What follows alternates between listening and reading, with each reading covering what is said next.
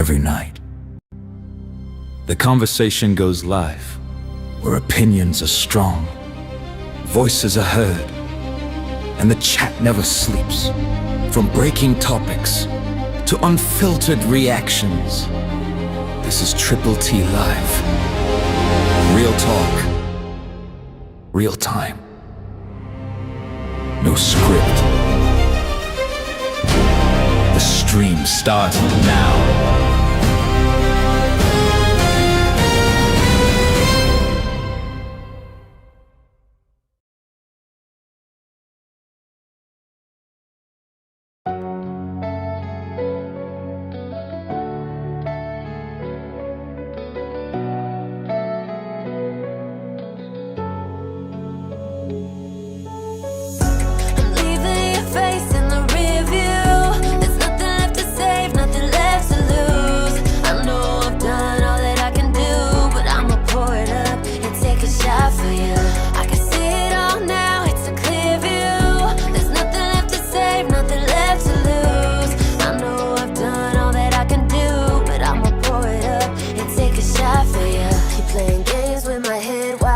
Contradicting, you know exactly what you did. So why you out here playing victim? Must have win and bumped your head. Boy, we ain't in competition. Supposed to be my ride or die. So why you out here switching up on me? We both know that I tried to leave. Honestly, you controlled every part of me. Can't escape. Same old game stuck on repeat. Everything you fed me kept me on your leash. You told me I couldn't do it. You told me you'd put me through it. Told me you'd ruin my name. Told me you'd ruin my music. Fed me lies and you knew it. Fell for it, I was stupid. I know that you'll never change. Had all my love and you blew it. Oh, what a shame, what a shame, what a shame. All the pain, all the pain, all the pain. You shifting blame, shifting blame, shifting blame. You're still the same, what a shame. I'm leaving your face in the rear view. There's nothing left to save, nothing left to lose. I know I've done all that I can do, but I'ma pour it up and take a shot for you. I can see it all now, it's a clear view. There's nothing left to save, nothing left to lose. I know I've done all that I can do, but I'ma pour it up and take a shot for you. Twisting up the stories, you can't seem to get them straight. Right hand on the Bible as you lie right to my face. Painting me the villain just so you can win your case. You know if I tell it all, there'll be no more debates. Behind the scenes manipulating, but online you're living righteous. You say I'm playing the victim while you're exploiting your child. I can't believe you had the nerve to even be in denial. I'll never hide my tears again just to fake a smile. I don't give a fuck if you ain't fuck her. It don't matter to me if you didn't touch her. Went behind my back with a disgraceful motherfucker. And this wasn't the first time, there was another. I'm leaving your face in the rear view. There's nothing left to save, nothing left to lose. I know I've done all that I can do, but I'ma pour it up and take a shot for you. I can see it all now, it's a clear view. There's nothing left to save, nothing left to lose. I know I've done all that I can do, but I'ma pour it up and take a shot for you. I'm gonna make you regret it. Just remember I said it, oh. I know you're gonna regret it. Don't forget it.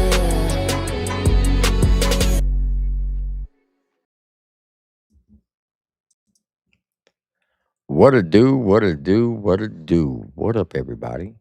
Welcome to the Triple T channel. I'm your host, Triple T.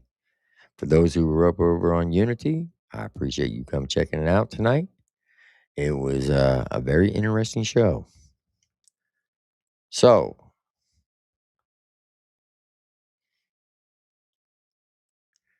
tonight we are here to go over the Chad Shepard video that he just dropped like an hour ago. Man, we got 85 people in here already. What up, Jeffrey?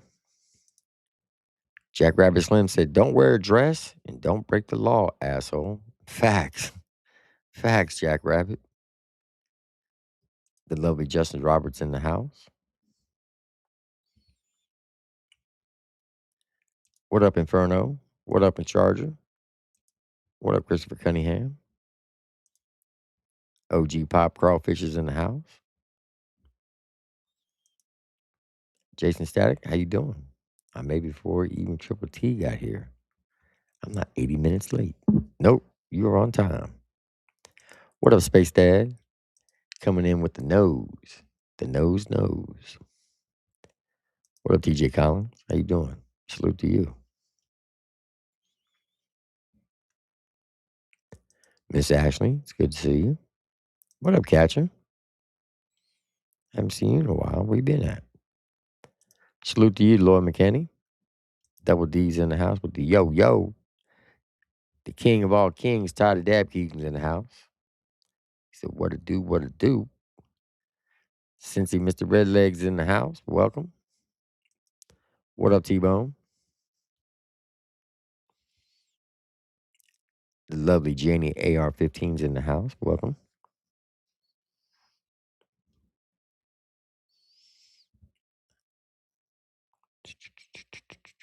What up, Josh Ginger? What up, Swordfish?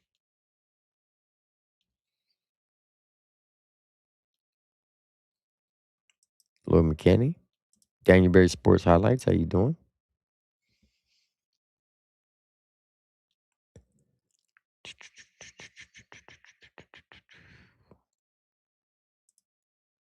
Catcher said Savannah and Justin look perfect for each other. Are they a couple? Do you know something I don't know? Is this real right here?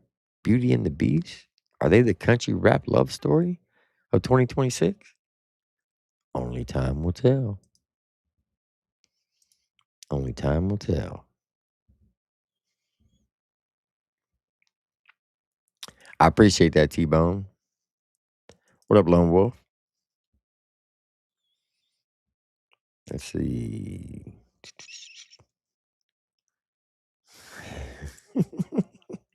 Here comes Space Dad with the titties and nose jokes. What up, Loose Logic? How you doing, man? What up, the lovely Victoria Smith is in the house. Ricky Bobby. He said, if you ain't first, you last.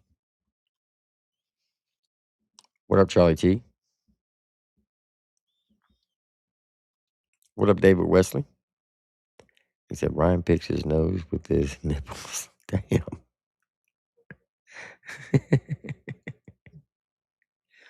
The coolest name on YouTube, my guy, Johnny motherfucking Ringo. Yeah, I know he's doing a Q&A right now. Him and Miss Chelsea. I've kind of been in and out listening. Let's see. Z-Town Train. I hate trains. No disrespect. I live by a train track, and that damn thing pisses me off. What up, Spencer? What up, David Wesley? My hero, Kathy clocked the house. Hey, everyone. I hope everyone's having a blessed night tonight. Much love and respect for you all with a heart emoji. Miss Kathy, salute to you. I pray for you every day, you and your family, just so you know. What up, Stone Dad? Shouting out the Redneck Rave 10-year anniversary. Chicago Sal in the house. How you doing?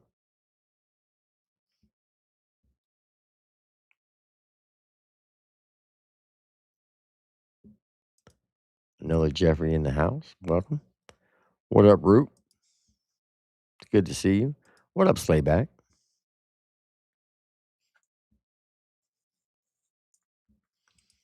Paul from Australia. How you doing, man? It's good to see you.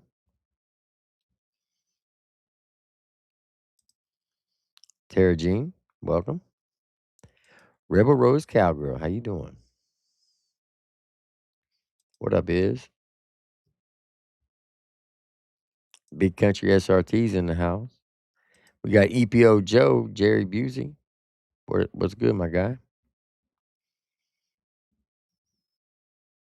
We got the good Stacy in the house, Miss Stacy Davis. Welcome. What up, Ohio player?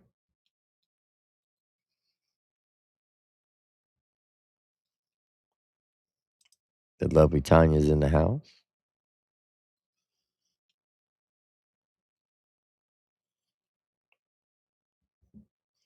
Smoking Hendo, what's good, my guy? Chachi's in the house. Mr. Buck Forrest. This one time at band camp. Hey, go check out Buck Forrest. If you haven't checked out his music, y'all are missing out. And also go check out Loose Logic. Another dope MC in the house. Shout out to them.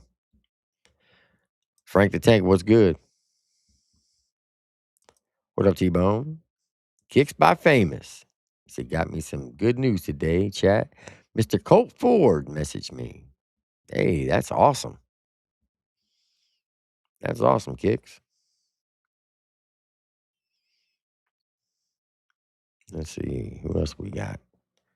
Stone Panda's in the house. Welcome.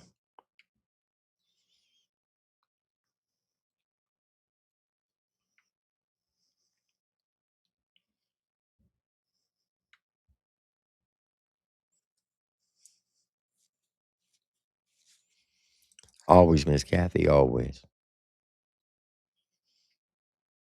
Fat white guy, boy, where you been at? I know you've been busy. You've been working. It's that time of the season. You out on the road, grinding, getting that bag. I ain't mad at you. Somebody's got to do it. What up, J-Dog?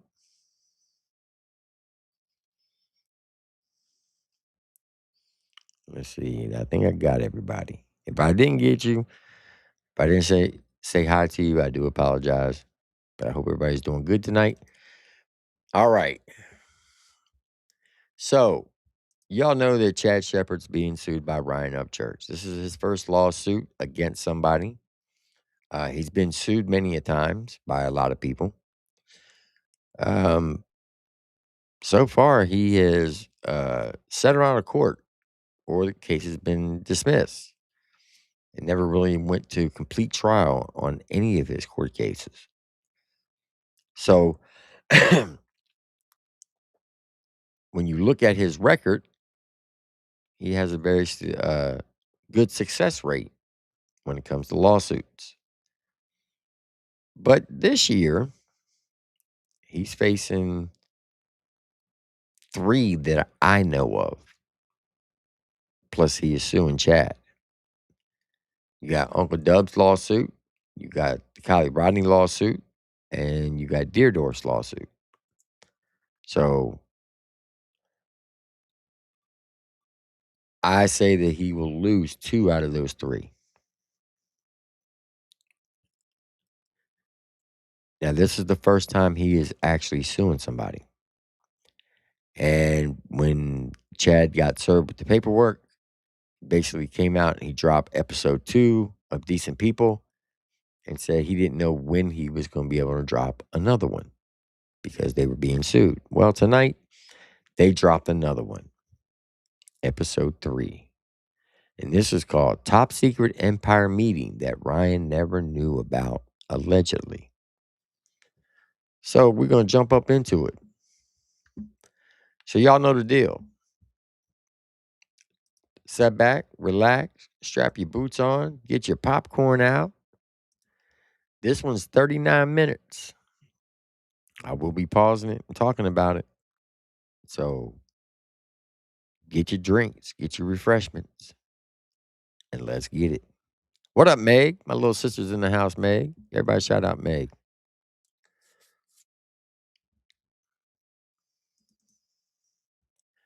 What up, Namarilla? All right, here we go. Let's see what they're talking about. What's going on? It's your favorite 50-year-old Fallout boy here for another edition. Is Ryan telling the truth? So this is pertaining to the Empire Records thing, all right?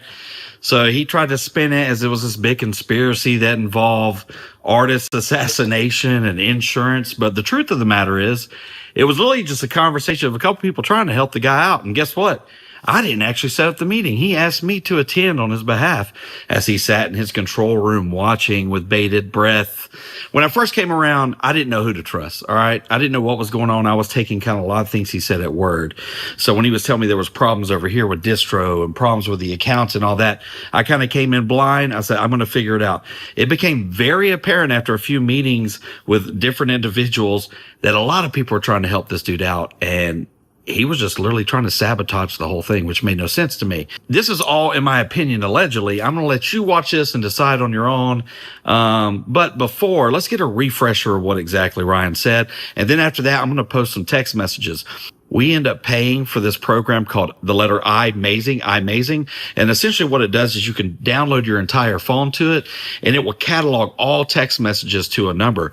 So I'm able to go in there and just say, for example, put shower in there, and every time shower is mentioned from that number, it'll pop up and show you along with the date stamp and all the data that's included with it. Because every time you send a text, every time you go somewhere, everything is in the cell phone forever. So just to kind of give you an idea, when you see these text messages pop up, it was easier for us to upload it to that. I have all the original text as well. But I think this is going to be enough. All right, so here you go. You're going to hear some names bleeped out. And the reason I bleeped out names, I bleeped out percentages, because I'm not throwing anyone else's business out there for everyone to know. It's none of their business. So I did meet with this guy.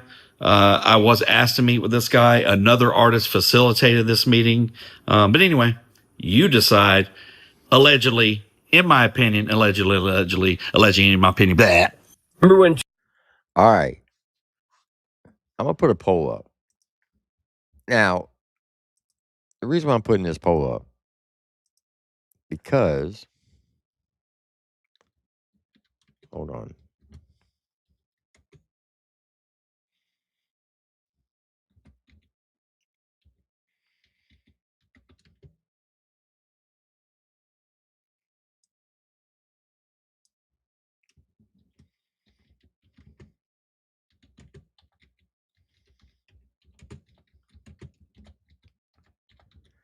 All right, so the reason why I'm putting this poll up, a lot of people have a lot of things to say about Chad Shepard, right? Some say that he's satanic, that he's in the devil worshiping, that, he caused a lot of this drama when it comes to Ryan and the distro, and, question the things that he put out in episode 1 about wearing a wire. A lot of people said it was suspect. And it did raise a couple of questions for me. Like, and I believe in that video, when he said he was wearing a wire, he said 21 days of him being back, he started wearing a wire. Now, I've talked to some people about this, and this is a conspiracy theory about what I'm speaking on. Now, if y'all go back in time 3 years ago, when he had his first falling out with his mother, Miss Patty, there was rumors running around saying that Patty was trying to do a conservatorship, kind of like Britney Spears' family did, to take control of his money. Well, when she came back this time, who called Chad? Miss Patty. 21 days going in, working for Ryan, he started wearing a wire.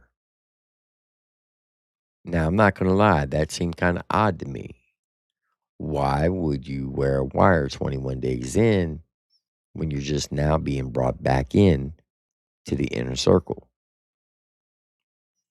after his mom reached out to you? I just thought that was kind of odd. So just keep that in the back of your mind. I would watch probably about 10 minutes before you cast a vote. Okay? So don't vote right away. But I'm going to start the poll. Do you believe Chad or not? Chad did the whole 22 days in, 22 days in with Ryan, I was like, oh my God, what is effing going on? 22 days in, this had a meeting with Empire Records at my house on my back porch. The same distribution company at the beginning of this video, this dude says is being investigated because all these dead artists. And the word on the street is these dead artists had insurance policies on them to where their distribution company or whatever, or label or whatever, collected the insurance policies on these dead artists. Now, since I'm an independent artist and none of these can make an insurance claim on me if I'm dead, what would you need from me to be able to do that? You'd need a power of attorney, which B-Loose didn't get from me and he asked for. Guess who else thought they was going to get a power of attorney, apparently? Well, apparently Chad thought he was going to get. He said, nah, Playboy, you actually tried giving me access to your bank and other things, and I denied. Because I already knew you try and set a homie up. Okay. What? He told someone that. I have proof of it.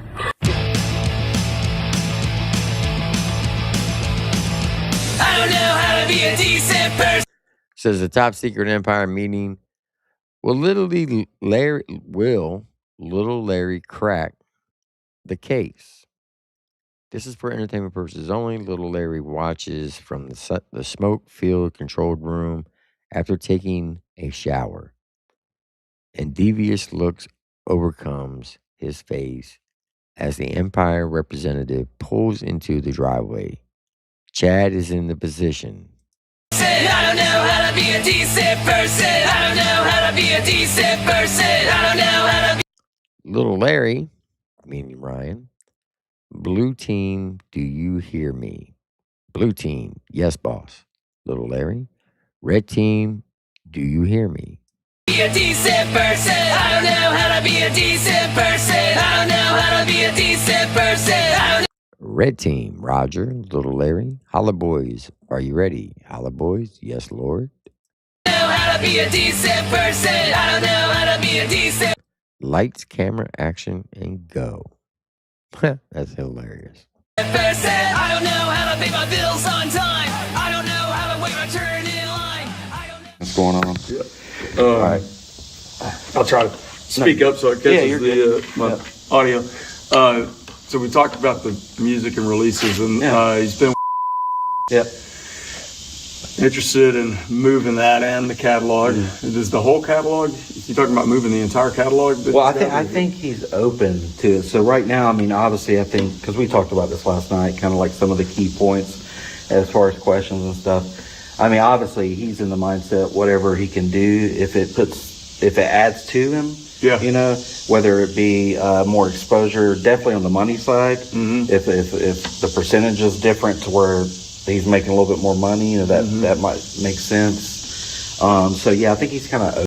All right, so if y'all may be confused by they're talking about, y'all remember when Ryan Edwards started talking smack on Sonny Bama, the CEO of Command Shift, his old distribution company? He secretly recorded Sonny Bama and put that phone call out.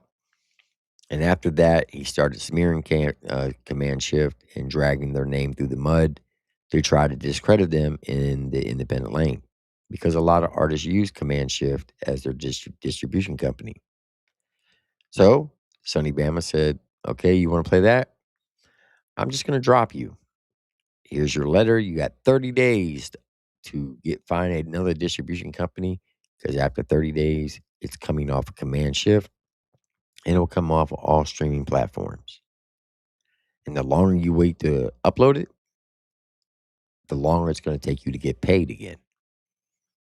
So this meeting with Empire Records is to try to get them to accept his catalog and work out a deal so he doesn't have that long break in between his catalog coming down and then going back up. So that's what this meeting's about. Open. He's just kind of, you know. Yeah. Okay. I think you guys got in contact with him through Hosier, right? Was that pretty much how that? Yeah, Hosier called me, and So yeah, he's just kind of, you know, testing the waters, looking what's his, you know, his best move. Yeah. You know. Yep, that makes sense. And then on the publishing side, it sounded like there was a lot to clean up. So on that end? that's the thing. I spent the first probably 2 weeks I was here, I was trying to figure out what's going on with publishing, because back in 2021 when I left as a booking agent, once I heard he wasn't getting, I was like, dude, you're missing out. Like, you're missing, this is like timestamp things that eventually run out over a period of time. Yeah. So 2021, I still have the email correspondence with my initial reach out to BMI and then tell me kind of the process. I passed it over to his manager. And from what I understand, his manager had it for a while, passed it, and somehow it ended up in the hands of his accountant. Okay. And we're supposed to meet with them next week, so I don't know. From my understanding, they said that it's already been initiated, or I'm still trying to figure that out. Okay. I don't know. I assume there's a database, right? If someone's registered, you can just like bam, and it shows, or...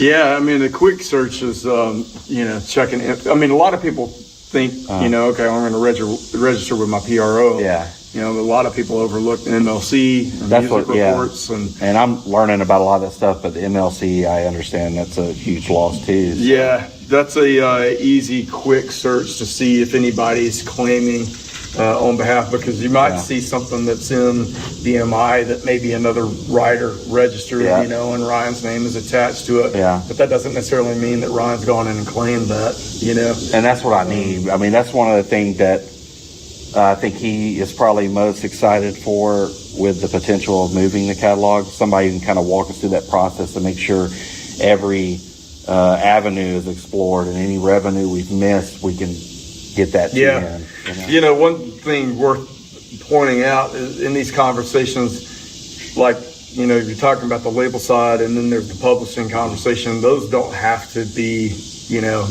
like together. Those are actually are really two separate conversations. I mean, maybe we do both, but we could also just do publishing admin.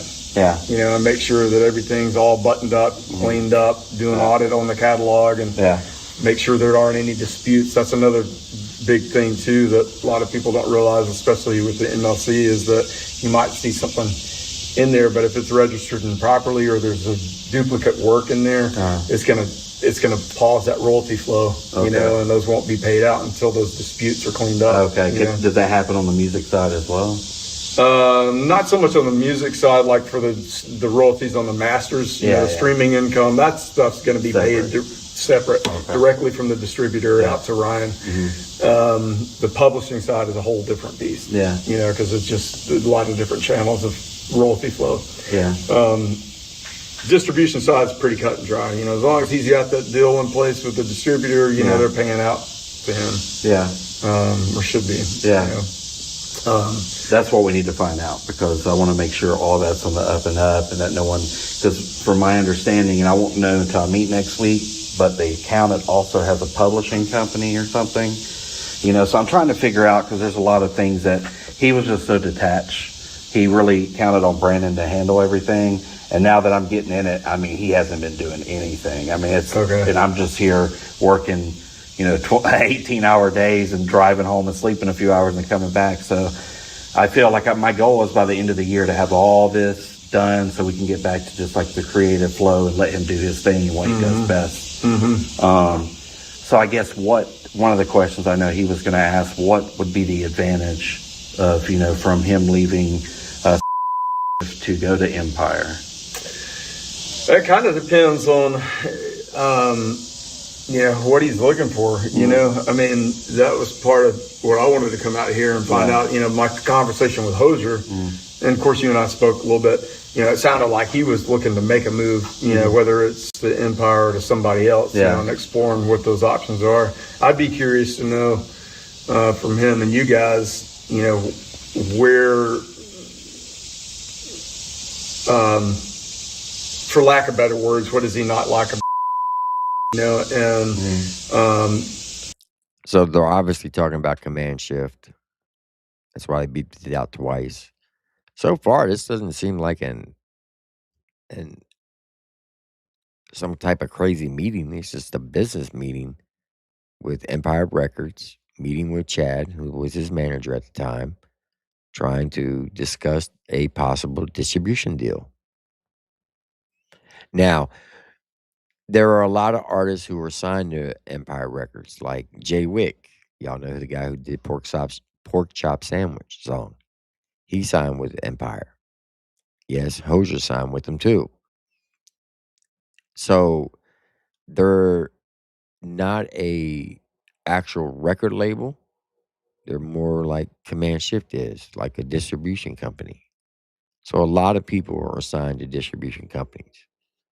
And there's a lot of advantages of being signed to a distribution company because they can help get all the max amount of revenue paid to you and keep people from stealing your stuff and copywriting it and all that. So that's the reason why artists go with these bigger distribution companies versus DistroKid.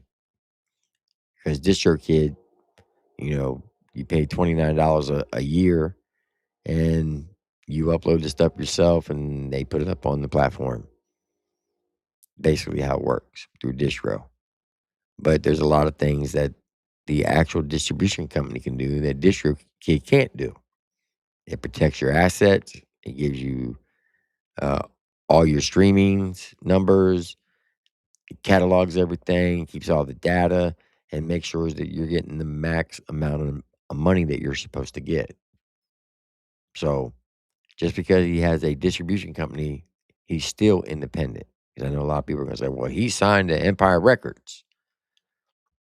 It's not a record label. It's a distribution company. Kind of start there, kind of get to the bottom of like, okay, well, why are you thinking about moving? Why do you want to change? So that then we can look at, what the key differences are. We do operate very differently. They're a great distributor, especially for like a boutique distributor. But on our end of things, there's kind of two levels of deals that we look at. One is just straight distribution deal, which is split. We're not putting a budget into those deals, so there's some support there and strategy and involved in rollout in general marketing. A lot of the work is on y'all's shoulders with that. Similar to what I think it would be. I think their deals are like typically, and but anyway, we got that distribution side split. We're still very selective with those distribution deals that we do. We're not like a open door policy. People can't sign up for our service. So we're selective with who we bring on with that. The next step up from there would be licensing deals where, we get much more in the weeds. We look at, okay, well, what, is there a catalog? What's the momentum? Who is the artist? All this. We take everything into account, and then we figure out, all right, what kind of budget and deal do we want to put in place? So once that budget is determined, then we know what we've got to work with, and then we've got all of our teams engaged on that through digital strategy, social media. We're not running artist social media, but we're active in helping create assets for use. But the advertising, the marketing campaigns, video content, working on official videos, obviously working with the DSPs on the releases, so it's operating like a label. I gotcha. But we're not taking ownership. So it's just a licensing deal. Those deals are typically, one term, or one project, usually an album plus one or two options, so that we build in, some runway. We typically don't like to say, all right, let's just do one project on those kind of deals, because it's more like, okay, we're looking for the partnerships and the artists are looking for the partnerships. So let's structure a deal that gives us runway and we can build that momentum through the next, one or two projects. So we've got time to build that momentum. And then when we're at the end of that deal, then we redo the deal, renegotiate, or at that point, maybe the artist, there's more value created and they want to use that as leverage to springboard into their next thing. So it's pretty cut and dry. One is, that licensing deal is a lot more involved. So in a nutshell, that's kind of the broad, Yeah. scope of things. So would that be, just to make sure I understand you correctly, if he, because I'll be honest, man, that's been thing, he hasn't, I mean, you already know, if you've done research on him, you know how his stance on Nashville and Oh, yeah. But is it something he can kind of tip if he decided to, he could kind of just get his toes wet with starting with one project? Is that something, or like what's the...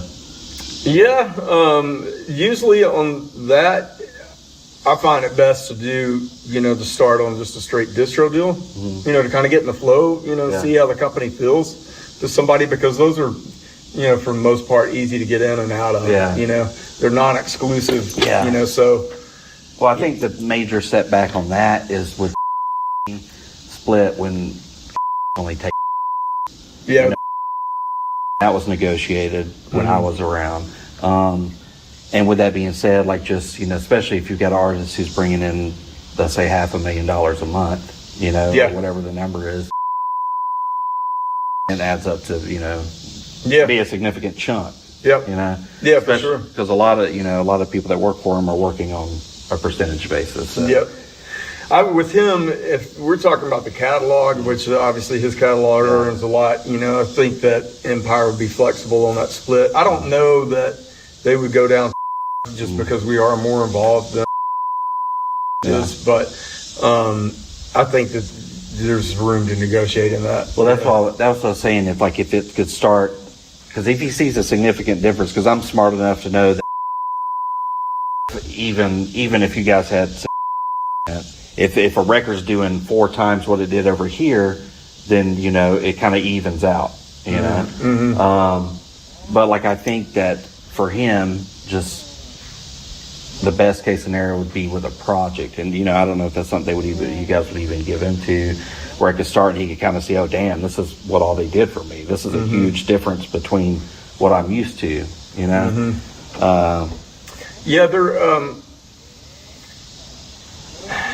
it's a little bit tricky because we got the ability to get a lot more involved and engaged in those licensing deals, but we might be able to look at a scenario where it's, more so a trial, you know what I mean? Like just all of us kind of getting in a room and trying it out one time and saying, okay, you know what I mean? Because it's just been, if you knew like a fraction of the stuff, even when I was around, that we had been through, it's just hard to trust anyone. And at least with one, you're like saying, okay, oh shit, well, this happened. Especially if you guys have connections for, like, say, a feature or something that could elevate him. That's always a good thing. On that end, I know his history with Nashville and thoughts on labels. I mean, I certainly wouldn't put Empire, and I'm not trying to sell you on anything here, just telling you about the Empire in the background, but it is a very different company than other Nashville companies. He approached me 6.5 years ago to launch the Nashville division for them, and he came up through the hip hop world. I mean, working with a lot of big names, and built a global empire, so to speak.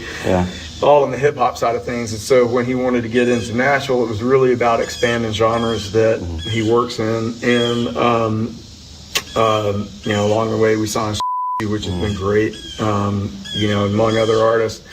But the overall,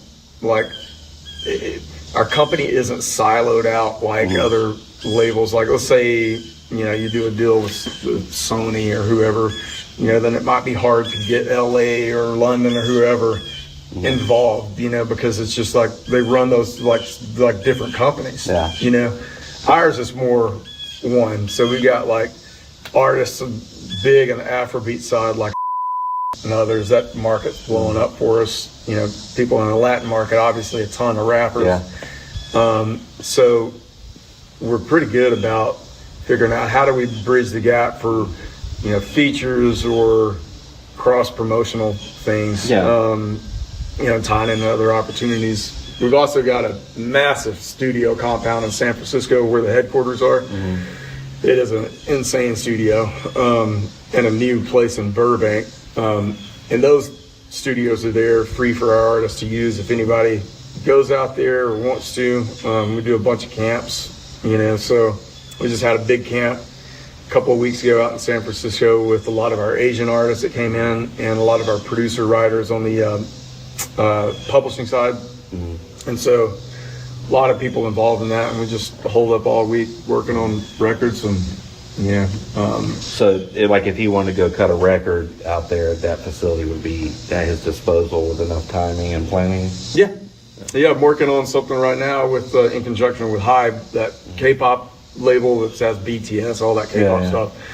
So we're talking about putting together a camp for some of their people out there, and it's just a matter of me getting in front of it and locking down the dates in the studio so it's available. Now we actually have another artist who's in the studio today and tomorrow. That we just locked down one room so he could get out there, work with some of our producers that are there. Yeah, Do some of his own stuff. Trying to think what else. As far as the publish, so does Empire have a separate publishing company that goes after as far as the mechanicals and all that? Yep. So let's just say hypothetically, the distro thing was too high, and he was just but is there still the option to use the other side? And in that event, how does that work as far as you guys getting paid and that kind of thing? Yeah, for sure. So the answer is yes. All the time we're doing pub admin deals. Hey, shout out to Country Rap News, Caesar Beaver. What's up, man? It's good to see you. I got to meet your brother this weekend at the Mobile Home Bash. Kind of looks like you. Not going to lie. But yeah, Hozier is an Empire artist. Once again, this does not seem like a crazy meeting. It just seems like his manager is just asking him questions, what his options are. Didn't really try to lock him into anything. Wanted to know, hey, can we just do a one project deal to see if it's a good fit? But the guy from Empire, they're looking at Ryan Upchurch, big catalog. That'd be a good name assigned to us. So we just don't want to lock him in on a one project. They want to lock him in on the big deal. And you can't be mad at him for that because that's, standard business. Oh, I'm sure he had something to do with it, Caesar, for sure. I really do believe that Hozier had something to do with this meeting. He probably told Ryan, said, hey, now this is all speculations on my part. I don't know if this part is true or not, but knowing how Hozier is and how he moves, he probably put a bug in Ryan's ear and saying, look, I know command ship's about to drop you. I'm with Empire. And he probably talked him up. And he, like Chad said that Ryan knew about this meeting. They did it at his house. Ryan just didn't want to set in on it, so he had his manager do it. I'm pretty sure Hozier had a lot to do with setting it up to try to get some brownie points in with Ryan. Try to get himself another motorcycle or something. You know what I mean?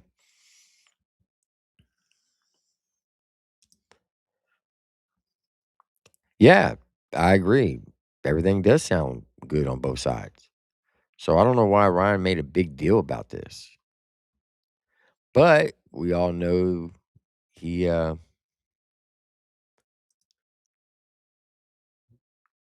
said, Hozier told me he was going to get me signed as a graphic artist to Empire. Never happened.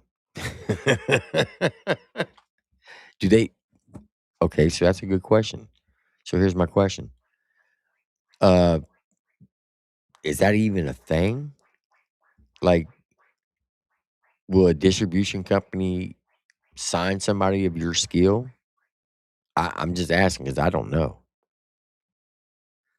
He said, or a Creek Squad chain. You know what's so funny about him wearing that chain? Ryan Edward gave that chain to Hozier's son. And Hozier tried to say that his son, he's not about that.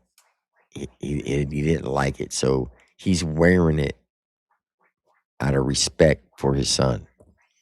No, in my opinion, Hozier seen that chain, got jealous, and was like, "Hell no, you ain't keeping that. I'm taking that shit. I'm repping this. I ain't got no real gold chains with diamonds. You think I'm gonna let my 16-year-old son wear it? He'll lose that shit. Let me wear it so I can walk around and look like I'm balling." He said, "Oh yeah, they sign all kind of people, producers, and all you know. For real. That's interesting. Interesting. Hey, anybody want to sponsor this channel? Hit me up. Let me know. We can work a deal." But yeah, so far this deal does not seem like a bad deal on either side. So I don't know why he made a big ordeal about it. But we all know that Ryan likes to exaggerate on things to make it seem worse than what it really is. On artists globally. Sometimes those artists are signed to Empire on the label side. Sometimes they're signed to majors. Sometimes it's, a lot of times it's producer writers, that are working with and other people. That's a possibility too, Slayback. He could have probably got a bonus from Ryan or from Empire to get Ryan to sign the deal. That's a good possibility too. Kind of like the refer program. You know how when you sign up for an app or something, like I'll use Restream for an example. They actually have a section where if you refer people to buy a monthly subscription to use Restream or StreamYard, and they use your name when they say, "How did you learn about them?" and you put in there, "Oh, I was referred by Triple T," I actually get a little kickback for it. They will knock a little bit off of my bill for every person that I recommend to use Restream. So it's very possible that they could have done that with him, saying, "Hey, if you get Ryan Upchurch to sign with us, we'll kick you some money. Maybe $5,000 or $10,000 extra 1 month." For sure, that could have happened. People we're handling their publishing. So those deals are typical admin structure where, if there's not an advance attached to it, then it's it's like a 1-year term that just automatically renews.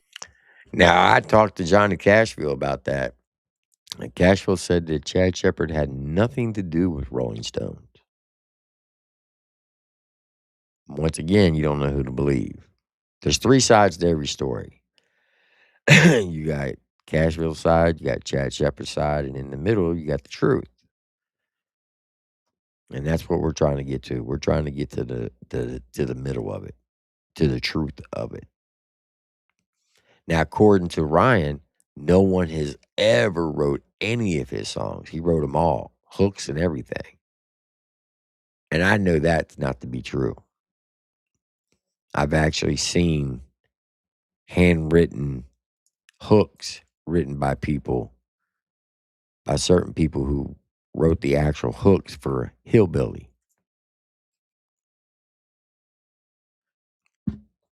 As a song for an example. Hillbilly, hillbilly, hillbilly, right? So I know that to be true. Used every 90 days that either party can cancel. Yeah. But with him and his catalog, he's got money to collect. So he's we got could a lot. structure. Especially because if I'm not mistaken, it's like a 3-year thing. It kind of goes away and renews, or is that true? Yeah, it's. What up, Petey? He said, "Don't believe anything Casual says."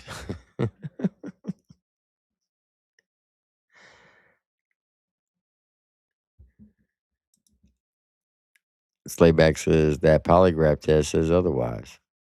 Yeah.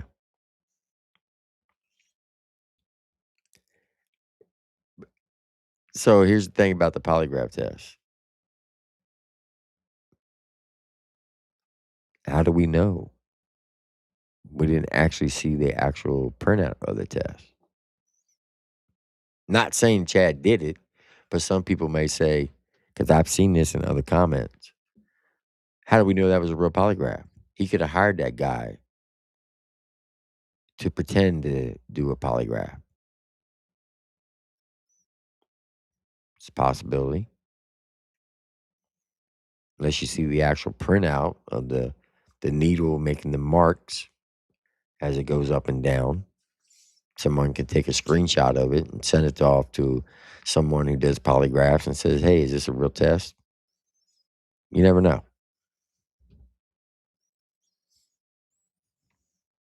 MLC is a little bit better about hanging on to that black box money, but we typically BMI, ASCAP, you know, all the PROs. There's usually a 3-year window there before that money goes away with them. Where does that money go?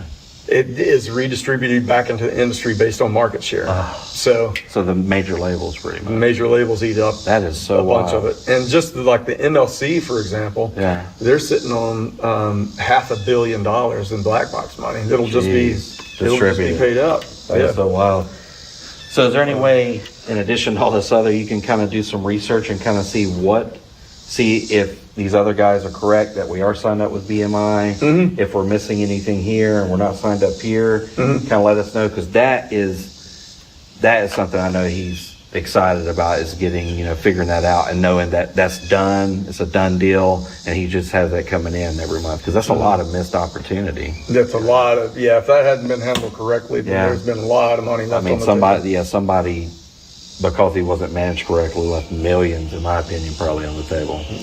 Maybe. I mean, it's hard to know. Maybe not millions, but, enough to where he's going to want it. Yeah. You know what I mean? Yeah, for sure. We could do an analysis on his catalog and kind of get a lay of the land. The big thing that I would need on that, though, is the splits on songs. His percentage of writing credit on each song, because, that's going to determine how much of that publishing income he should be owed. So splits on songs for publishing. Yeah, which I don't think that'd be a problem. So when that happens, what's the percentage of that? Like, what do you guys get for making all that happen? It's two things, and this is pretty standard, with other companies like Cobalt and others. That I do want to see, White Wolf. I would like to see Jerry do a polygraph. 1,000%. Because I guarantee you that thing would be off the Richter scale.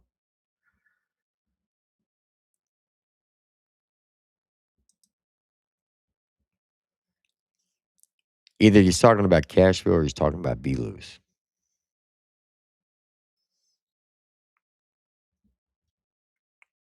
Now, there is some bad blood between, I wouldn't say really bad blood.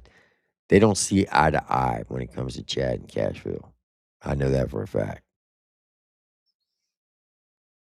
So he could be talking about Be Loose or Cashville. But usually falls like, if it's a no advance admin deal, some people are just like, I just want my money collected. I don't want the advance. Just keep it a short-term deal. That's usually,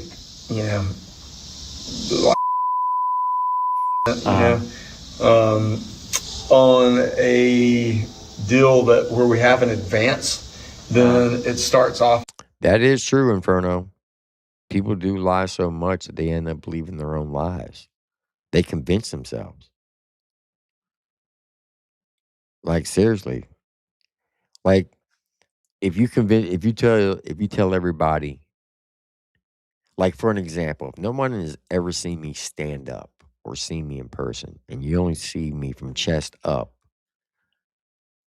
and that's all you ever seen for the last 6 years, I can go around and say, hey, I'm 6'5". And if I say it enough, right, I start to believe that I'm 6'5". It's a possibility that you could pass a lie detector, because a lie detector is based all on your heartbeat. Because when you tell a lie, your heartbeat will spike. When you're telling the truth, it stays calm. It's the dopamine from your brain, signals from your brain to your blood flow through your heart. It'll make your heart race up when your body knows that you're telling a lie. Your heart rate will raise up. Now, how do I know all this? Believe it or not. So in 2006, well, actually in 2005, when we were training to go to Iraq, we knew that we were going to an area where we would not get a lot of support elements to help us because we were in a remote location. So they sent a lot of us senior NCOs to these specialty schools. And they would send like staff sergeants, E6s to the sniper school.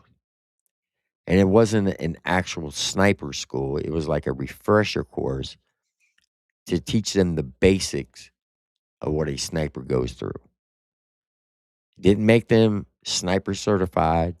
They didn't go to actual sniper school, and the Army didn't look at them as a sniper. They just sent them to a 3 to 4 week course to go through some of the training that an actual sniper goes through, because the area that we were going to, we would need snipers in that area.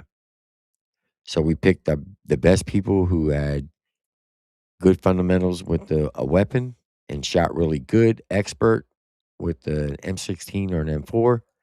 And we selected those people to go to a 4-week course in Grafenwehr or Hohensfeld or Vilsek was the 3 places to train to become a sniper. Not saying they were actually sniper certified. They just got trained on some of the sniper skills. Same thing with interrogations.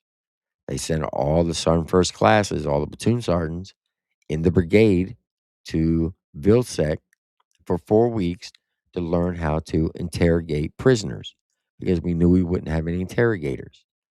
And one of the things that we had to do when we went through that course, if you wanted to waterboard somebody, you had to be waterboard yourself, kind of like using a taser. When a cop, in order for a cop to use a taser on somebody, they have to be tased so they can understand how it feels. Same thing with waterboarding. If you're going to waterboard somebody, you have to know what it feels like. So I've been waterboarded. I do not want to be drowned. I do not want to die by drowning, because that shit would suck. But one of the things they did teach us is how to do a field lie detector test by reading a person's pulse when asking them a certain questions. And their heart rate would spike when they were lying. So, but my whole moral of the story is, if you lie so much, you believe those lies, your heart rate's not going to raise up. Just saying. Until it's recouped, Uh-huh. and then it drops down to whatever that split's negotiated to. Usually around.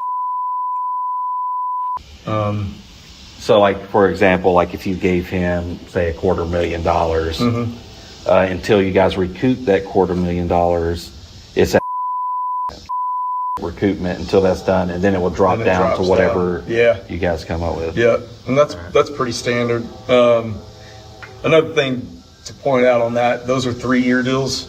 So when we do those advanced deals, it's the latter recoupment or 3 years. So Ryan would be in that deal for at least 3 years. But what we'd want to do is really structure in advance based on what we see in the pipeline, so that he's not in that any longer than 3 years unless he wants to be. Yeah. We just renew it. For sure. So, because that's one thing I think is like we need to figure out ASAP. Yesterday, are we signed up with everything? Because no one's really given us a straight answer.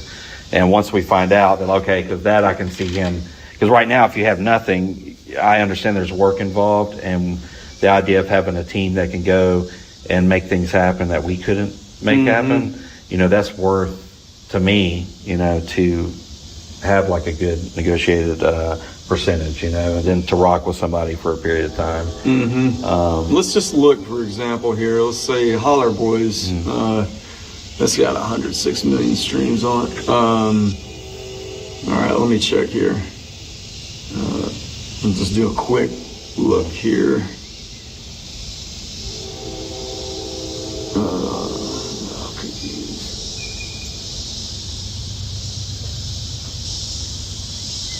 Up.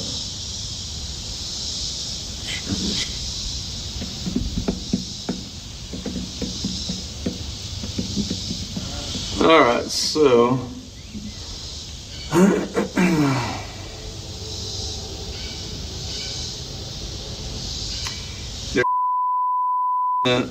being claimed on that song right now. On which one? Means on Holler Boys, which means that's not being claimed at all. So that might not necessarily be on Ryan's side. It could be another writer, like an independent writer that's on that song that just For what song? for Holler Boys. Someone's claiming. It don't show you who's claiming. Well, I can tell here that the publishing company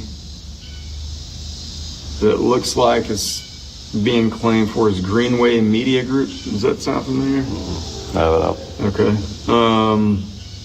Creaker Music, is that his publishing entity? Yeah. I think so. Yeah. Well, I don't know. Well, I'll check into it. Okay. Creaker Music. Maybe that's the accountant started that. Maybe, I don't know. I'll find out though. Yeah, I'd find out what. Because if they are, that's crazy. So has that been being paid out to them, or it's just been a stop? It's just sitting like in an escrow. So it looks like Creaker Music, whoever is claiming on that is. So if that's Ryan, then just for a quick search, Yeah. it appears that somebody is on his behalf. Yeah. If that's some bogus stuff, is that something you guys can go after and settle and figure it out? Like if there's somebody claiming, because the problem is in the beginning, there was never any paperwork. He was paying for exclusive beats, and then when these songs started doing numbers, you know how that goes. Oh yeah. Yeah. So that's the main thing, is we're trying to get everything by the end of the year, figure it out, and even if it's. Because I'd tell you the best way this thing is going to work, just because if you saw like his day-to-day schedule, the best way this probably works is like how we're doing now, whether it be the phone, go back and forth, say, hey, this is what it is. I can relate it to him, and then he can relate. You know what I mean? Mm-hmm. Look at here. Ryan is with BMI. So he is registered under BMI. His name is listed in there, but this says that it's reconciled. So there's a publisher attached.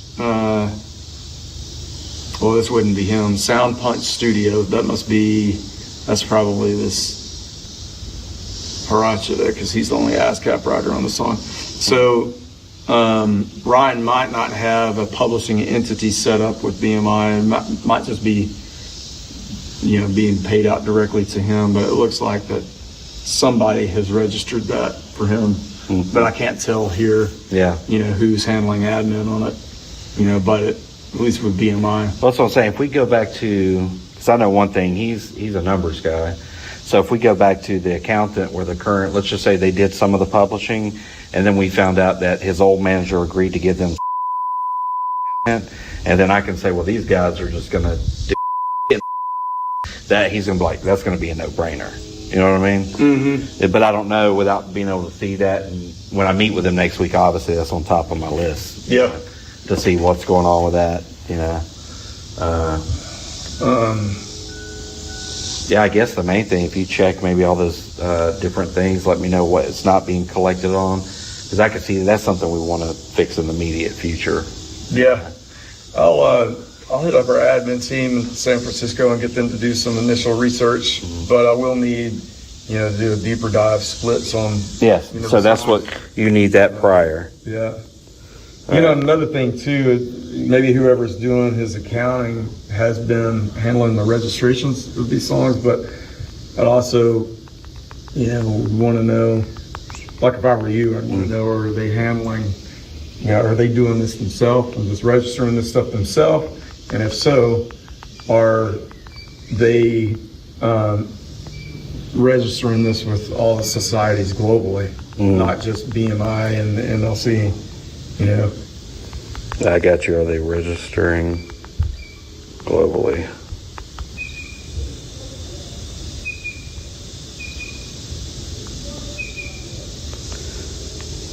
Registering globally. All right. What else notes you got I can take back to him?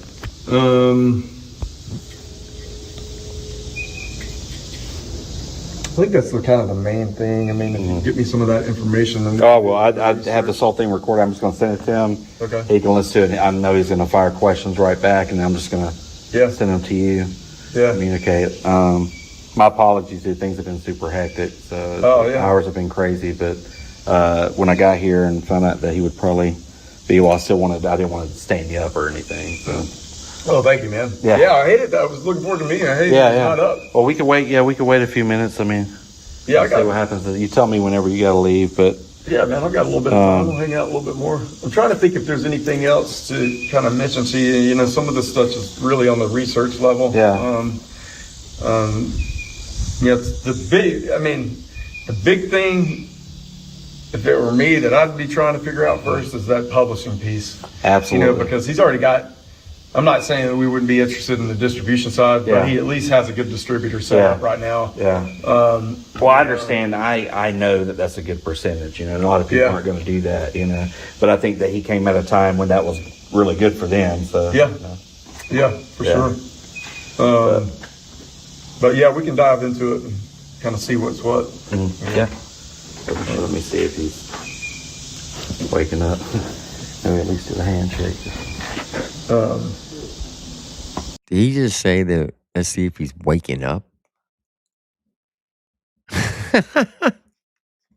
See, Ryan, that's why B. Luce was asking for a power of attorney, because you would always be sleeping in the middle of the day because you stayed up late all night, and you tried to blame it as your tour schedule.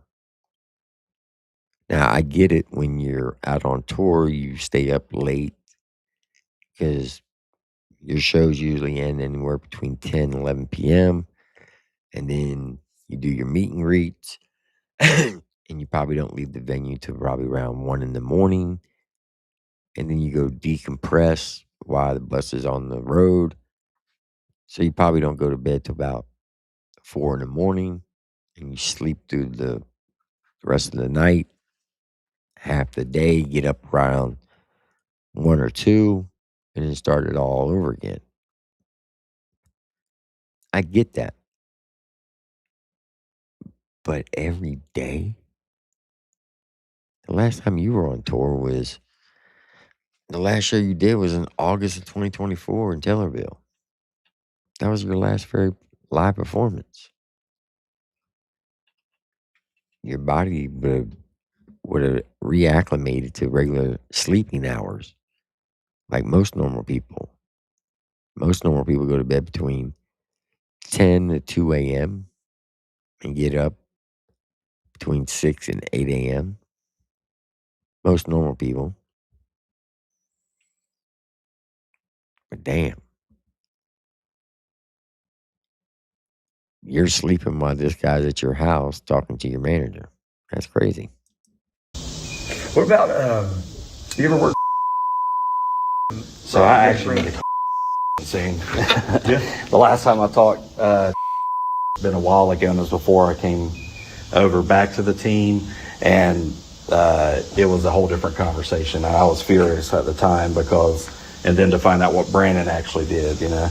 But I got to call him anyway because we found out that there's actually an album out there, his company, is that right? And I don't even know if Ryan's ever collected on it. So that's one thing I need to find out, because when I was going through his emails, there was an invitation sent like 3 years ago. He never accepted. So there's probably some money sitting over there that he just has to collect on. Yeah, maybe so. I mean, he could certainly help you out with that. He's a really close friend of mine. Okay. Going back a long way. Yeah. I mean, I've heard like when I first moved to Nashville, I worked for a guy. Zesty, you should throw that phone a long time ago, because there is a lot of beeping in this damn thing. Just saying. He's like, another damn beep. Hey, can you imagine if you did a drinking game to this video? Every time it beeped, you had to take a drink or a hit off a joint. You'd be really, really high or really, really drunk. Just saying. Oh yeah. As soon as we started back up, another damn beep. A long time. Yeah, he kind of That was 3 beeps, less than 2 seconds. That's crazy.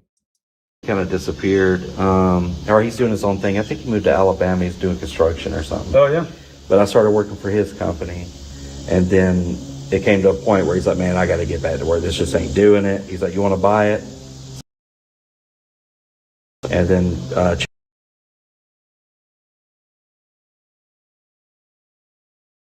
making like 15 grand a year. Buying the company, my pay was going to be $30,000 a year. You know, so it was a no-brainer for me. But for someone like him, living at a different lifestyle, he had to go to do something else. But so that's what I was getting to. Always spoke highly of. Yeah. Unfortunately, every time I think we've had an encounter with him, it just didn't work out because I think he was somewhere else. He was at for a while. For sure. But that was like, man, I don't know what went on over there, but I've had a bunch of friends over there, and other people that people leave there a lot. The guy that owns that place sounds like. So, well, it's good that Ryan never did business with him. Yeah, I thought Ryan was over there. No, I think there was like a release or something, but okay. From my understanding, I think everything is under. Like I got meeting. I'll know by the end of the month. You know what I mean? Yeah. I'm digging into everything, but I'm only one person, so I only work so many hours a day. You know? Yeah. Man, another. I was doing some checking too on my end, and it was kind of worth pointing. I think that there may have been some beef along the way with these guys, but I've been doing some stuff, and so I was like, man, Ryan, don't you? I'm going to go out there and meet him. Spoke really highly of him. Well, that's really weird. For one, just so we're clear, I'd appreciate this address to get shared to any of those guys. You know really? What I mean? Yeah. I'm just saying it's just not right now. We just trying to do our own thing and stay separate of those. I mean, it's crazy actually to hear that you said he spoke highly. I don't know. Interesting. I don't know what the backstory is. Mentioned, that, acknowledged that there were some pain points along the way, but he said, man, I'll always consider Ryan a brother of mine. And he said that, he works his tail off. I think highly of him. If you see him, tell him I said hi. And that's a little odd to me. I worked at one point. You did? Yeah, I did. For years. He was one of the ones I got a call from and say, hey, cancel this tour. They went over to here. Yeah. Him and the other guy, his friend. Yeah. I can't say that I know him really well. I'm getting to know him because we're both involved in this nonprofit organization. Yeah. We bring artists into the prison systems and put on a concert, we video it, record it, all that. So right there, he's talking about Jelly Roll. Let me run that back so you can listen to that. I was like, who's he talking about? Then when he said prison system, nonprofit organization, Jelly Roll. I can't say that I know him really well. I'm getting to know him because we're both involved in this nonprofit organization. Yeah. We bring artists into the prison systems and put on a concert, we video it, record it, all that. Been doing some work with that organization, so he and I have been getting to know each other a bit, but I got you. We haven't been working together on a music level. Yeah. What did he say? Robert? He's curious who it was. Okay. So he's probably just going back to bed, right? Probably. I'm trying to think anything else. Let's see. Let me just kind of go through our highlights. I know splits on songs for publishing. I need to find out from the accountant how registration of the songs are doing, or if they're doing themselves. Are they registered on a global level, right? Mm-hmm.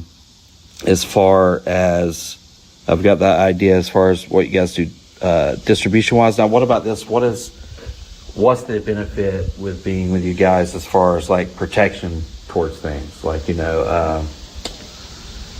like if we, like right now what we're doing, I mean, obviously we're going through all the catalog and percentages, and there was some things he was just totally unaware of. Like that guy was never posting this. You know what I mean? So like in the event that comes along, are you guys like able to like go and I guess speak with a person, try to do some kind of mutual agreement that better suits both parties? Like, is that part of the gig too, or is that like a whole legal? Is this on the publishing side? No, I'm talking about on the distro side.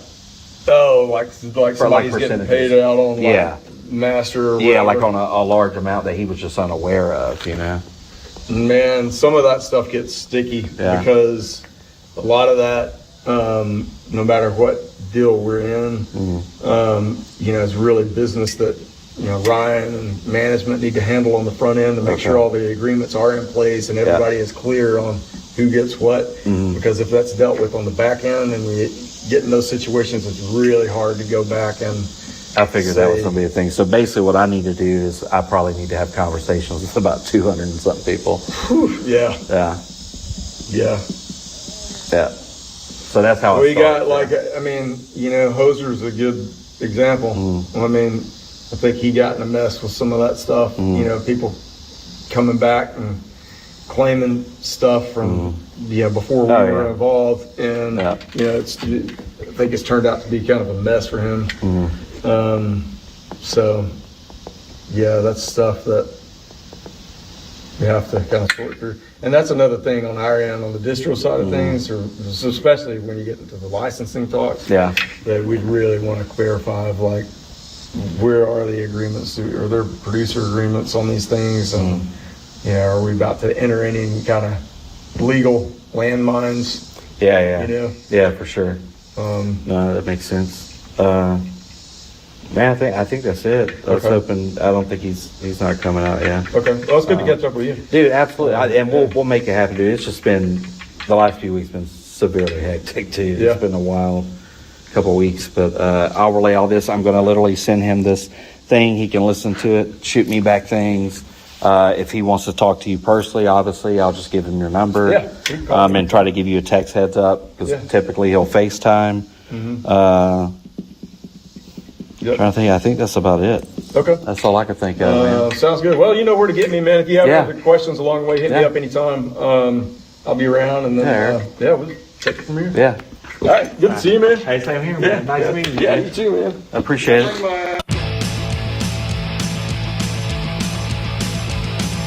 I don't know how to be a decent person. I don't know how to be a decent person. I don't see how that was a crazy meeting. Seemed like a bona fide meeting to me. Everything seemed legit. He answered all his questions. Now, I've seen some of y'all saying in the chat that Ryan was in the other room and Chad talked about it on his live. So they had a live tonight. For an hour and 32 minutes.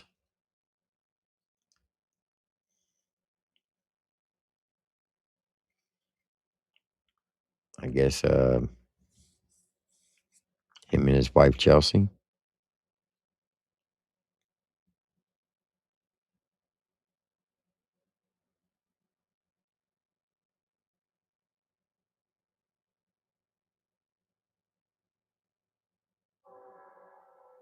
Wow, that's a crazy comment. And there goes this freaking train. Freaking train. All right, so we're going to take an intermission for a second. We're going to run this. And I'll be right back. New Breed, Jesse Howard, Land of the Lost. Y'all rock out to this. I'll be right back.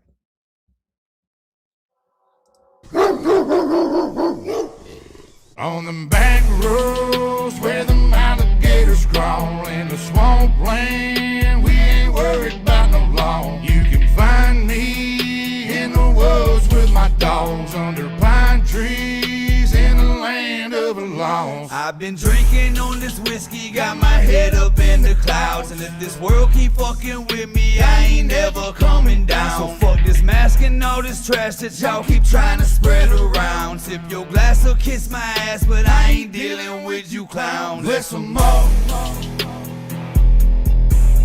The land of the lost. God bless them all. The land of the lost.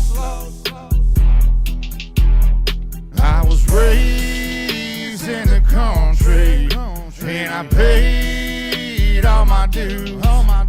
I was made in the country, and I won't change just for you. The place I call my home is deep out in the woods. If you don't belong, you better keep about these woods. Like my trucks are loud and my car's real fast, and I love the sound of a shotgun blast. Come around acting all big and bad, then Mr. Postman, that's gonna be your ass. Now I pray to the Lord above, trouble stays a hell away from us. But just in case one day it comes, I'm not afraid, I got 'em loaded up. It's in my blood, it's in my roots, I keep it real down to my boots. And they hate to see me winning, cause they say I'm born to lose. Might be true, but I ain't losing, I ain't making no excuses. In the land of the lost, you gotta keep it moving. On them back roads where them alligators crawl, in the swamp land, we ain't worried about no law. You can find me in the woods with my dogs, under pine trees in the land of the lost. I've been drinking on this whiskey, got my head up in the clouds. And if this world keep fucking with me, I ain't never coming down. So fuck this mask and all this trash that y'all keep trying to spread around. Tip your glass or kiss my ass, but I ain't dealing with you clowns. Bless them all. The land of the lost. God bless them all. Come on. The land of the lost. New breed.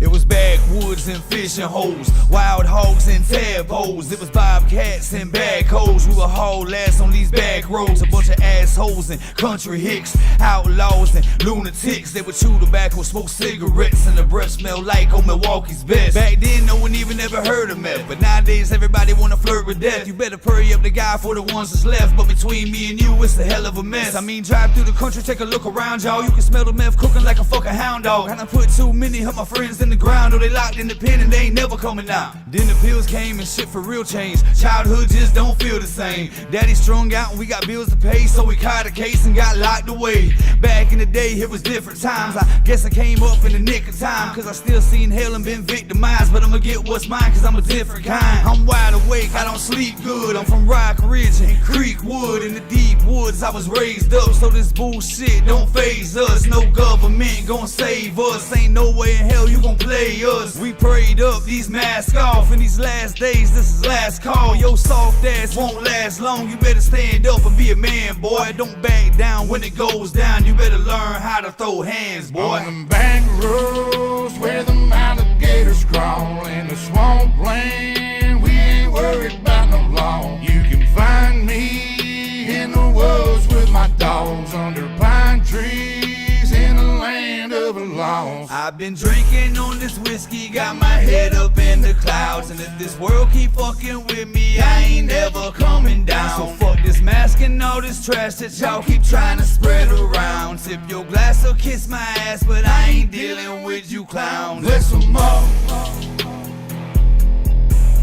The land of the lost. God bless them all. The land of the lost. Shout out to New Breed and Jesse Howard. That's fire. All right, so we're going to go over a couple things.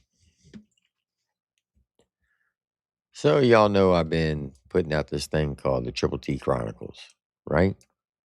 Put out my second issue today. Let me pull it up. Y'all can go over on Facebook and check it out. I also put it on Instagram. And this week is on Who the Fuck is Just in Time? Over here on the right, where it says YouTube reactions to follow, you got DF Domo, Kenny Reacts, Old Man Huda, and Speaking of Lyrics. And podcast to follow, we got Chop Easy, Triple T, Nuggy, number 6, and Mud Daddy 420. YouTube channels to follow, we got The Gotcha Man, Hardcore MMA, and Who the Fuck is Just in Time. New music release, got your boy Dirty, got a song I call My Energy, TJ Sanders, When the Wind Blows, and Moccasin Creek, The River Knows My Name. So that's on the right side of this like newspaper / article type of thing. So I'm going to read this to you. He's fast, fearless, and forged in the fire of outlaw country rap. Just in Time is carving his lane. Real stories, hard truth, that country grit with a hip hop heartbeat. If you don't know his name yet, you will soon. And of course, it's got the side by side with the Redneck Rave label on it. Just in Time's by numbers. He's got over 350 million plus streamings and growing. Shows in 30 plus states. Loyal fan base, real support. Zero fake, all hustle. That part is facts. Building the Redneck Rave empire. Today, Redneck Rave has become one of the biggest and most recognizable events in the entire country rap lane. That's facts. What started out as a small Indiana field party exploded into a nationwide phenomenal filled with live music, mud bogging, ATVs, camping trucks, country rap artists, and fans traveling from all over America. That part is facts as well. Just in Time Just in Time didn't just create a concert, he created a culture. That's another fact. Now serving as the CEO of Redneck Rave, Justin has spent the last decade building one of the strongest fan communities in independent music. Thousands of fans attend the events every year, helping turn Redneck Rave into a destination for outlaw country rap lifestyle. That's another fact.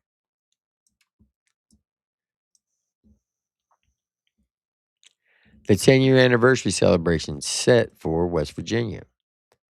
The biggest milestone yet for Redneck Rave is right around the corner. The official 10-year anniversary celebration of Redneck Rave will take place in Sophia, West Virginia on June 17th through June 21st. Fans from across the country are expected to travel to West Virginia for what many are calling one of the largest country rap gatherings ever assembled.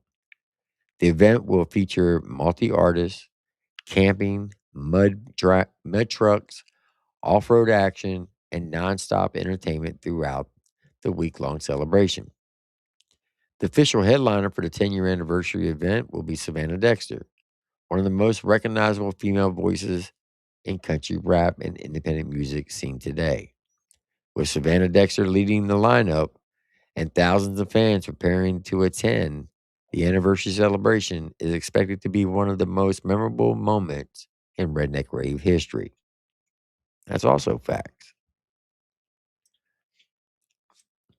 Music meets motors. Like many in the country rap world, Just in Time lives for horsepower and hard work.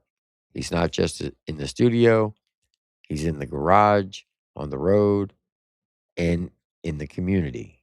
Custom trucks, late nights and loud music, built different just like his fans. What's this mean? This rise could open doors to major label attention, national tour support, big collaboration, merch, and brand partnership. Industry reacts. Is he future? Is he the future of outlaw country rap? Can he cross over to the mainstream? Or will he stay indie and lead the way. And this is the Triple T take. Just in Time isn't chasing clout, he's building a legacy.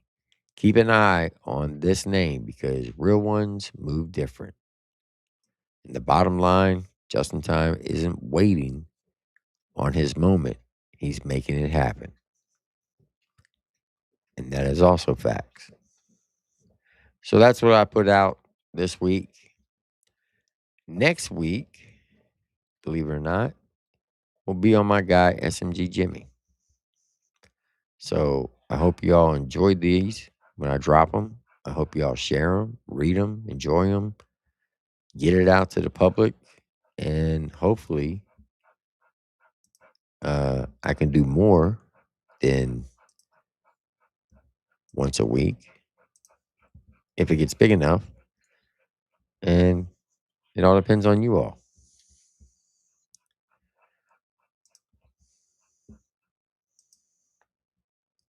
Just saying. All right. Now, I'm not going to play the whole chat off the beat live stream tonight. I will skim through it.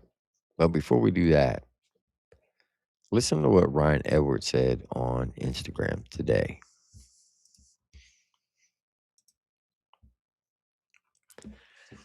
All right, chat. Y'all know the deal. Sit back, relax, strap your boots on, get your popcorn out, and enjoy the ride. Let's get it. Like, bro, I woke up in a different universe today. Motherfucker, I woke up in a different universe. Like, I don't know how this happened. Like, today I was going to get all my bills put on, like, bank draft, so I ain't got to go, like, physically, like, go to pay them. They're already on bank draft. I was like, okay, well, that's cool. I'm driving down the driveway at Ghost Range. There's a snake in the driveway. I get out and catch the snake, and then I realize, wait a minute. I'm terrified of snakes. I ain't never fucking caught a snake before. The fuck? Then I get in the car. Wait a minute, did he just admit that he's not a real country boy? Also, the bills on your bank automatically coming out of your account, I'm pretty sure that's been set up a long time ago by the people that worked around you. This is how you know that he's not in touch with reality. The man doesn't even know how his bills gets paid. Now think about that. The average person, everybody in the chat, imagine that one day you wake up and you say, hey, how does my bills get paid? Are they being paid on time? Let me call the bank and make sure.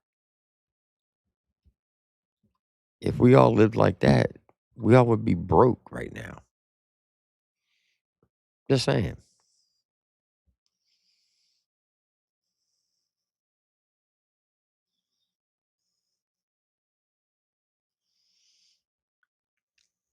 To leave Ghost Ranch. And then I get a text message and one of my buddies, Colby, and he's like, hey, your white ass is being played on 101.1 to be Jams, the radio station. I was like, what? It's a rap station. I woke up in a different place. All right, so I'm going to go ahead and call. Now that right there has not been proven. I can't confirm or deny if that actually happened. You just have to take his word for it. Do I believe him? Not really. But it could be possible. It could be. Oh, who is going to win all the elections in Cheatham County? Watch this. Here we go. Remember I said this. McCarver is going to win for mayor. John Lou Allen is going to win Tennessee representative. And Binkley is going to win sheriff. Remember I said that. I don't know how I know that, but I know that. That's what's going to happen. I feel like I woke up in a better world. I don't know why I feel like that, but I feel like I woke up in an improved version of what yesterday was. Now, in this message that you're all about to hear, he's basically saying that he is no longer going to listen to anything anybody has to say about him, anything negative. He's just going to look over it and never address it.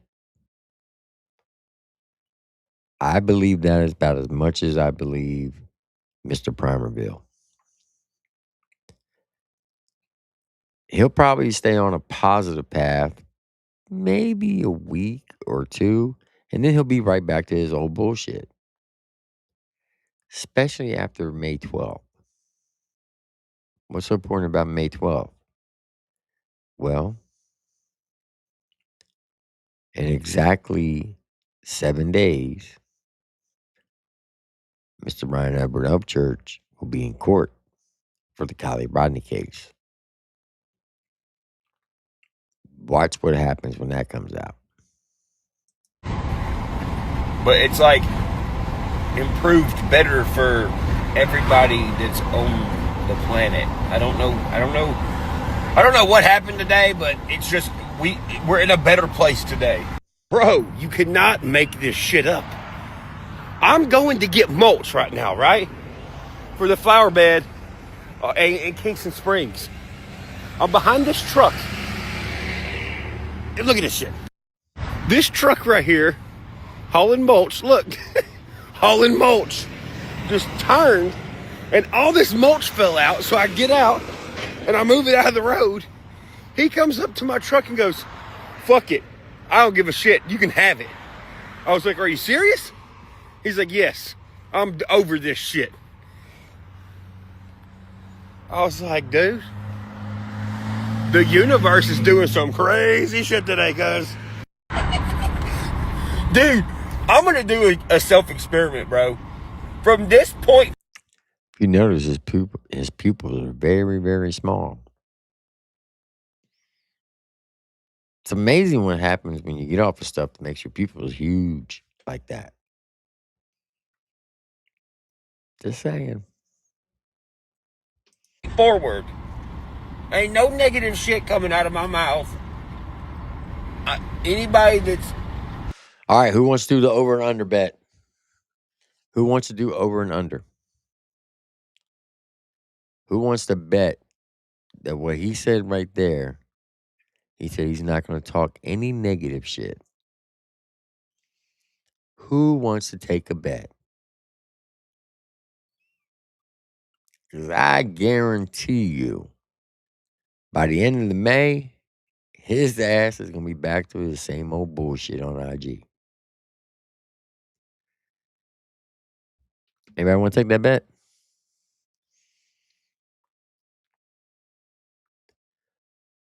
Who wants to take that bet? got ill will towards me, not even acknowledging them. And I'm just going to keep on this good side that I woke up on. All right, so a lot of y'all saying 2 days, 3 days, a week. It's obviously you're all taking the under. I'm taking the over. I'm saying it's going to go by the end of May, he'll be back on his bullshit. I'm taking the over. Johnny Ringo said, I'm taking under, way under. Tater Gang says 3 days. I'm taking under.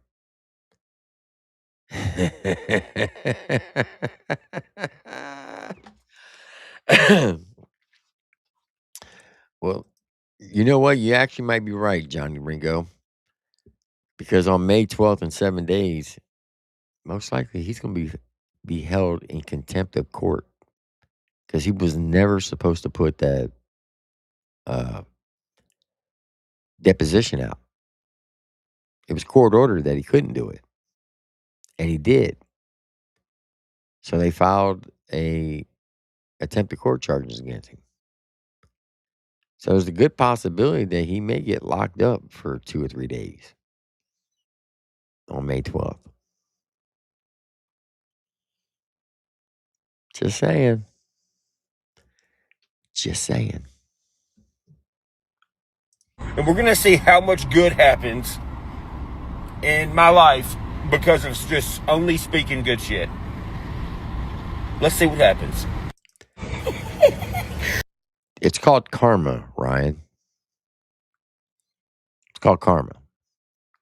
When you go around speaking bad shit on people like you've done over the last 2 years, you get a lot of bad things happen to you. That's karma.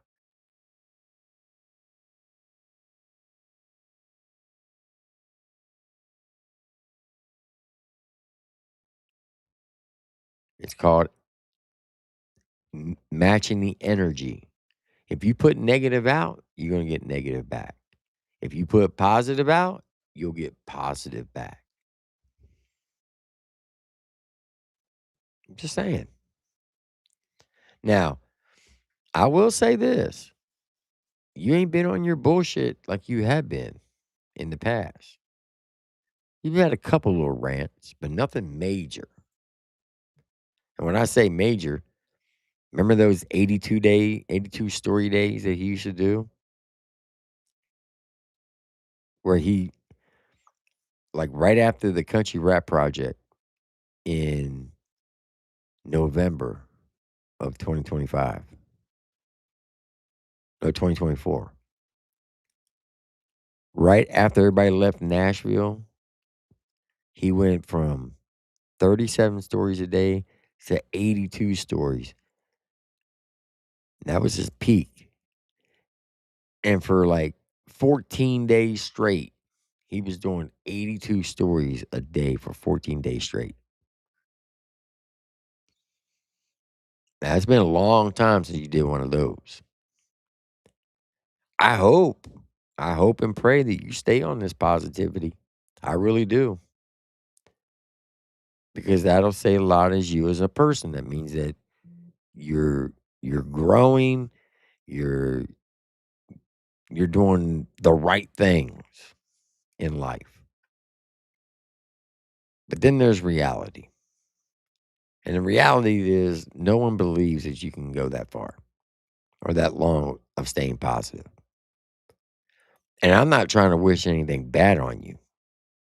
I'm just going off of experience and the things you've done in the past. And I know what they say. The past is the past. You can't change it. So why dwell on it?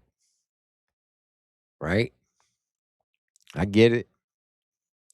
You're supposed to be a better person tomorrow than what you are today. And I hope you really do that. I really do. I want you to be successful. Not praying for your downfall. Shit. I hope you go drop an album and that bitch goes number 1. I don't foresee that happening. Because you're on that autotune bullshit. And no disrespect to Clowney on the beats, but it's obviously your best music was done with Stoney and band play. Kalani is not the right engineer or producer for you. Not throwing no shade. I'm just speaking facts.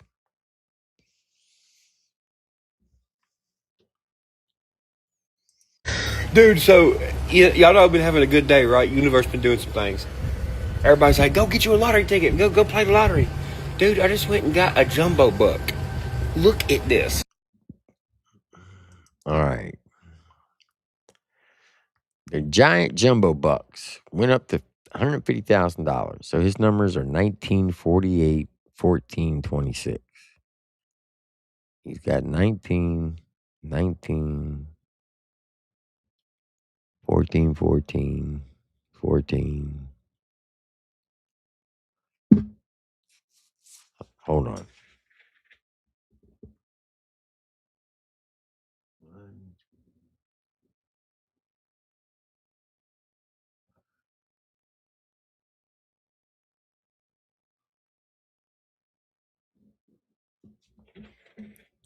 Man, it looks like one of those fake lottery tickets.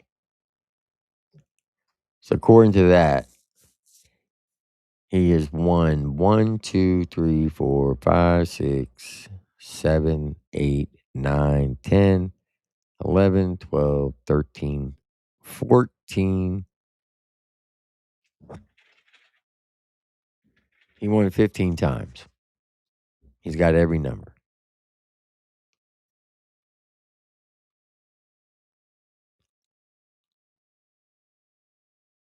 You know how I can tell that's a fake lottery ticket? There's no barcode on the bottom.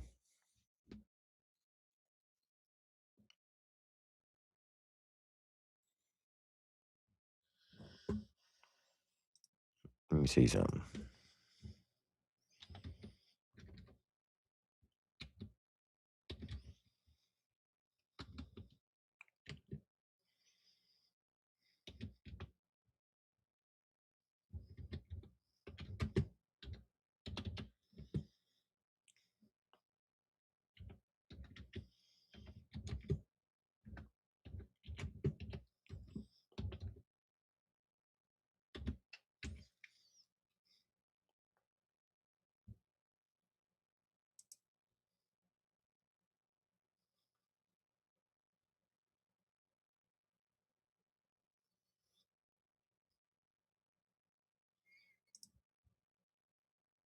No, I guess there is none on Tennessee's.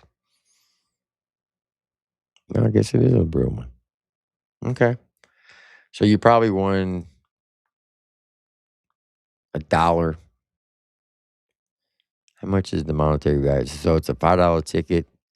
You probably won $15. $1 on each one of the numbers. That's probably what that is. Because it doesn't show the actual dollar amount. So I just went and Googled the actual. Here in Louisiana, we have a barcode at the bottom of our scratch offs. There's none on there. That's why I questioned it. But I just went and Googled what they actually look like. It does look like what you see on the screen. You won 15 numbers, and it's probably $1 for each number. So you probably won $15. Good job.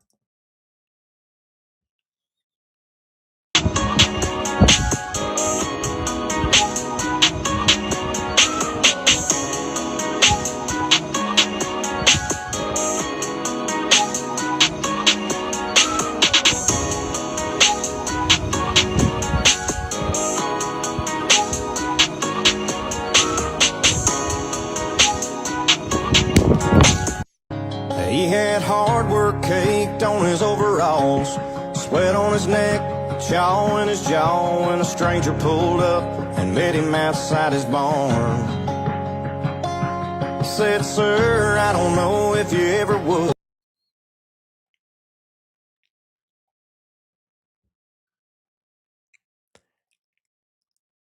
Here's a good question. You remember a year ago he had Ghost Ranch up for sale for like $5 million, and he took it off the market? Wonder why he did that.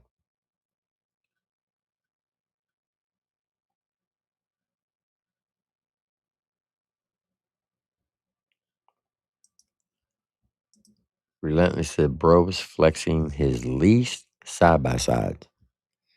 Yeah, if y'all remember when Beth left, the very next day he went out and got 6 side by sides. Just saying, that's the dumbest thing he could have done, in my opinion.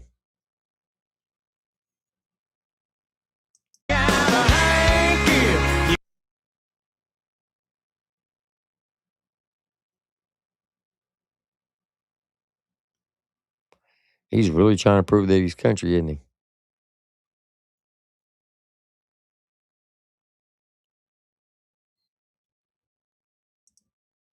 Come back from Copperhead Road.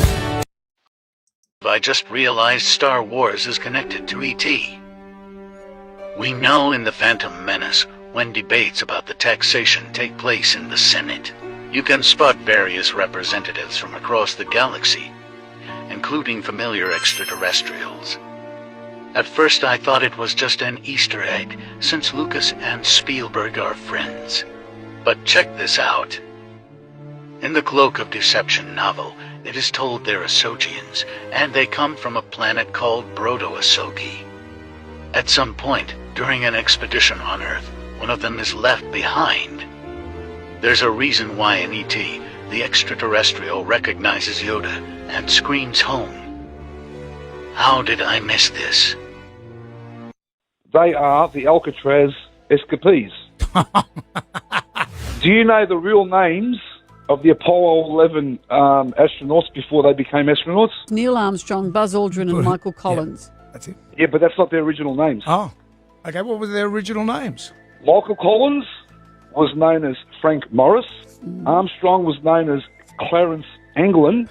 And Buzz Aldrin was John Anglin. Oh. And why did they change their names, Rob? They are the Alcatraz escapees.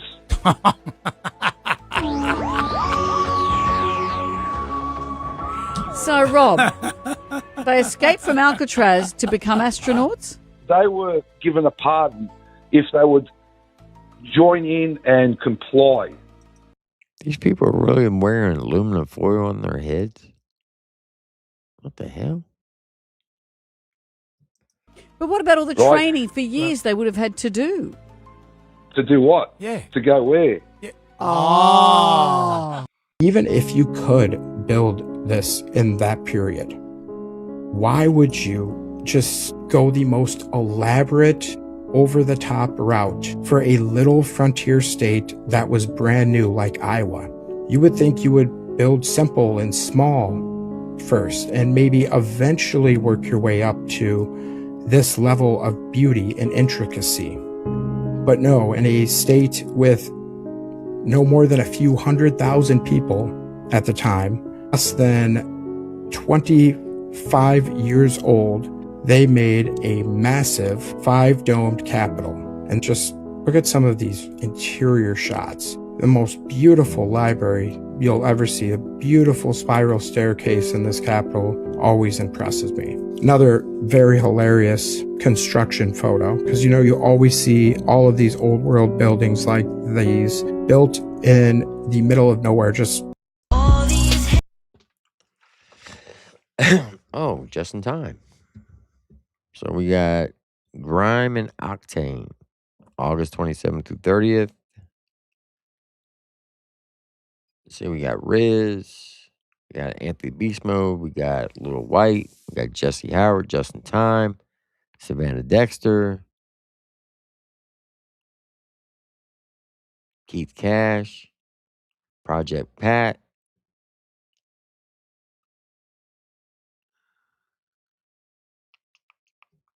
Blind Fury, Rich Regal, Marcotic, Tyler Truth. I can't read the rest, it's too small. It's going to be at Cape Vincent, Kentucky. So August 27th through 30th, if you're going to be in that area, go out to that show. Or no, I'm sorry, not Kentucky, New York. Hell yeah. Gloves laced tight, stepping into the So this is Savannah Dexter's website for her mom's cancer. Fight Like a Mother t-shirt or hoodie and sweaters. Yeah, y'all should go check that out. ring, fighting for the Oh, man, I'm so glad I came. Bless you, baby. How are y'all? Oh, bless you, brother, man. Can I love on you? Can I love on you, baby? Can I love on you? Can I love on you? I'll sign them for y'all. Oh, thanks, man. How are you? I love you, I love this. Making my soul smile, Thank you for coming over. Yeah, man, of course. Jelly, we've seen you 9 times in Oh. concert. And Where are y'all from? We're from Yucca Valley. I've met your wife. And because of you, my son sings now. Oh, God bless him. You want to girl. see the video? Man, please, of course. I hope he's finding peace and therapy in it.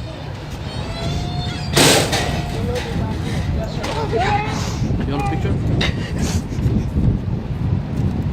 Can't even do my phone. Oh, is this yours right here, my love? Thank you so much, Jelly Roll, for doing it. She was Yeah. talking about how she wanted to meet you. Oh, and bless us. I'm glad we got to make it happen, man. Thank oh you. my gosh, that's so nice. Oh, I love this too.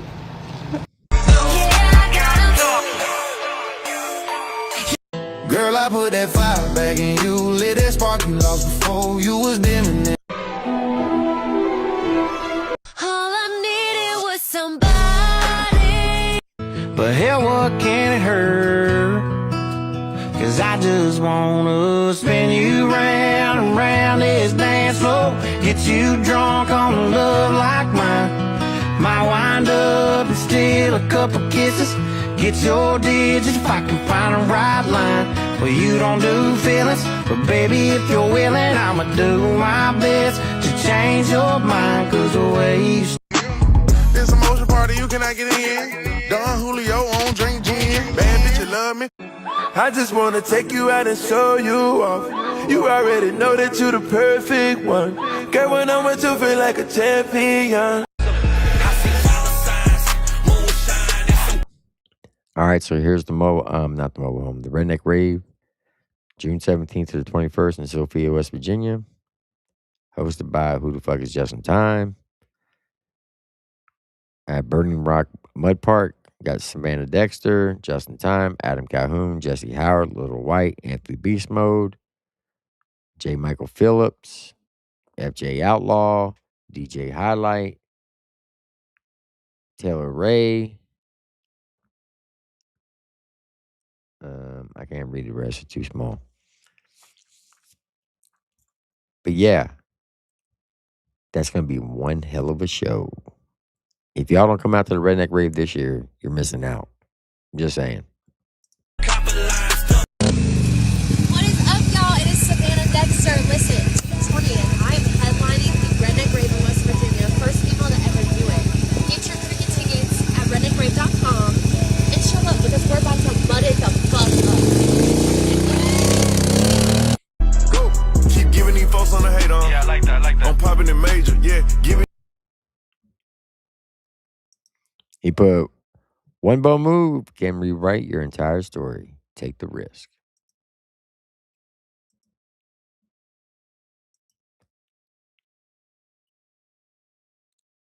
Put, I will go anywhere with you. So I think it's safe to say this is reality. Meaning, Just in Time, Savannah Dexter. We went from dismiss to kissmiss in less than a year. No one picked this in their 2026 bingo card, guaranteed. But shout out to Savannah Dexter and Just in Time. Just saying.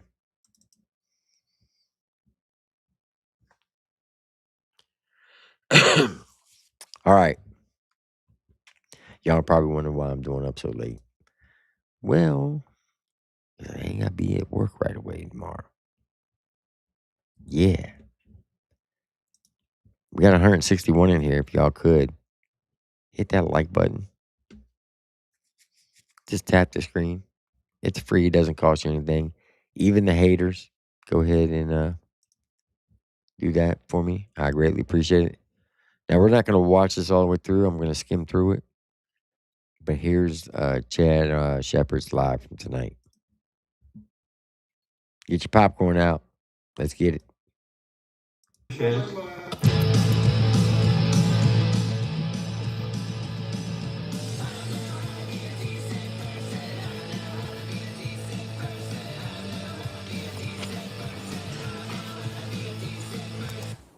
There we go. Speed this up. I wonder if I did this to public.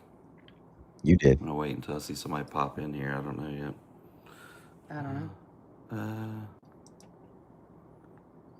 All right, cool. First one in the chat. I was just make sure I did it to public. So second Facebook Live. The first time I did it to only people that were subscribers. So here we are. So we're gonna jump here about 20 minutes. It's me, Chelsea, sitting in the room. Hello. Hello. See if we can answer some questions without giving out too much, because we still are doing 2 more episodes. So, hey, first off, a huge thank you to everyone. Like literally, when we came forward with this, we really didn't anticipate anyone really having our back. I mean, that's the honest truth. Yeah, we thought we were just gonna be walking into a losing battle. Like we thought we were like, hey, we're gonna speak out. We're just gonna tell the truth, and we're about to get fucked. That's what I anticipated. Honestly, I just wanted to quit and leave. And then when he took the internet and just went after my wife, my kids started experiencing bullying at school because everybody knew who their dad was because they bragged about it. And then when people were coming by our house and getting into our mailbox, which I call on surveillance, and all the harassing phone calls, I mean, there just came a point where I was like, okay, enough is enough. I'm not gonna let this guy bully me. What you're seeing on the internet right now, like I enjoy having fun, but trolling someone isn't what I do. I mean, go look previously when it comes to artists and like entertainment. Now, my friends and stuff, yeah, we all joke around with each other, but this is meant just for him. That's because I spent 9 months learning his game. I ended up mastering his game, and in my opinion, we are beating him at his own game. All right, so here we go. Let's see some. The mailbox dealings are federal. Yeah, stay tuned to the next episode, and we're gonna clear all that up with the second episode. So let me explain the second episode, because as I watched the second episode live, I was like, shit, we probably should have done that and that. That day, I got hit with a lawsuit allegedly and an order of protection allegedly. The order of protection, or what's the other? Was it restraining order? Restraining order, order of protection. From getting one of those wrong. So allegedly. Yeah, this is allegedly we can't talk about it, but So. Yeah, okay, I'll let her do that, and I'll finish where I lose my thought. Go ahead. So what I was saying is I got hit that day, and I knew that even though I got denied once a judge signed that paperwork, it was going to silence me. Meaning that if I still went out there and I still talked about it, then I could look at potential criminal things like going to jail. I'm not going away from my family. I will protect my family with my life. But So allegedly, there was a temporary restraining order that was filed for and was denied. Then allegedly, this is the day that the papers were allegedly served. the official seal, so no one thinks that I'm just fucking making it up. Well, there's- Yeah, he signed off on it. I literally had to go through. So what had happened that day was there was a second emergency motion for temporary restraining order allegedly filed, which means that it hadn't gone through the court yet, and at any point in time, a judge could sign off on it and find reason, and we wouldn't have been able to say anything. Let me get rid of this one dude because he's just trying. It's probably Ryan. Goodbye, she gone. Trying to clear up all the messages so no one can comment. So what's really crazy is there's been a few profiles on YouTube made, like Crisis King, Lord is Lord, who are just doing this hate campaign on us and posting videos of us with crazy, creepy AI. I'm real close. We are real close. My team is real close to figuring who that is, and I'm pretty sure it's someone in that little circle. There's only a few people in that circle. I cannot wait to show you guys that because we're going to get those records directly from YouTube and other formats. So, yeah. So if I see, here's the thing. This is what I encourage all artists I work with, and I'm utilizing every tool that I've trained a lot of artists to use. If I see someone saying something crazy, I'm just going to block you, hide you from the channel, and just go about my business. You know, it is what it is. All right, so let's take some questions. Can you talk about the drugs? All right, so I'm going to address a lot of that in the next episode. What you have to understand is that I actually I saw this coming for a long time because he kept trying to set me up. I was very adamant about getting him clean. And I really feel we did for a few weeks, like you saw the video of him acknowledging that, and things had really turned around. But whenever he went fully back to it, I became the enemy. He hated the fact that I was a constant source of saying, hey, let's do the right thing, let's do the right thing. But what I was trying to say is I knew last year things were getting bad. I was out of state, and he was FaceTiming me and said I was at his house planting things in his house, allegedly, in my opinion. So I saw this coming, so I had to do the necessary measures to protect myself, and I started cooperating. Yes, you'll find out later on, and I am going to release the polygraph results. The reason I haven't yet is because there's still questions that haven't been answered. If I were to release them now, it would give away the rest of our series. And by doing the series, what we're also trying to show you guys is our creativity, and imagine what we could have done and accomplished if Ryan just would have done something creative instead of investigate all day, every day. So I hope by the end of this, you'll say, okay, well, maybe Chad did write some of the songs he not get credit for because he literally went to the studio and made a song in an hour and a half with a friend and played the instrument. Damn, there's a channel in the chat right here called Triple T, Tattletale Timo, and they said, did you ever try reaching out to his parents? That is crazy. Boy, they are crazy with these names. Instruments on with the help of a friend.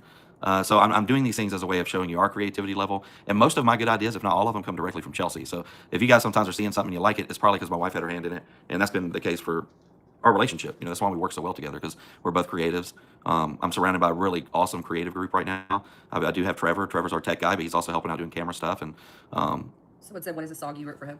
I wrote a song for the next segment to make sense. It's called Fuck White Supremacy. And I'm going to use about... No, like for Ryan. What's Like that? what did you have your hand Rolling in? Stone. Rolling Stone was probably the biggest one. When we wrote that song in the studio that day, my buddy Michael from Kentucky, I brought him down to play the instrument on it because he's a way better guitar player than I am. I'm not a great guitar player, but I can write songs. I wrote a ton. Nash Vegas is another one that I wrote when I was like 15 years old, the instrumentation for. I was also promised stuff on, never happened. I was the guy who made the Clay Walker thing happen. I was the guy who made the Little Boosie thing happen. I was the guy that made the No Jumper thing happen. I worked really hard for this dude. I promoted him every way I could. I'm not even into country rap. Like, if you hang out with me, the chances of hearing a country rap song are slim to zero. Like, I respect it. I can hear music and say, hey, I see why people like this. And I think because I brought that kind of attitude when I moved to Nashville, that's why we were so good with it, you know, because we have worked with just about everybody. But we got out of entertainment. We've been focused on film, and we do a lot of stuff in film. And so Ryan's not the only artist or celebrity. He thinks he's like the biggest thing that anybody's ever, you know, worked with. Can we talk about the neck tattoo? Yeah, okay, so this is a tattoo that he commented on all the time. I got this in my early 20s when I decided to be a full-time musician at the time where I was literally the only guy in my town that had a throat tattoo. It was like my commitment to music, you know, which was at the time, now looking back, was probably a bad idea because it did keep me from a lot of jobs. But he would always comment on that. So when I had gone for the team and I saw that he had got almost the exact same font, exact same placement, it just said Creeker.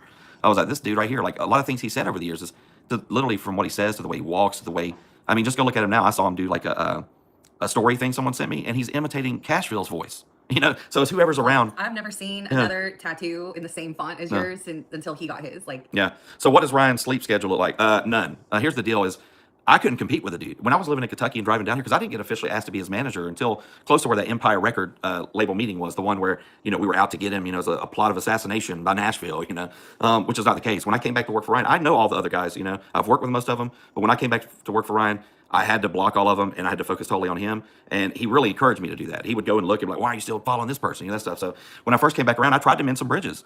I called some of the ex-band members. I'm not going to call them out unless they pop on here and say I can.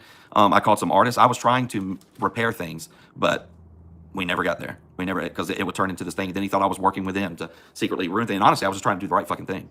You know, I really think he brought me back because of my record. If you notice, because I do have felonies from when I was in my early 20s, because I was a fucking hooligan. I was. I'm not going to dispute that. I was a different person. You know, I was mean to people. I cheated on people that I was with. I was in a band, so I lived on the road. I wasn't a great person, but over the last 20 years, and definitely since I met my wife, like I've literally made a big effort to change who I am. And Ryan knew that I was going through the process to have everything expunged, pardoned, and paroled. Was supposed to write me a letter, but for his narrative, he throws my shit out online. And then now he's saying that I never was in the military, and he wants to see my DD-214. First off, I ain't ever showing you my DD-214. Second off, matter of fact, where's my wallet? I got a VA card. But regardless, I was in the military. I didn't do anything. You know, I went in as infantry, and I graduated infantry school. But then I sat there and helped train other officers. I became really lazy. I was doing ranges and stuff like that, not what I went in and signed up for. So nothing remarkable about my military career. I don't talk about it a whole lot. I do have VA benefits, but there's nothing remarkable there. And honestly, the military wasn't for me. I was a punk rocker who was always like, fuck you to people telling me what to do. So when I got in the military, I was like, shit, you know what? This shit is not for me. You know, so, but he tried to make out like I was claiming to be airborne ranger and all this. And I never did that, man. I would never disrespect my friends that are that in that kind of way. And people that know me know that. All right, let's take another one. We got about 20 minutes, guys, and I got to get some rest up. We've been working our ass off. I want you to explain, because like that Airbnb video. Oh my God. Like I want you to make it clear how that happened, how like that was so freaking. All right, let me bring you in a little bit closer right here. I want you to see. All right, so I did reach out to Chad and asked him about his military service. And what he said right there is what he told me. He said, I didn't do anything special. I was 11 Bravo, which is infantry. Never got deployed. You know, did my time and got out. Got into a little bit of trouble. Got out. But he says I do get VA benefits. Now, in order to get VA benefits, if you get a dishonorable discharge, meaning, because if y'all remember, I covered that TikTok story where they said that he went AWOL in basic training and got a dishonorable discharge. And let me clarify something for everyone. You cannot get VA benefits if you have a dishonorable discharge. Dishonorable discharge, you can't get no benefits. You can't get no retirement. You can't get a VA check. You can't get VA health care. You can't be seen by the VA. They won't touch you if you have a dishonorable discharge. As long as your discharge is not dishonorable, meaning it could be less than honorable, it could be a general, it could be a bad conduct, or an honorable. And of course, the fifth is dishonorable. So there's 5 different types of discharges. The fifth one, you won't get shit. So let me reiterate that. You got honorable. That's the best one to get. That's one I got. You got general, less than honorable, bad conduct, and dishonorable. You can have one of the first 4 and still get your VA benefits. The only one you can't is a dishonorable discharge. So now I can't verify if he's getting VA benefits. He's never showed me anything like that. Never seen his VA ID card. I'm just going to take him for his word. I can't look him up in the system because I don't have his social security number. And I wouldn't do that in the first place because it'd be illegal. So there's no way to actually tell if he's telling the truth, except for, let me see your VA ID card. And your VA ID card, there's no personal information on there. Like, it doesn't have your social security number. It doesn't have your address. It doesn't have anything. It basically, matter of fact, I'll get mine and show you. Hold on. I'll let this play out.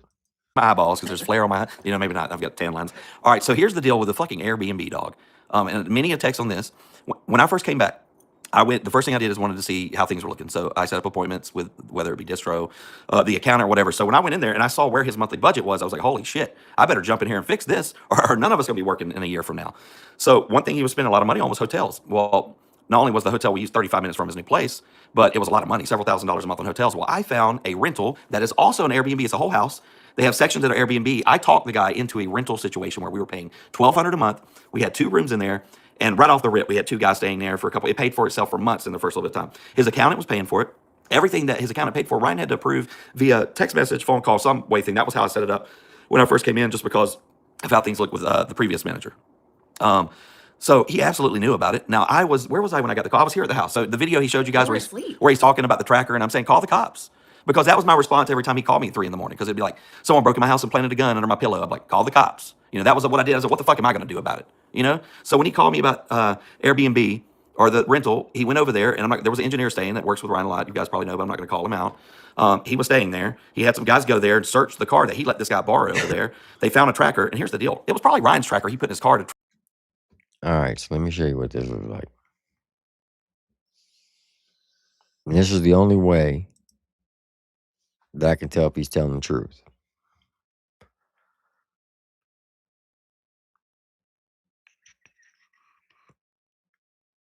All right.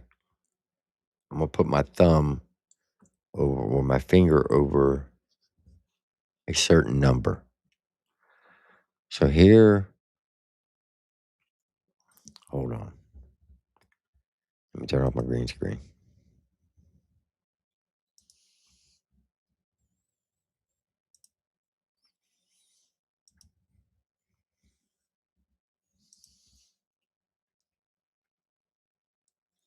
I'm putting my finger over a certain,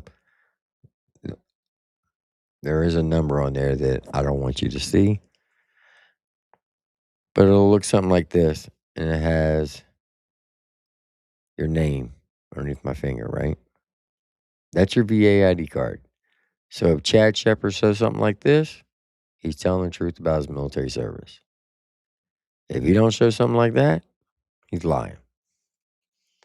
So Chad, if you're watching, show your VA ID card and we can put it at the rest. Because I know a lot of people are going to be like, oh, he's lying. He's lying.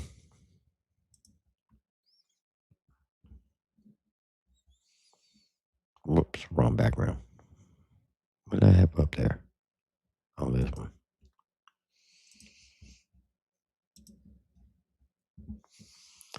So if he can produce that, then people can't say, oh, he's fake.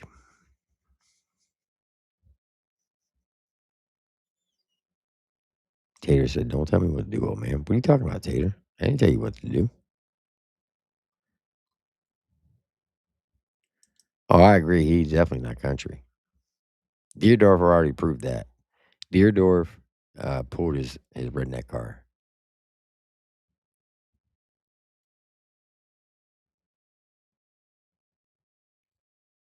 That's a fact. Damn, where the hell are all these? How did I get way behind?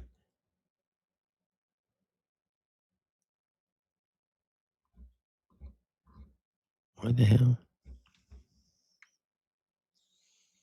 Yeah, mine's blue too. Mine's blue too. Well, you can't. There you go.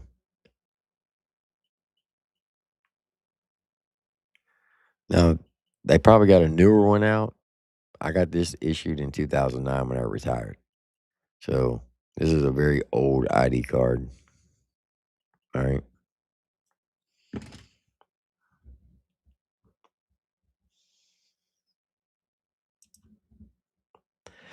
Now I got it the speed on 1.6. So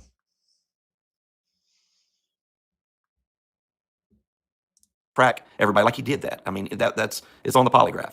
He put trackers in all the vehicles. Would insist you would take them. Hey, take my Trackhawk. Take this or take that. No, I'm good in my Prius. No, man, I really want you to drive something nice. And it wasn't because he was doing a nice thing. It came abundantly clear that we were all being tracked and recorded. So he knew about the rental. The accountant paid for it. If I'd done anything illegal, don't you think I'd be sitting in a jail cell somewhere? Because and here's the thing: anyone could go file a report on someone and press charges, but then when you go to court, you got to prove it. So if he fucks up and tries to press some fake charges on me now with the team that I have, and I have a really good team now, and I'm so thankful for that. And if it wasn't for you guys sharing it, man, we'd be alone out here.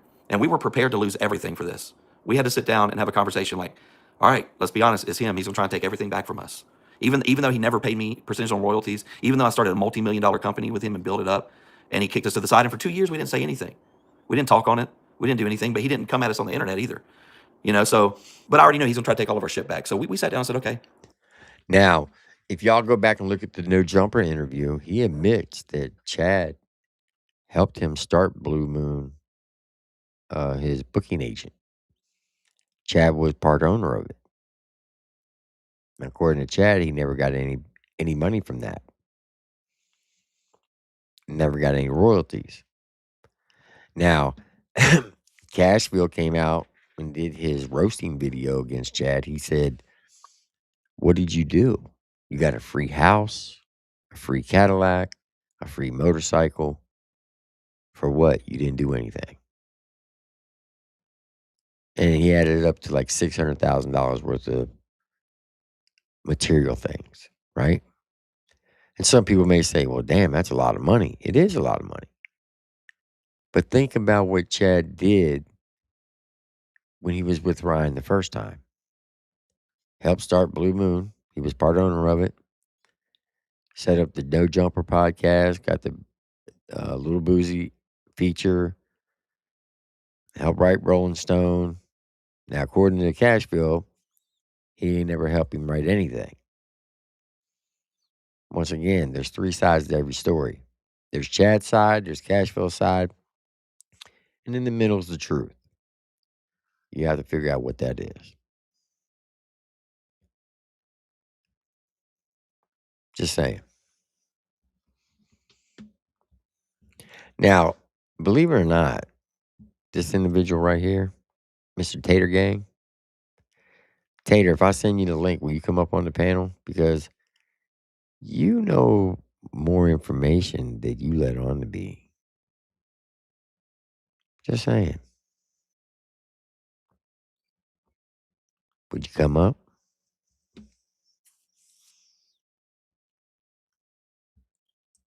Fuck this.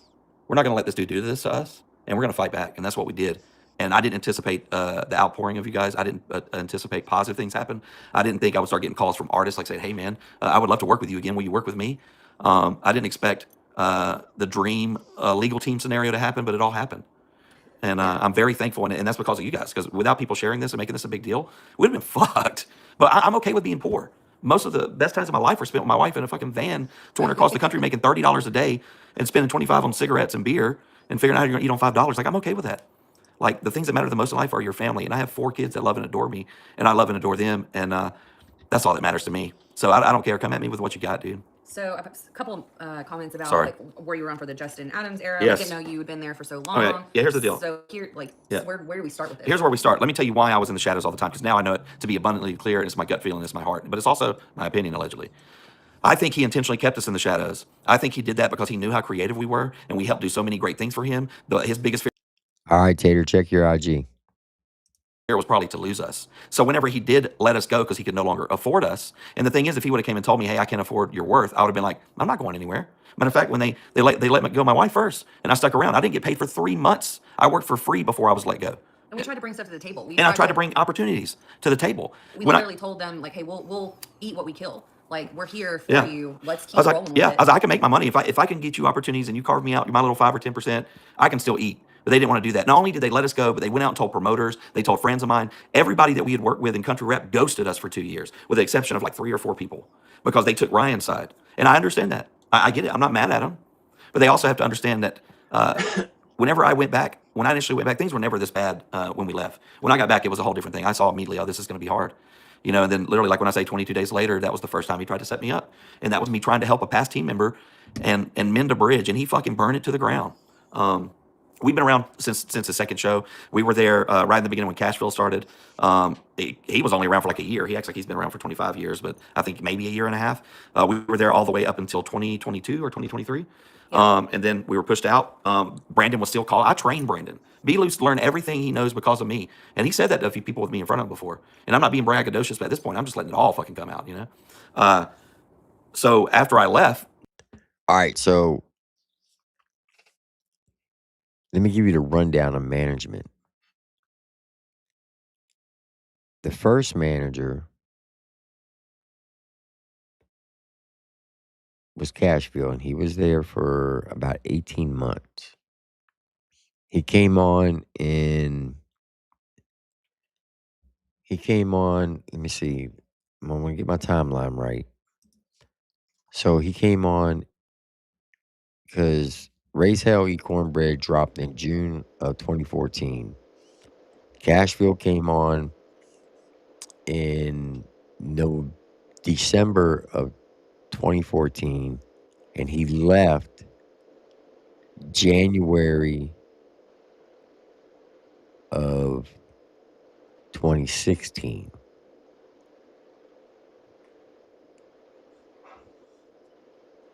Yeah.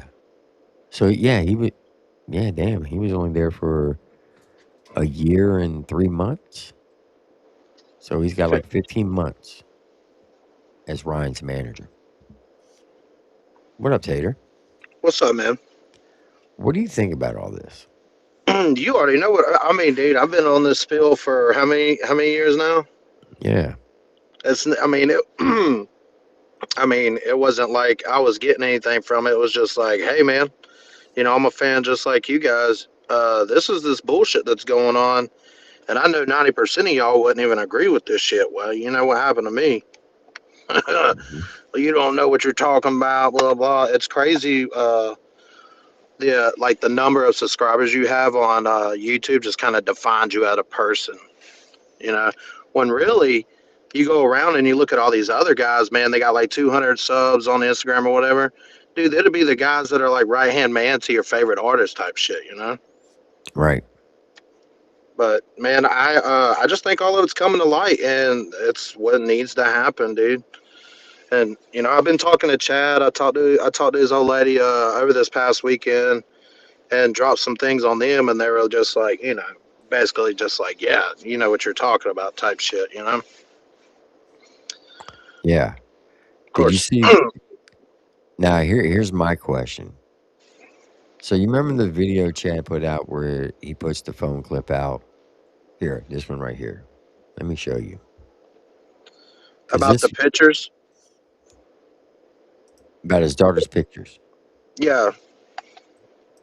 I think That he was one, trying to frame Trevor for CP. You don't keep somebody like that around as long as he did Trevor. Trevor's been there for fucking ever. As long, not as long as I can remember, but Trevor's been there. Stayed up in his house. Like Trevor's been there late night, like 3, 4 in the morning. You're talking about he hired a child at the time, yeah, because Trevor was like 16. Yeah, Trevor was a kid. And Yeah. so when I figured out who Trevor was, I was like, oh shit, that's pretty cool. You helped somebody out, you brought them. And then hearing Trevor say, because you don't really get much out of Trevor. He'll comment back to you and say some things. But Trevor was pretty much like, all about the job. He was working for what he had. And when you hear Trevor's side of it, you're like, man, that's so fucked up. Like, who the fuck are you, dude? So I will say this. Me and Chop Easy had a 3-way conversation with Trevor Wednesday on my way to Mobile Home Bash.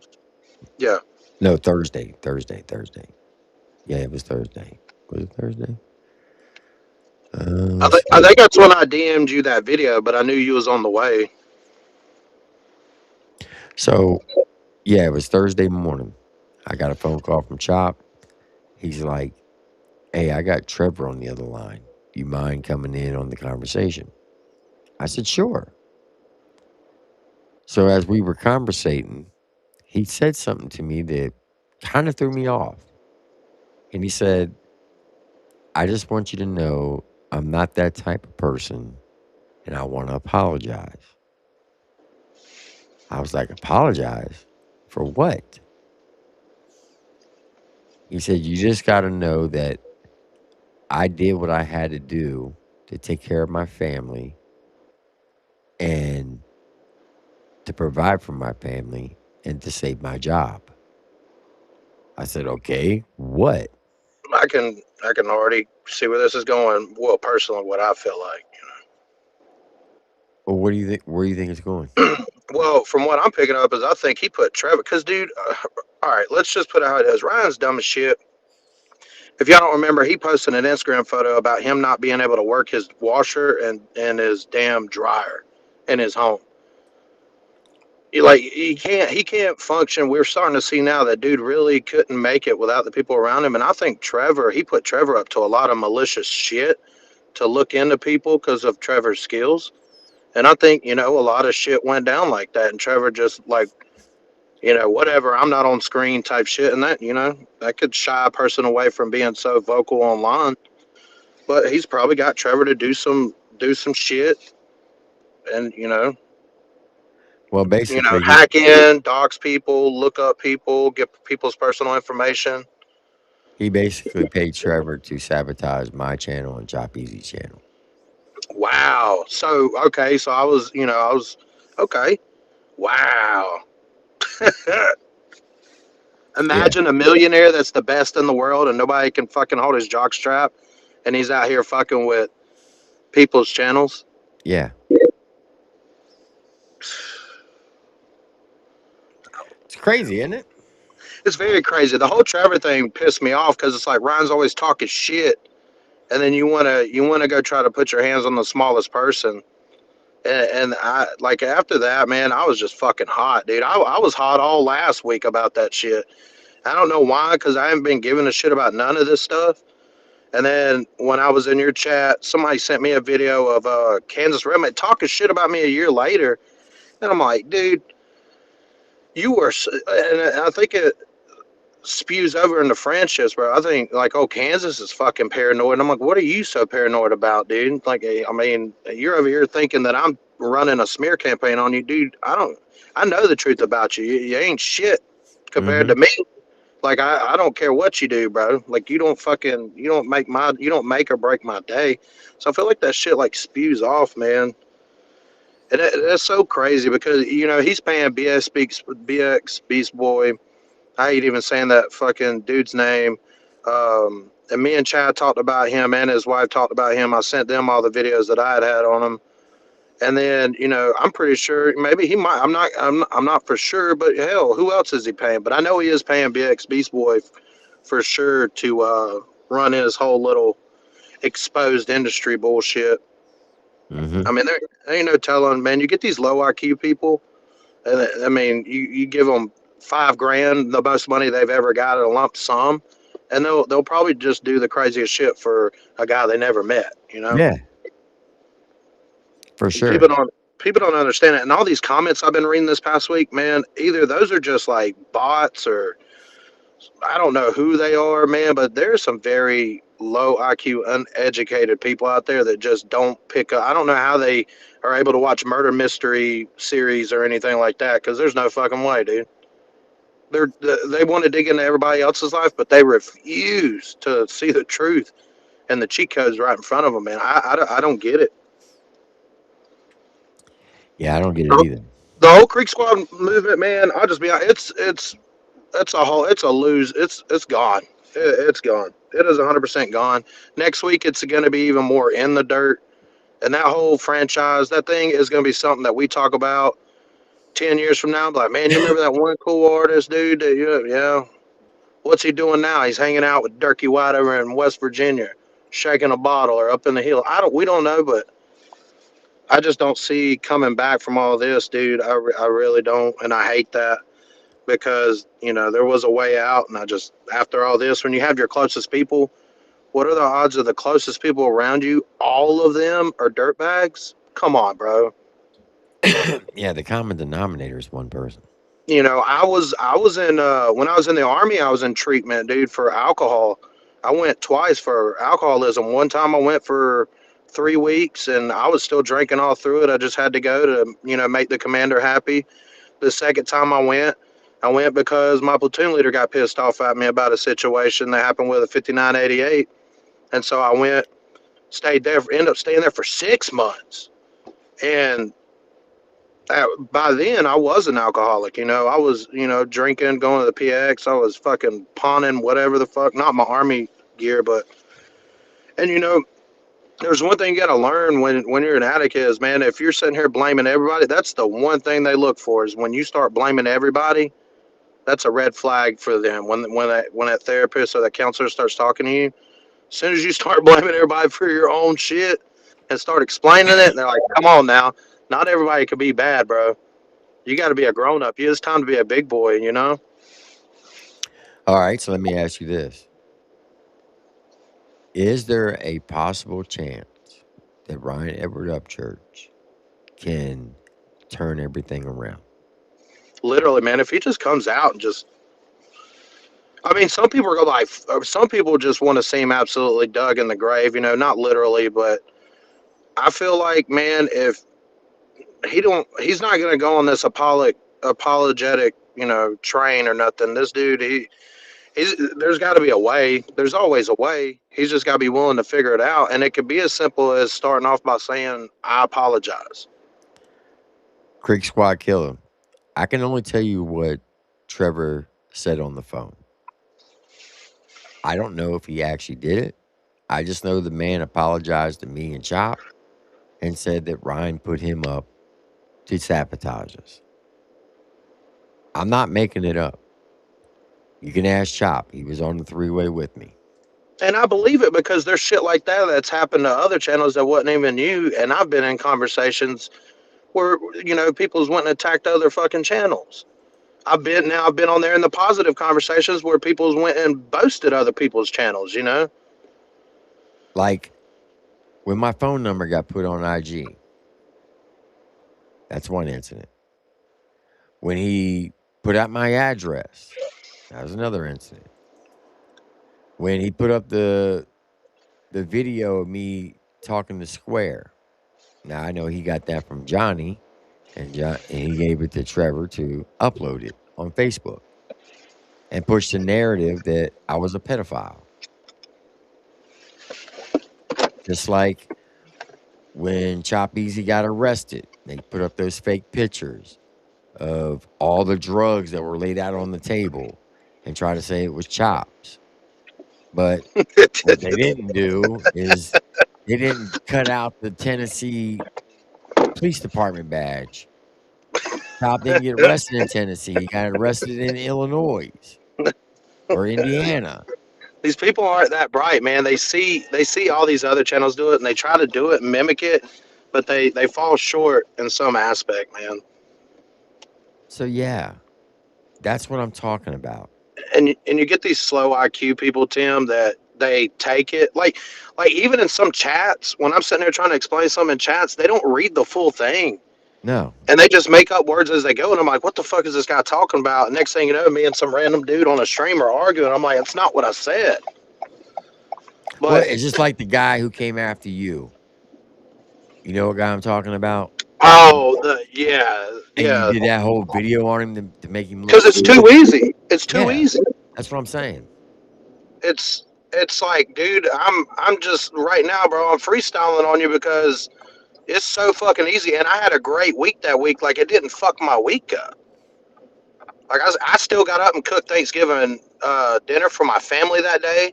I made a 15 fucking minute video while I was getting ready for Thanksgiving. And you're still on the internet 4 days later talking shit. And I'm like, well, you know, whatever, dude. So I just set him up. He wouldn't quit. So I just set him up. Yeah. And then watched him crash and burn, dude. It was like shooting a Roman candle into a fucking, you know, a busted oil rig, dude. It just watched that shit go up in the flames. So here's my theory, because I ask this question all the time. Can Ryan Upchurch turn his career around, life around, to be on a great comeback? Yes. The answer is yes, and it's also no. And I'm going to give both reasons. The answer yes is the first thing he has to do, he has to go get help. Whatever that help is. And only he knows what that help is. Whether it's go talk to someone, go to rehab, whatever the help is, he has to make that decision. Right? Yeah, agreed. Number two, he would have to stay off the internet for 6 weeks. I mean, not 6 weeks, 6 months at a minimum. While he's going to get his help. And while he's getting his help, get into physical shape. Meaning He's got to lose a lot of weight because the man's got C cups. Fuck Hey, D cups. I'm a big dude, but this I ain't gonna lie, bro. That's some titties, you know. And Yeah, I'm a big guy, but I ain't got titties. Like I mean, I'm walking around probably 250, 265. But buddy, he look like he got breast implants. them shits is crazy, and the fact that you on there posting that shit, that's wild, buddy. Yeah. Now, once he does all that, go gets help, stays off the internet, get back in shape. Like I said, that help is either go see a psychiatrist, a therapist, or go to rehab. Whatever it is, he needs to do it. And then the Agreed. last thing is he has to go on a public apology tour, meaning go on different panels that are not favored to him and physically have a sincere apology to all the fans and all the people that he talked shit on. Yeah. Now, if he did that and got back into the studio with like a band play or a Stony, he could put out good music. He'll feel healthier. He'll have his mind right. Everything will be lined up. And he could come back as a greatest comeback. And I nominate Johnny Cashville. I know people. I know he's not the team favorite, but man, I think that Cashville just knows how to tame that animal, to keep it in there and not let it go get all sidetracked like it did before. I don't know Now, what kind of breakup those people had, but I don't know. My vote's for Cashville. That's just my personal opinion. that's the yes. Here's the no why it won't happen. Ryan Edward Upchurch has never apologized a day in Never, his life. never. Father and son, we talked for 2 hours when some fuck shit happened. And let me tell you what, father and son was living up here, and they told me that would never happen. They said that's not the type of guy he is, and he will never apologize. And I'm like, well, fuck, dude. How can you call yourself a man if you can't just own up to your own shit? And that's why I think it won't happen because his ego and his pride will not allow him to come out and apologize. Because think about it. To do a public apology, you just can't do, and I'm going to quote Justin Time, the apology is got to be just as loud as the disrespect. I That agree. means he would have to get on panel with Adam Calhoun and sit there and let Adam just talk his shit and apologize to him at the end. And he'll But that's never allow that to happen. but that's how men do it, man. Like this weekend, me and our neighbor, we got into when we were camping, dude. Me and that dude threw hands, and then one of my buddies threw hands with him. And, my buddy called him in called him in the lip a little bit, and he got pissed. But man, we just talked about it, and it was like, all right, man. Next thing you know, we were having beers. It was over with. The guy wanted to come back and hang out with us when we, all came back home. It's just about being a man, dude. It's all right to talk it out and then chalk it up and leave it alone, and that's it. But you got to be willing to accept responsibility for your actions. Well, here's a prime example. The night Adam Calhoun came up on my panel, and me and him went at it. Yep. And he had every right to go after me because of what I said. And I publicly apologized to him. I apologized to him that night when we got on the phone. And I apologized to him for the next 6 months. It got so bad that I was apologizing so much. He said, if you apologize to me one more time, I'm going to punch you in the fucking mouth. Yeah, yeah. But that's just part about being a man. It's about getting older and growing up, man. It's just Right. I feel like Ryan's a late bloomer on that. And let me tell you something I can speak on that Ryan can't speak on, and many people in the chat and you about being a father, brother. The shit.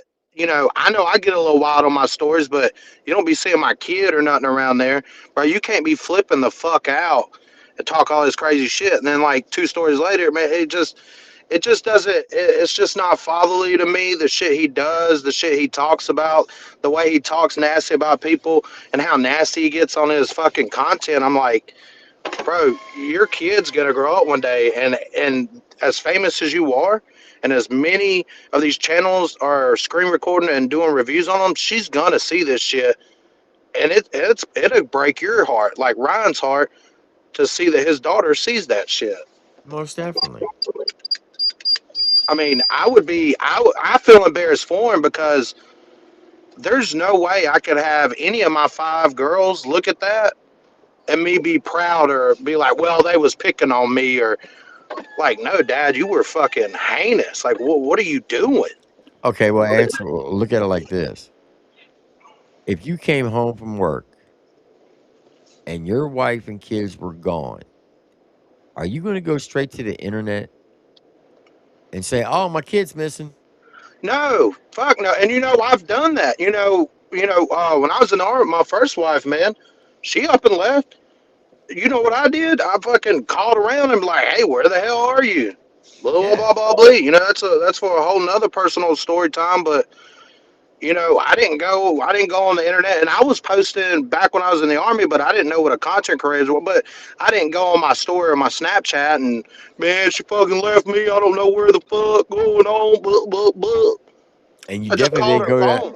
You didn't go down to the courthouse and get an EPO against her. Fuck no. I wanted to That's what I'm handle my saying. own business. I Right. wanted I didn't want none of that shit being out. I wanted to see what the fuck's going on. Yeah. You're talking about a woman that's seen you in your darkest times, and you've shared some of the weirdest secrets or whatever. The last thing you want is her talk. That's the last person you want out. Be like, guys, I'm fine. This guy's fucking crazy. He threatened to kill me and throw me off the balcony of the house, and we got a child together. He's shooting off guns in the house. Like, man, you don't want that shit out there, which most of it's already out there. Hell, and it's by him. Mm-hmm.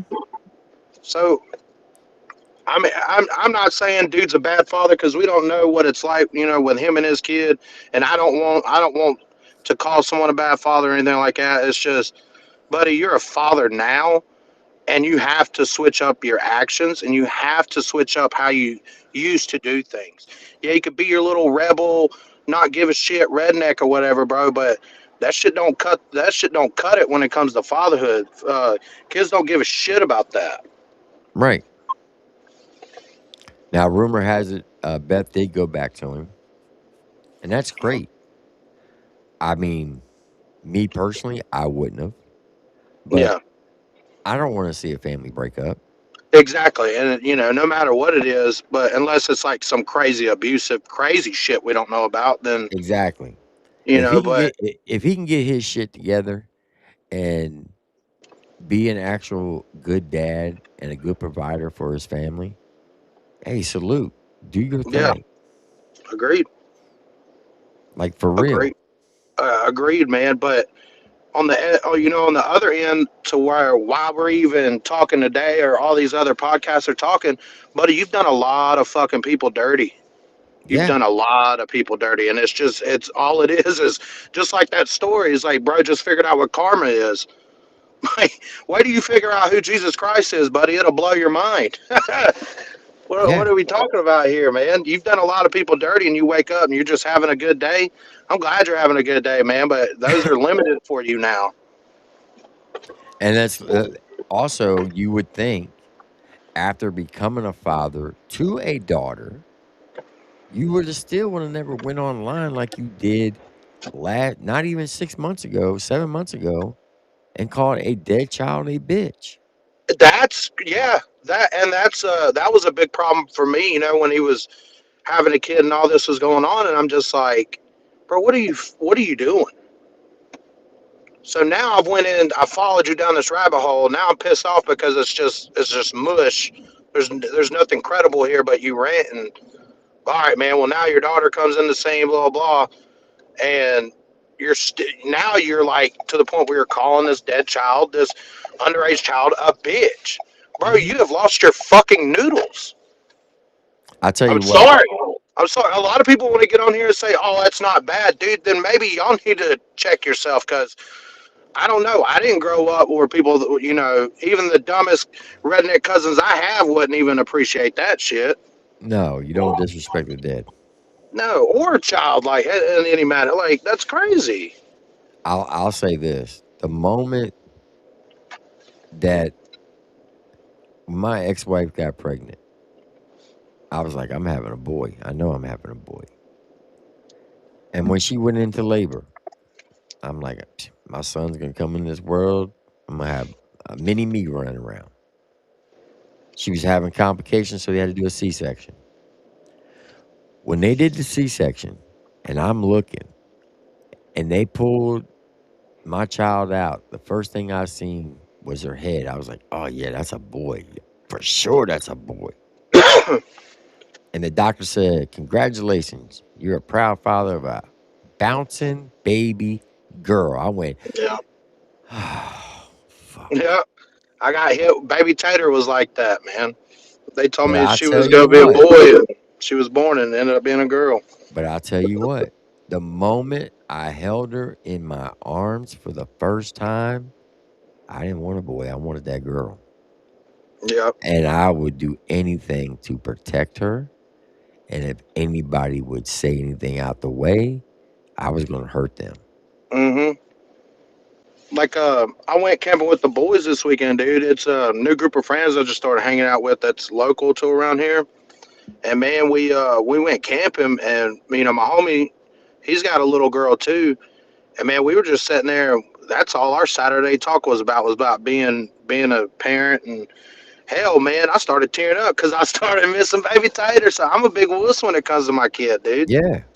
I'm a big sissy, man. There ain't. I can never. My kids never stayed away from me for a very long period of time, man. And this weekend was kind of like a choice where my wife was like, "You need to go. You need to go and do something other than sticking around the house or sticking around town or whatever. You need to go do something." So we went, but I felt horrible. I didn't even want to go nowhere, man. I wanted to be right there next to baby Tater, dude. Now, the good Lord did bless me with two of each, two boys and two girls. And I would do anything for my kids. Yeah, but But them what? boys is hell, man. Them boys little troublemakers, dude. Nah, I tell you what, my boys were a lot easier to raise than my daughters. I'm not gonna lie. Really? Yes. See, you haven't experienced the puberty stage yet. Why? What do you mean? Well, So, female wise, like a yeah, daughter? Yeah, yeah. I have, bro. I have a 20-year-old and an 18-year-old. Okay, so my girls, all the way up to the age of puberty, they were daddy girls. Everything was daddy, daddy, daddy.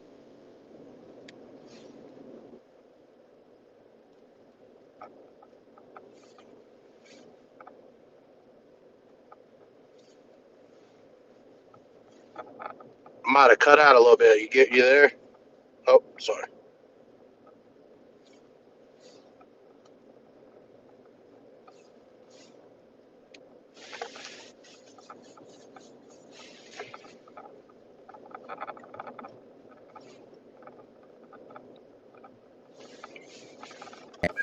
Test, test, test. There we go. I'm here. I'm here. Okay. Hit my mic.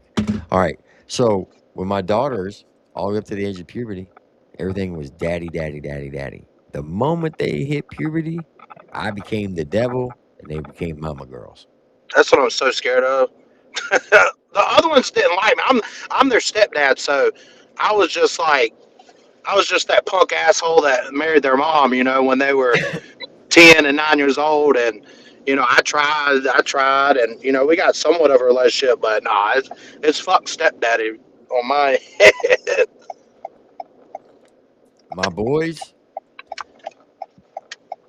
they were mama boys from the jump. They only came to me when mama got into their ass. They come to me try to get him out, get it out of trouble. But I really thought once he had a daughter, he would have stopped talking about Kylie Rodney, but he didn't. Nah, And double down. I hate using this analogy because I know what the haters are going to say. But let's say the roles were reversed, and what the Rodney family went through. Let's say church went through that. and somebody was getting on here saying that about his daughter. Oh, He be California would be burned the fuck down. he would be on the internet demanding that they be in front of a firing squad. Yeah. Just saying. Yeah, no, I completely agree with that. And they would be crazy Creek Squadians. The Crusaders would be That would go fucking. out and do it. Yeah, they would fucking. Yeah, dude. Like, man, there's Creek Squad that live around in my town. One of them took their sticker off. I shit you not. Next time I'm over on that side of town, I'll drop by the house. They took that shit right off. That's crazy. Yeah, bro. I mean, that shit runs deep. And, used to when I supported dude, man, it was easy to find Cree Squad in anywhere, man. And now it's like even my neighbors were like, "Fuck that guy," and I didn't even say nothing to them because I was like, "Oh, y'all listen to Ryan or Adam or Jelly?" And they're like, "We like Jelly and Adam, but fuck Ryan." And I'm like, "God, Jesus, what's going on? Why?" And then I ain't even said anything. All right, so this is the one I was talking about. Listen to this shit. I mean, I could troll this guy all day, every day, and it's pretty easy. And pretty much every creative thing Ryan has right now and has ever learned, he's learned from others. He's taken things from others, claimed it as his own, no originality, down to throat tattoos, to the way he talks, the way he walks. Everything was taken from someone else. You guys are saying I'm satanic.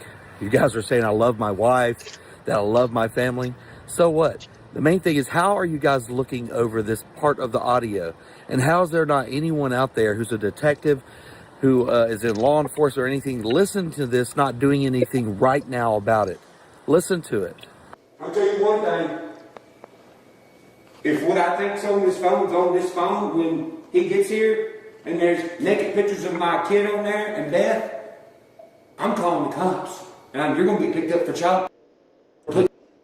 Now, he just said if there's any naked pictures of my kids and Beth, he's calling the cops.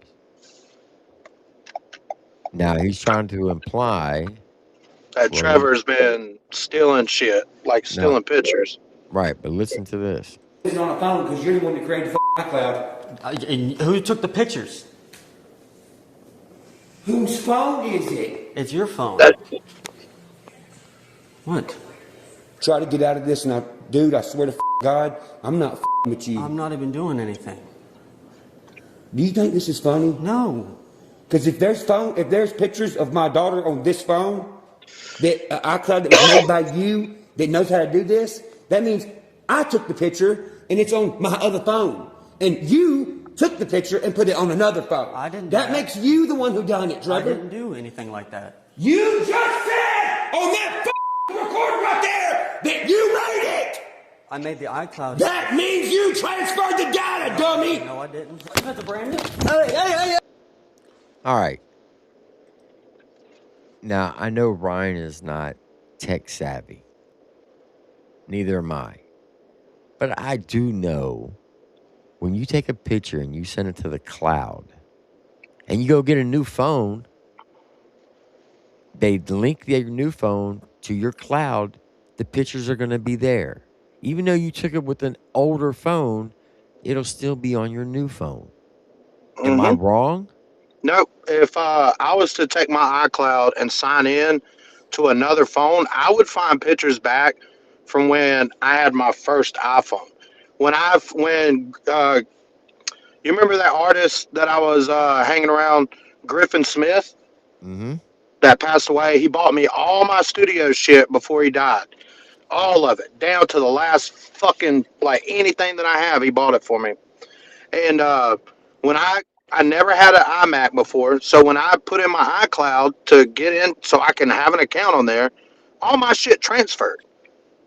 All my shit. Shit I ain't seen in years. Shit that wasn't even on my phone at the time, but the cloud had it saved because that was the last resort to save it before I got rid of that phone. So that shit transfers, and people need to stop acting so fucking clueless about that. When you have an iCloud and you have iCloud storage, you can set up your storage or whatever your phone is or whatever you need your subscription to be. You can set up to how much storage you have. He's a content creator, so let's be honest, he probably has full storage on whoever set it up. Bro, when you sign into that, it automatically starts loading it up with your contacts and your fucking photos and videos. Yep. All that shit transfers. Just like people who have Androids, there's a thing called Google Photos. Every photo you take, it automatically stores it in your Google Photos. Yep, my wife has used to have an Android, and she has a So, Google Photos, but she also has an Android tablet that goes to like it transfers. right. So every time I get a new phone, all the photos that I've had that I've taken all the way back to 2012, Yep, actually 2010, those photos are still there. I can still view them today. yep. Let's just say this: if a cop was to sign in on a laptop on iCloud.com, let's just say a cop signed in to Ryan shit. All his a photo option would come up for his album for his phone. His files would come up that's saved to the cloud. Yep. His contacts would be in there. Old contact. I have contacts from fucking college, my freshman year of college, from teachers. I don't even like. I look at them like I have to think for a minute who they were, but I still have those. All that shit transfers. So for him to try to put that on Trevor, shame on him.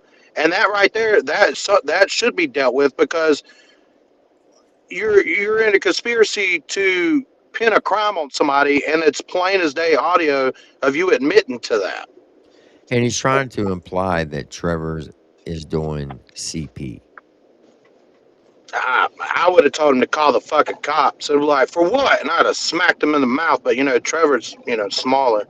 Now, I will say this. It was a bad look on Trevor when he first was interviewed by Chad. And he said, well, I broke the law by doing some stuff on the computer.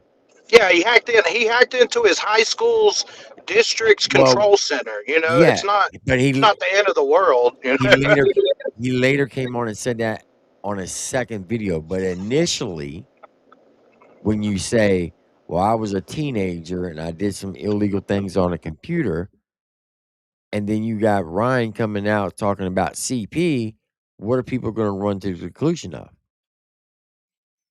So I just think that was a bad look when they did that part. They should have came out and told what it was from the jump, not wait a video later.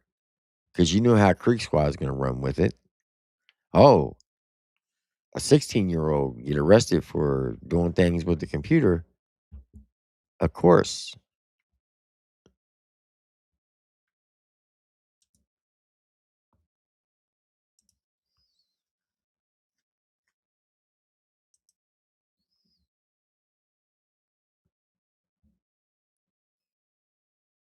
Are you back, Tater?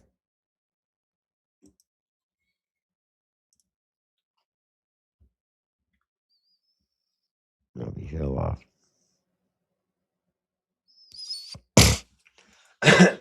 That was my whole point. I think it was a bad look on the way they set that interview up first. And I think they should have just clarified it from the jump. Because we all know how Creek Squad thinks, and we know how they act. When Ryan put out my phone number, and he put out the Gotcha Man's phone numbers, I still get phone calls to this day. People from Creek Squad. I have to disguise my voice when I answer the phone. I've changed my voicemail to somebody else's name to try to throw them off. But here lately, Android, they adopted the phone recording like an iPhone does. So if there's a number I don't remember or don't know who it is, I just hit the record button right off the bump and know and hang up. My bad, man. I got bad service when I was driving around. You're good. But I see what you're saying where Trevor said that. And he's like, well, when I was a teenager, I did some bad things with a computer, blah, blah. I get why the mind would go that way in this situation. Right. But I mean, he came back out and clarified it. So that was a good save. I You get have it. to you have to give everything in detail when you do this shit on the internet.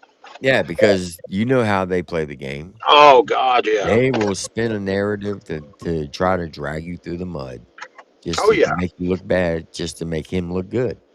Yeah. And then in some cases, you prove yourself innocent and it still don't fucking matter, which is No. crazy. And that's why I was so done with it. I was like, man, this shit is getting so out of hand that this is crazy. And then, but shit like Trevor, dude, people get blamed for that weird shit all the time. Some people don't make it out, man, and they get their lives ruined over that type of shit. Just like how he ran with the narrative that I was a stolen valor. That was the dumbest claim ever. I don't know why he even. I don't know how many times you need to get on here and I think it's fucking. funny though. It's funny to me. It's like you're an idiot. I I'm gonna think prove. I think these Homo sapiens want you to be their drill sergeant and smack them around a couple of times. What do you I think? don't know. I don't know what it is. They want some knife hands. Well, I got one guy over here trying to pay me $1,000 to send him a dick pic so he can compare mine to his. It's Hey like man, what the that's fuck? crazy. That is wild. That's gay as hell. Send him my number for a friend that I know. I'm just joking. $1,000, man. Gas high as hell. That's crazy, man. Yeah. It's like, But you know what it is. It's a hater, and they're like, "Look, Tim did this," and I'm like, "Okay, well, you were gonna do the same, so that's kind of crazy." No, don't look at me. Look at him. He's the one. Like, all right, well, you're on here getting dick pics of dudes on the phone, bro. That's wild. yeah, then you got some people actually out here, they get trolled by a female and they telling themselves that, yeah, it was just that one time, but nobody knew about it, where he's actually sucking another man off, That's so wild, and dude. it's a BBC, right? God,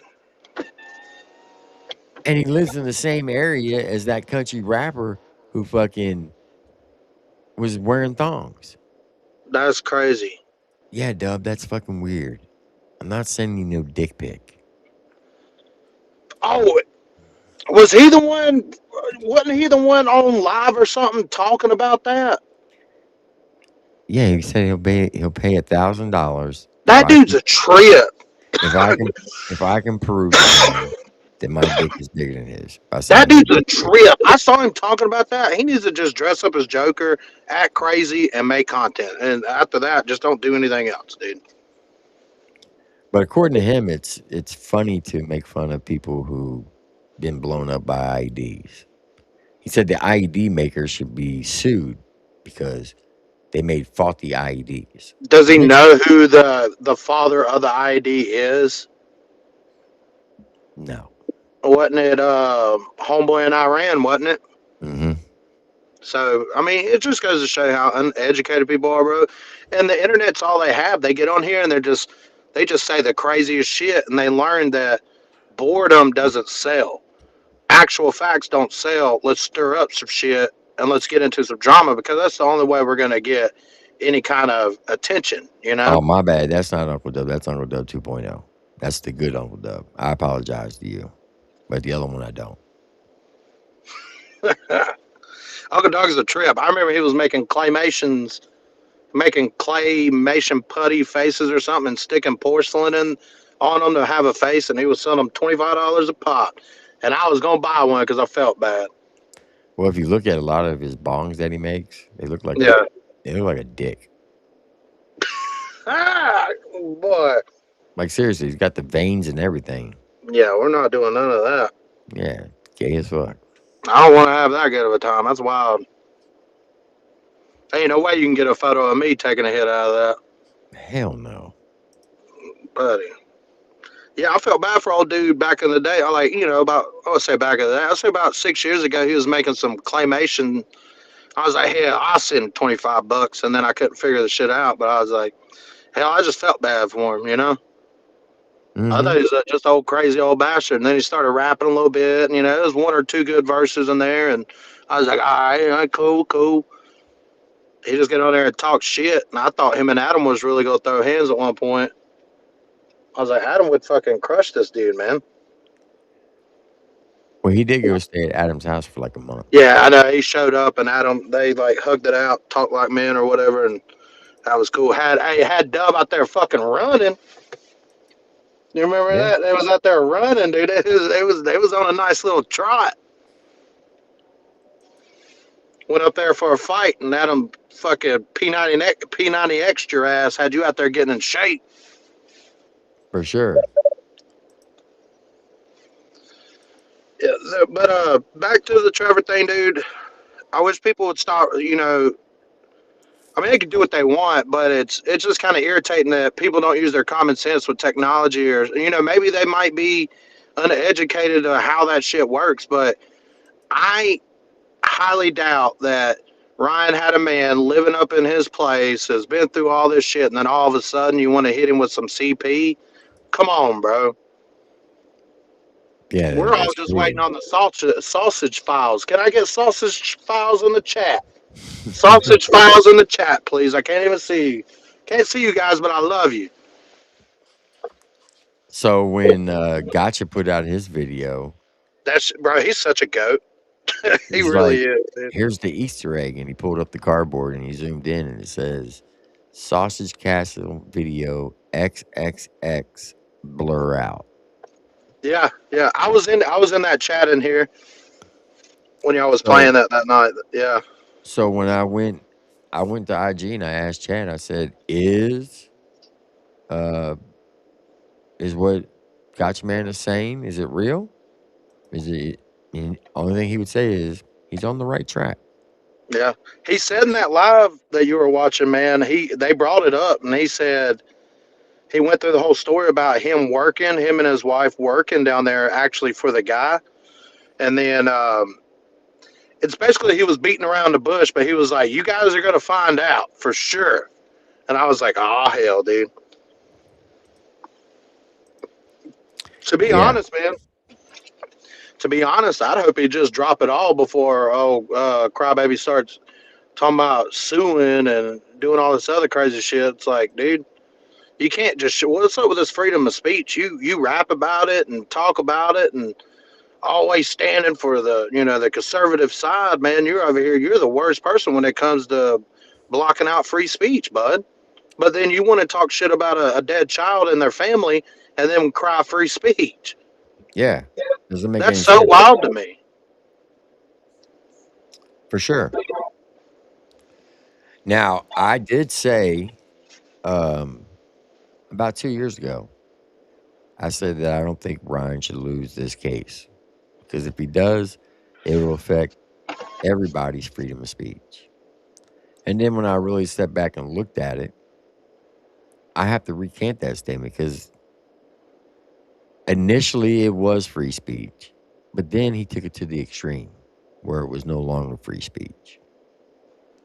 You can't go around defaming a dead child or anybody who died, in my opinion. That's just my personal opinion. Yeah. And That's just asking for bad juju, man. You don't do that to somebody, man. well, not only that, when he weaponized his fan base, That just you makes know, it even worse. you know as well as I do, when the whole thing was going on, Xana May, God bless her, she had to quit NASA. Yeah, I heard that, dude. Dude, what the hell? Yeah, because she was being harassed to this day. And did it fuck with her security clearance or anything, No. or they were just literally up there like calling and fucking just harassing her where she had to dip out? Yeah. Dude, shame on these people, man, because with all these collective people added up, their IQ wouldn't be nowhere near hers. No, none whatsoever. Hey, but with all these dead scientists pop up, hell, it could have blessing in disguise saved her damn life. Who knows? Yeah. Who knows? But my thing is with that is, man, it was a bad look to be getting on to a Ukrainian immigrant, and then somebody that was on the news for going to get in their Ukrainian family during the Russian and Ukraine war, Yeah. and then smash them, and then say that you're all about America, this and that, brother. We accept immigrants, legal immigrants, in my opinion, but man, you can't do that, especially for somebody I mean, you are seeking asylum. That's legit seeking asylum, But and no, you that just she served our country. yeah, and she served our country, bro. It was just so bad. It was like I don't even know how to compare it, man. It was just shitting on a pope. Yeah. I mean, not I wouldn't put them in the same kind. It's just weird to try to explain. It's just so bad. It was. You That's you, not a good look. you want to know why he went after her so bad? And that's just my personal opinion. You remember the one YouTuber that he would go up on the Yeah. panel What's and he his would say, nuts? We got a cash app. American. We got What a the fuck? super chat. Yeah. We got a super chat. Tony Dodge. Tony Yeah, Tony Dodge. Dodge. Okay. Yeah. The night he went up on Tony Dodge's panel and Santa Mae was up on the panel, she had no idea who Ryan Upchurch was. And that literally pissed him off. I'm a firm believer in that. Bro, not everybody on the West Coast knows you, bro. It's literally like 0.3% of the people that know you over here. There are people in Tennessee don't know who the fuck he is. Yeah, dude. They don't. Like, seriously. I know from firsthand experience. I went to a music store in Lebanon, whatever how you pronounce it, Lebanon, Tennessee, where Haystack is from, because Mikey D used to live there. The very first time that I went to go see Mikey D in person, Shout out was, OG Mikey D. for sure, Shit. March 9th, 2021, we stopped off at a music store to get some mics, some microphones and mic stands. And I Yeah. went in there just playing around. I was like, dang, can we get you have any military discounts? No. What about YouTube discounts? YouTube discount. I said, yeah, we're music reactors. Can we get some YouTuber discounts? They're like, oh, what is that? So we had to explain to them what YouTube reaction channels were. I was like, we would react to Ryan Upchurch. And literally, this young lady says, who's Ryan Upchurch? I believe it. I'm like, what? 2 counties over from Cheatham, and you don't know who the Cheatham County King is? Allegedly the king. Never heard of him.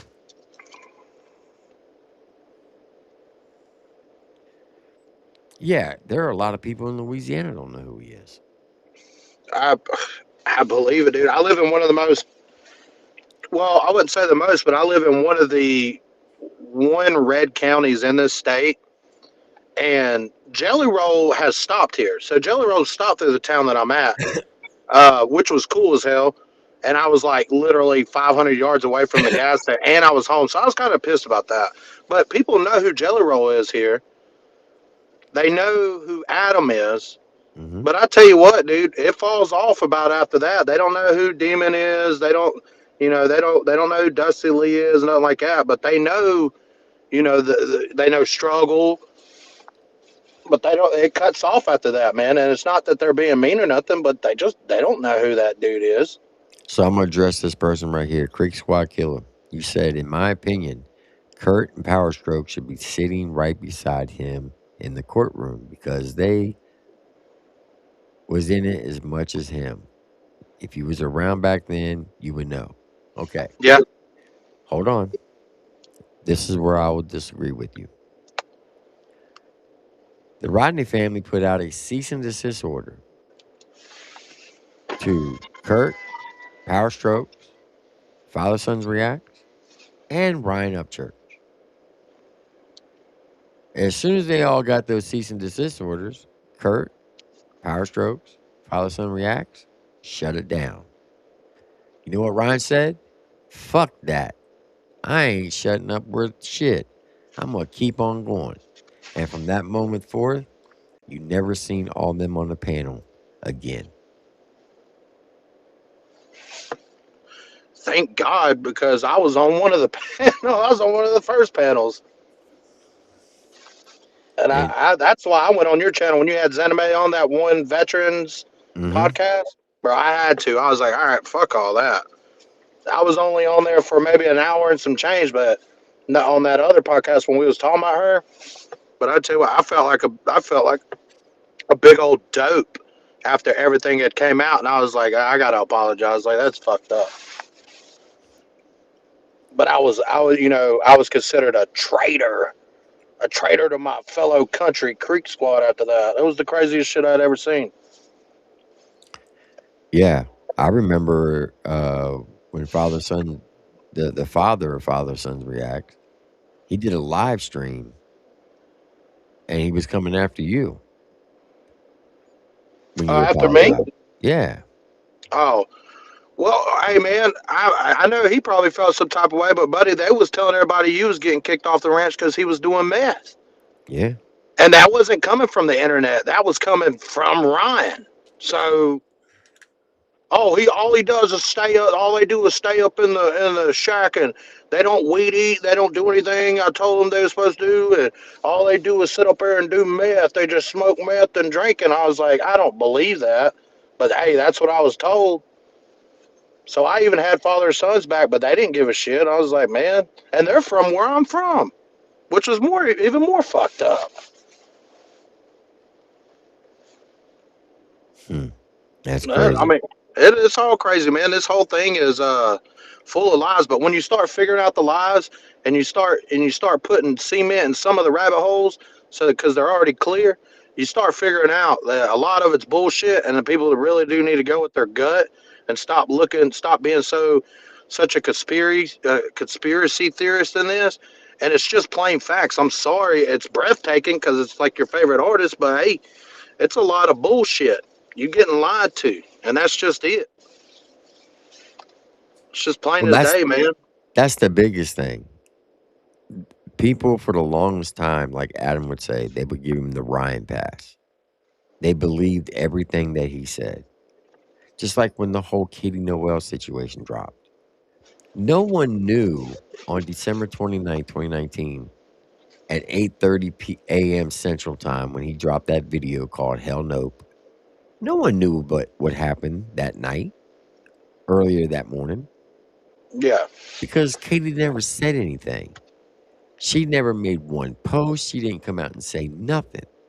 He was the first one to bring it to the internet. and then didn't he record a phone call? And he was yelling and everything. Well, she recorded when she was driving home, Oh, right? okay. Yeah.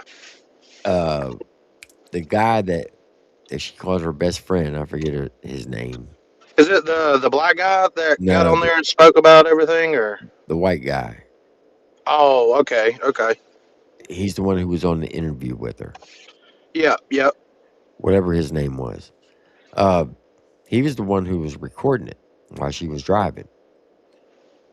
And Ryan was freaking out. I can't believe you're doing this to me. I haven't seen you in 3 weeks. Blah, blah, blah, blah, blah. But once again, no, Kiefer, yeah, that's his name. Kiefer, yep. But no one knew about the situation until he put out that video that morning. And everybody took his side. Why?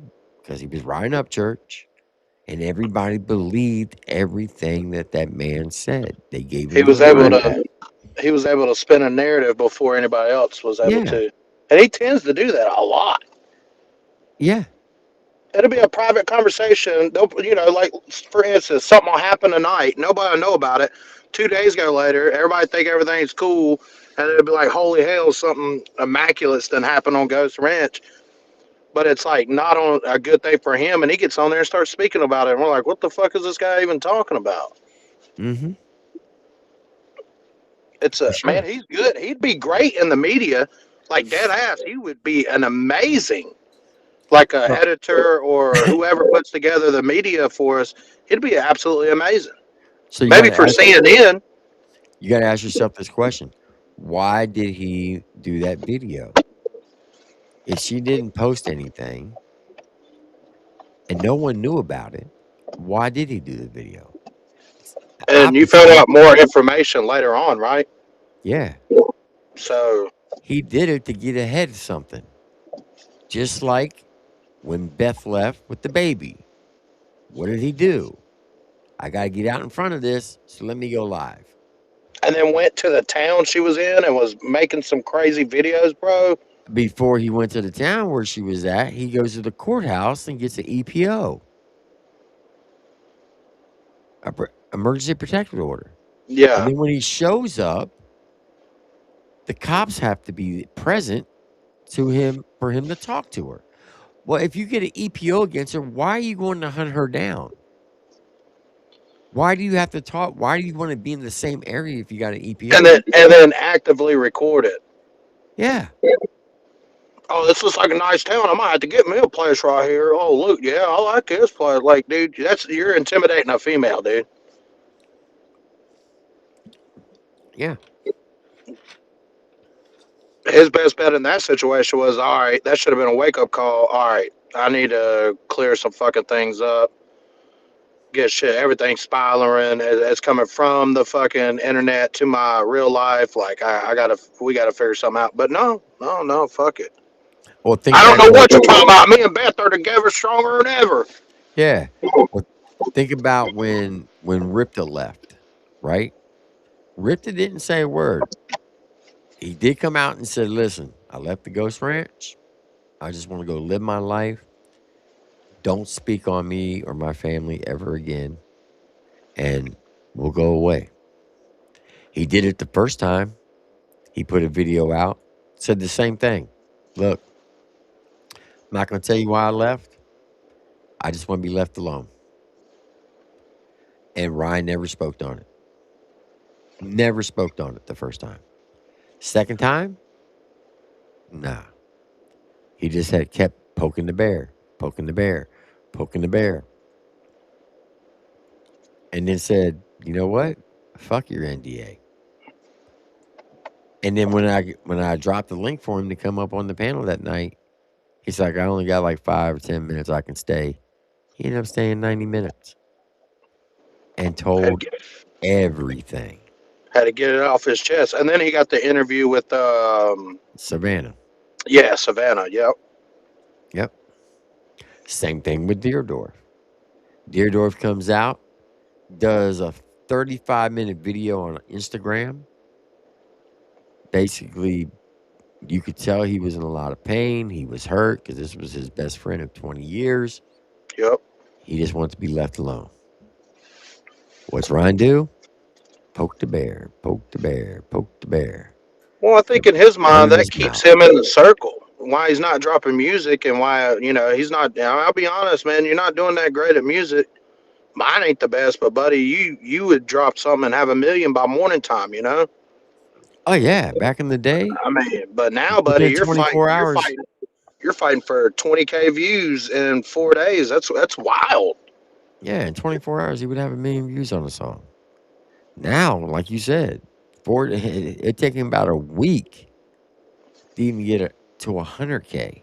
Yeah, I stop in and check in, and I'm like, I ain't even heard a lot of the. Matter of fact, Superstar was the last time was the last song. I was like, fuck it, I don't care anymore. So he's definitely taking a hit. He's definitely falling off.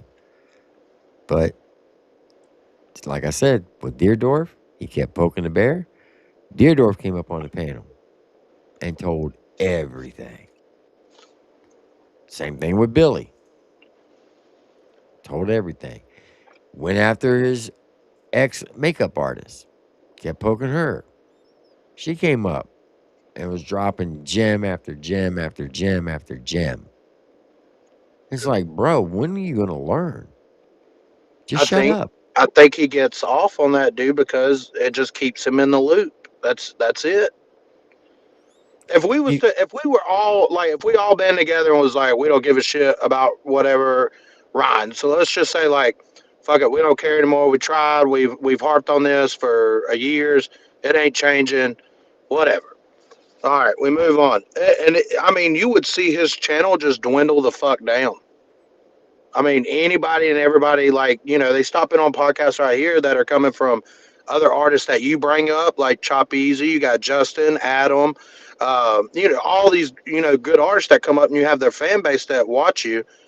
They don't know who Ryan is, so they're like, oh, let's go see who this fucking guy is. And Yeah, that's the only way he's getting any traction now is just drama. That's what I say. I think he would be a great movie producer or a news producer, man, because that's all he's doing right now. for sure. He needs to just have his own, fucking Jersey Shores right there in Tennessee. Just go on his lake boat or whatever that lake house boat thing he has. Hell, just stick 5 rednecks in there and throw some cameras up and hell, stream from your YouTube, buddy. You get more views doing that than you will with the music you dropping. But that's just me. I think he likes the publicity, dude, good or bad. And that's what that a lot of his friends that I've talked to that are his friends. That's what they all tell me. Well, man, all publicity is good or bad. And I'm like, well, not this. I wouldn't want this shit tied to me. Hell no. I don't know. I don't fuck that. I got morals, man. I like going out and getting a cup of coffee without getting a mean look at me. I agree. I don't want none of that shit tied to me. I don't care. Man, he's just been in the internet life so long that he's just out of touch, dude. Out of fucking touch with it. And like right now, he's probably getting off on the whole Chad thing. He's like, fuck it, I don't care. But Chad, if you watch that live, did you watch it all? No. He says there's a reason that Ryan's scared to go to prison. And he said, and I'll let y'all know there. You watch that thing. There's a thing in there where he drops it, and I didn't even see where anybody asked that, or I didn't know anything about that. But apparently Ryan's scared to go into prison. And Really? Chad was like, I thought it was paranoid, but I know what it is now. So Chad's like confident. You got to watch it. It was kind of crazy. He like drops those little gems in there, and I'm like, what the fuck? All I was asking about was the sausage files, man. Did this dude make love to a pumpkin? Because if he did, that's weird, and we got to get some merch out pronto. Well, that's the thing. It's not about pumpkins. Oh, it's not. No. Where I you thought been? that. I thought the chat. I was just in a couple days ago. Hell, I only been camping 4 days. All I right. thought it All was right. pumpkins. Did it change? No, okay, so I got to back you up on this. Yeah. Let me know. I got to know the tea on this now. So here we go. So 2 years ago, Johnny Gobble was the first one to come out and say anything about the Sausage Castle. Okay. He said, "Hey Ryan, why don't you tell everybody about that sex video that you were part of, where you, Justin Adams, and Tubbs slept with one woman at the Sausage Castle." Now, I know how a threesome works. I don't understand how a foursome works. Hey, you ever met Tubbs? He's a big guy. Yeah, you ain't try. Hey, I rode with Tubbs at Tugay Tawa. Let me tell you what. I don't care if we was shivering out in a foxhole. You ain't getting in a foxhole with me, buddy. Let me give a damn. That means one man was over there reading a map or something or watching. or doing something else. Or doing something else, buddy. Hey. Okay? Now, if you also remember back in October, JJ Lawhorn came out and he dropped a very long Instagram story where he was imitating Ryan Upchurch and roasting him.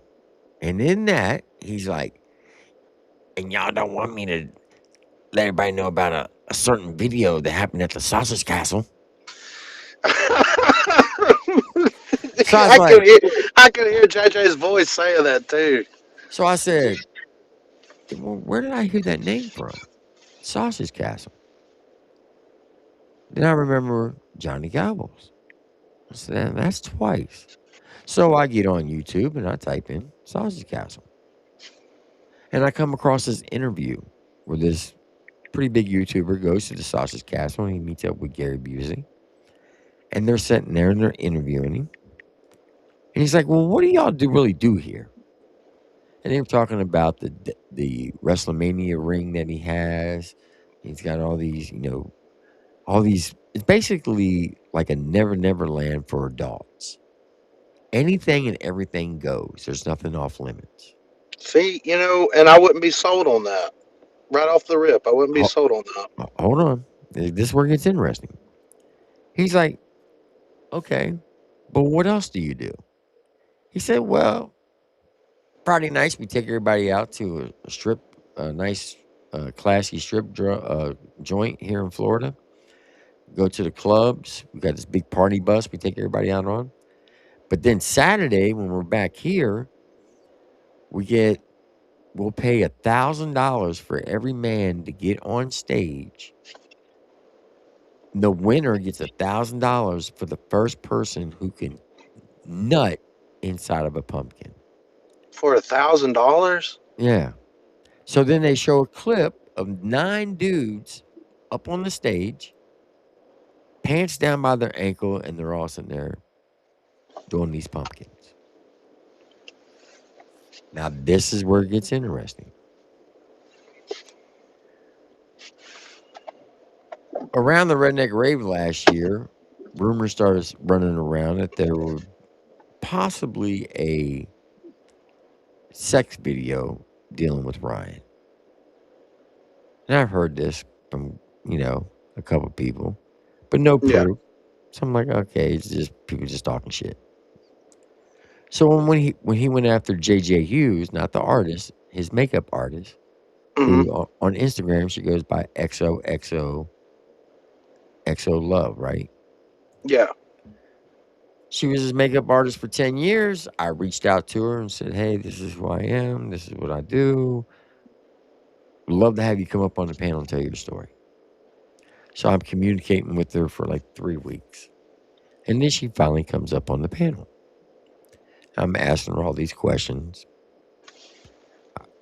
We're going through the interview process.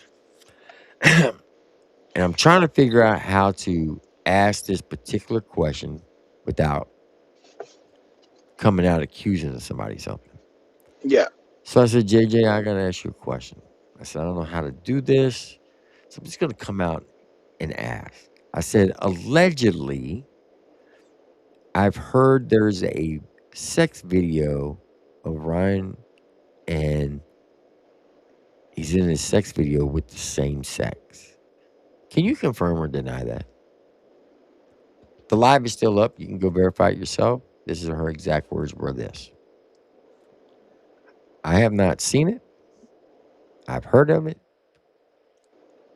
But I know have people who have seen it. But if you ever get a chance to interview him, you might want to ask him what happened in the Roosevelt room. Well, when she said that, that's when everybody started dropping pumpkins in the chat. Hey, somebody in your chat, when you were talking about this last week, somebody in your chat said it wasn't the Roosevelt room, it was the Hefner room or some Okay, the some Hefner shit. room. Okay, yeah, Hefner room. But I don't know. This is something I don't know the details too much on It was that. either the Roosevelt or Hefner. It could be one of them two. I got you, chat. I got you. I know old man don't be reading the chat like he used to. I never read the chat. But she names off this room and said you might want to ask him what happened on there. Now, I do know that Gary Busey, who runs the joint, there's video cameras in every room. So everything that you do there gets video recorded. So bro got Epstein Jr. or like this is Allegedly, there may be a sex video of the same sex dealing with Ryan. So when Chad put that video out and Gotcha Man covered it and said, oh, look what it says here on this cardboard board. It says Sausage Castle video XXX blur out.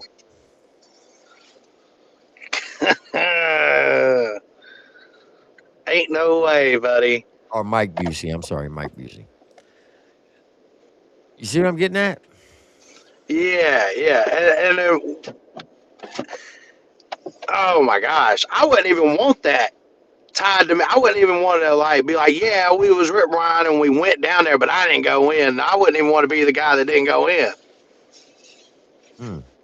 I'd been like, no, I was fucking dog sitting or chicken feeding the Ghost And Ranch when all that shit was going down. I wouldn't know I what was the hell. also told. I was also told by a reliable source, and I will not reveal who my source is. But when certain people would go to the Ghost Ranch, meaning YouTubers, Ryan would always take them to a certain place at the Ghost Ranch where no females were allowed to go in.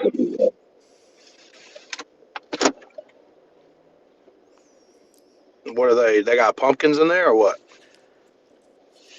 I don't know, just that He locked them in the Ghost Ranch pumpkin patch, is what he w- did. when YouTubers would go visit him, he would go take them to a certain spot at the Ghost Ranch, and he had direct orders that no one else could come, no females could be there when these YouTubers would come.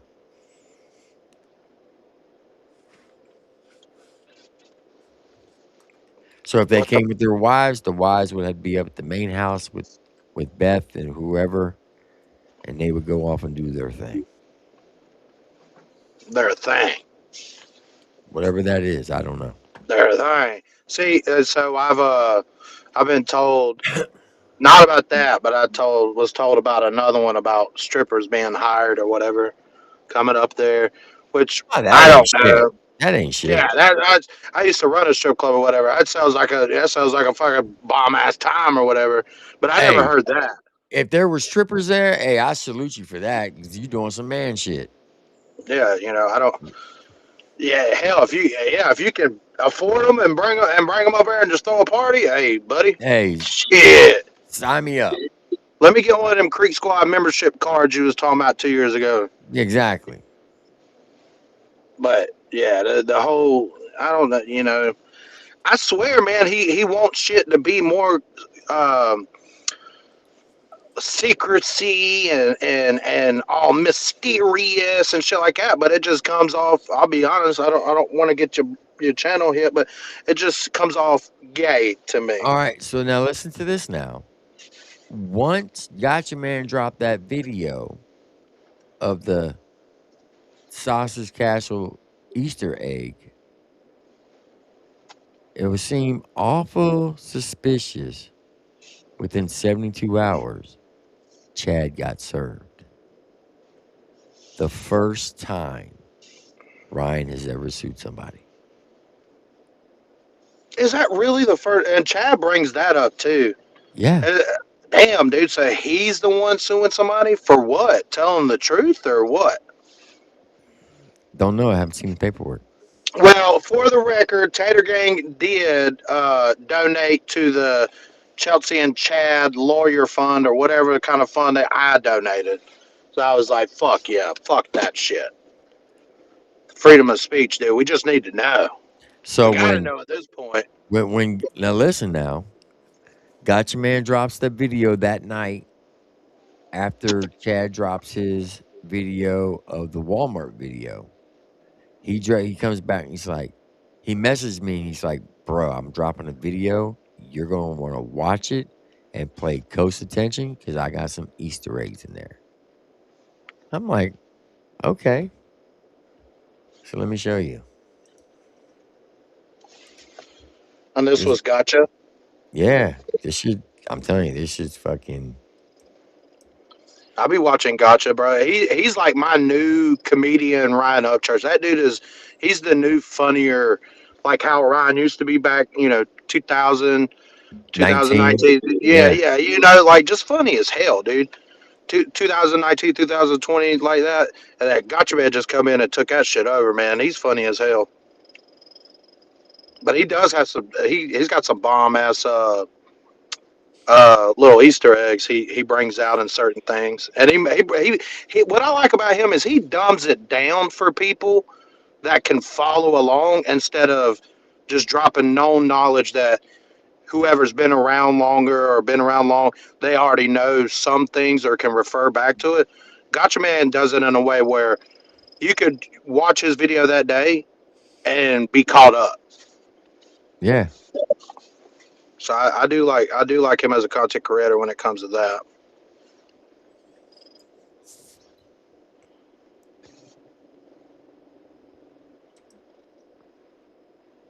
Not the pumpkins. Good Lord, for 1,000. That's wild, man. Oh, it's more than pumpkins. Damn. I bet you a damn pumpkin patch hates seeing Ryan come downtown. Be like, here he is, boys. We gotta pack it up. We gotta pack it up, boys. Which one was it? Ain't no pumpkin humping going around here. These are virgin pumpkins. Was it this one?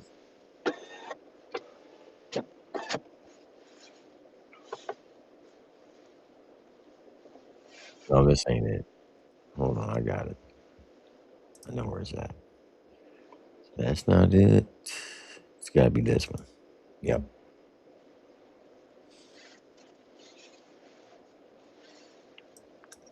So listen to this shit.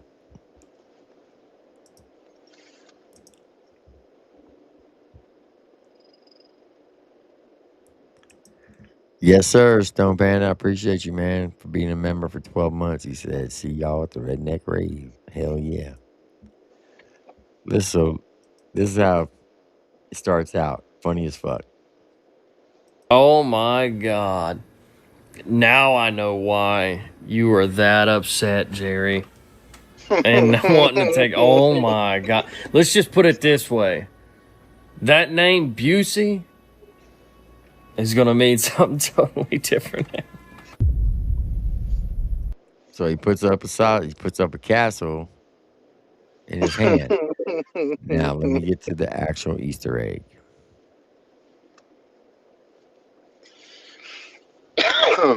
It was such a bad interview too.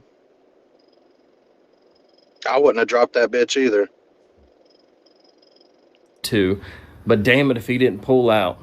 You're going to hope that there's some people out there like that. And I'm going to tell you, videos like this, it's going to make it harder, buddy. It's going to make it a lot harder.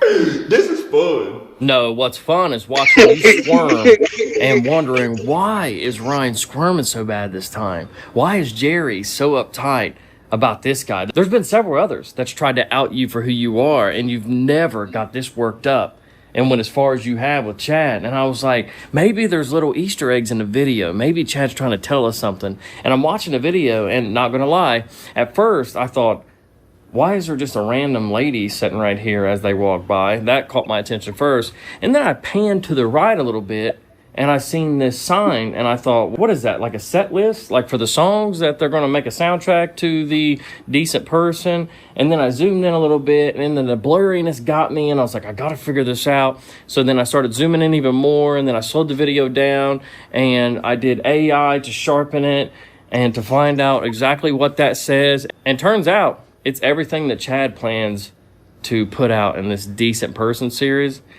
And a couple of them made me really realize what you're worried about. If you look really close, this says Castle Video XXX. Now, you guys are probably going to have to take the image yourself and go through AI and do your own thing to see what I'm seeing. But it says Castle Video XXX. Everybody knows what XXX means, right? And Castle Video, Sausage Castle, Jerry Busey, right?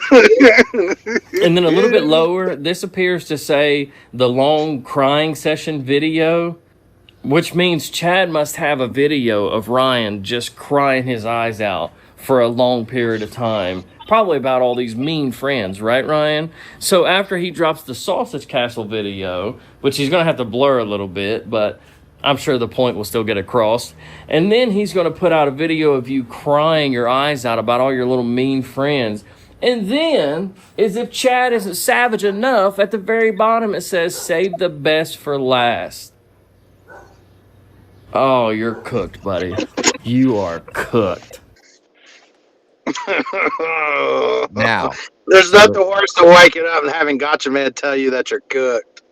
so when I played that, I had Caesar Beaver from Country Rap News on my panel. I'm like, well, let's go back and look at the original video. So we went back and looked at the original video. I tried to screenshot it and put it through AI to see if I can clear it up. And then lo and behold, Chad pops up in my IG chat. So I message him. And I got the screen up so everybody can see it. I'm not pulling anything shady. And I said, Chad, can you confirm or deny what Gotcha Man is saying? Is he telling the truth about the sausage castle? And everybody who was in here that night will tell you, he says, I'll just say the Gotcha Man's on the right track. Yeah, and you did that live. You Yeah. texted him and he responded live. I was Yeah. in the chat. Yeah, 72 hours later, he gets served the court I ain't paper. down about something. You can serve all you want, buddy, but the way Chad put on that live before you watch it, man, he put it. It's coming out. It's happening. So, if it is a sex video of the same sex, I don't think there's no way in hell you can. I think I'm gonna wash my tongue is what I'm gonna do from singing Hollow Boy so many years. Fuck that. I'm gonna schedule me a dental appointment. Fucking give me a deep cleaning, bud. We ain't doing none of that. Oh my god, that'll make me sick to my stomach, brother. Yeah. For real. Hollow Boy got a whole new meaning, bro. That's crazy. Mm-hmm. God, no. So a part of me is like, man, I hope it's just some crazy shit, but not that crazy. I'd rather it just be the pumpkin rumor, not the. Well, Not all that. so if you think about it, right? When Gobble was going after Ryan, right? Yeah.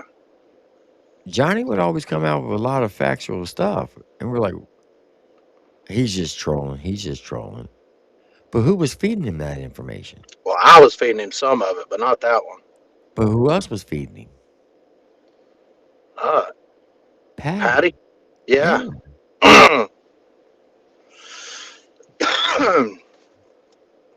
Because 2.5 years ago, he was the first one to mention the sausage castle. And then last November, JJ Lawhorn mentions the sausage castle. That shit had to come from somewhere. It had to stem from somewhere. So I'm like, okay, I've heard this name before. Where did I hear it? So I'm going through the archives, come up with the video. Bam. Oh, shit. He did say, he said, why don't you tell everybody how you had sex with one woman with Justin Adams, Tubbs, and Ryan and one woman. And he dropped names too. Yeah. And you know, Tubbs back then was his right hand man, you know? Yeah, he was also a manager at one point. Yeah. Hey, Tubbs tore that damn Can-Am all to shit at Tailgating Tall Boys, man. They fucked that thing up. So when he dropped that, and then JJ Lawhorn dropped it, and then I interviewed JJ Hughes, I'm like, whoa, whoa, what the fuck? And now we got the Easter egg of Castle XXX blur out. Chad's making it like this is the fucking last season of Stranger Things, and he's just dragging that shit out to May 11th. Yeah. Everybody's wanting to see, man. It's just, man, who can you blame? I know people are going to be like, y'all are picking on him. Dude, you motherfuckers are tripping. He has ran people through the dirt for over 10 years. We just didn't know how bad it was till you start peeling back the layers and you get to see behind the curtain. Then you're like, you don't agree with none of that shit. If you remember back in the day, remember Shoulder Boy? The reaction? Shoulder Boy? Yeah, he called him Shoulder Boy. The guy. That sounds. the reactor who was shitting all over Ryan's song, um, Cheatham. Wasn't he? He was a black guy, wasn't he? Right. Yeah, I know who you're talking about. So if you remember, Ryan would say, he said, "You're just mad because I'm going to get more views than you, and I'm going to make more money roasting you." And back then, he would only do maybe 2 videos on somebody, and he would always say, "All right, we're done with you. Me and Creek Squad, we're going to go find our next victim." Yeah, that's literally how it worked, and it Yeah. was funny videos. It was Yeah. hilarious videos. Yeah.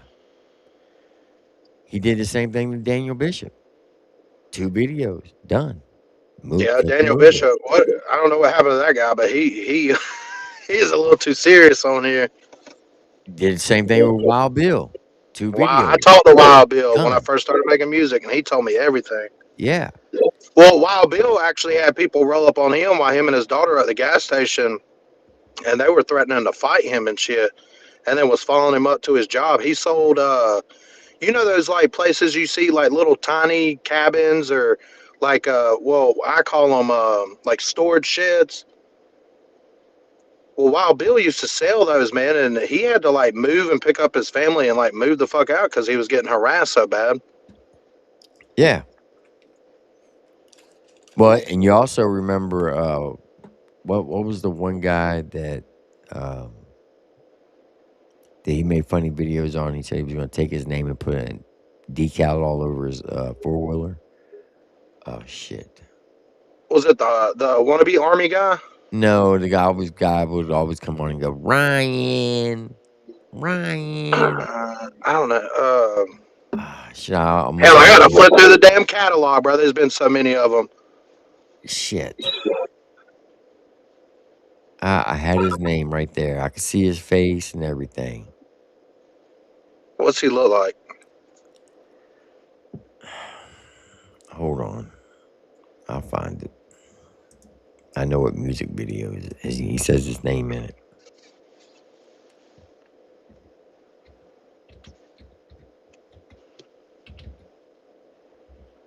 Chad, tell me some of the people, Ryan, you should troll back in the day. What's the biggest one? Lacquer Thinner Larry. That guy. Remember Lacquer Thinner Larry? Yeah, was that not Wild Bill? No. Wild Bill was the guy down in Oklahoma. Lacquer Thinner Larry's the one who sent Ryan a picture of his dead grandfather on a shirt. And Ryan wouldn't take it. I do remember that happening, and everybody was like, bro, that's kind of weird. I do remember that happening. I can't remember I can't put a face to a name on that. Yeah, it was Lacquer Thinner Larry. Little skinny. Matter of fact, I'll pull him up and show you. I mean, he did pretty good at knocking out how many reactors in the last 3 years? So, I mean, he like upped his fucking numbers these past couple of years.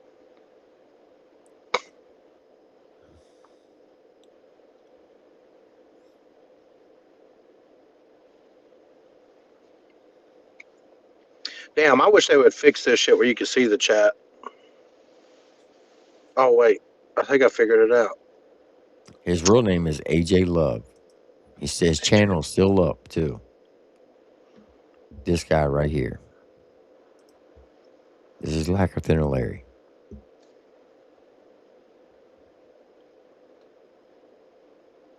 Remember him? Go back up to his profile, or hang on. Right here. Yeah, he does look familiar. What's up, guys?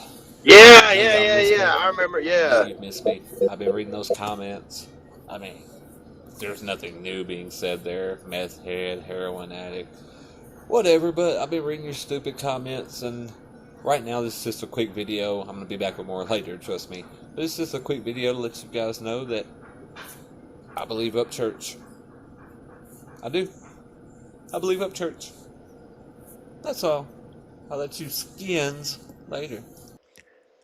And remember, he also did these videos. Let me pull it up.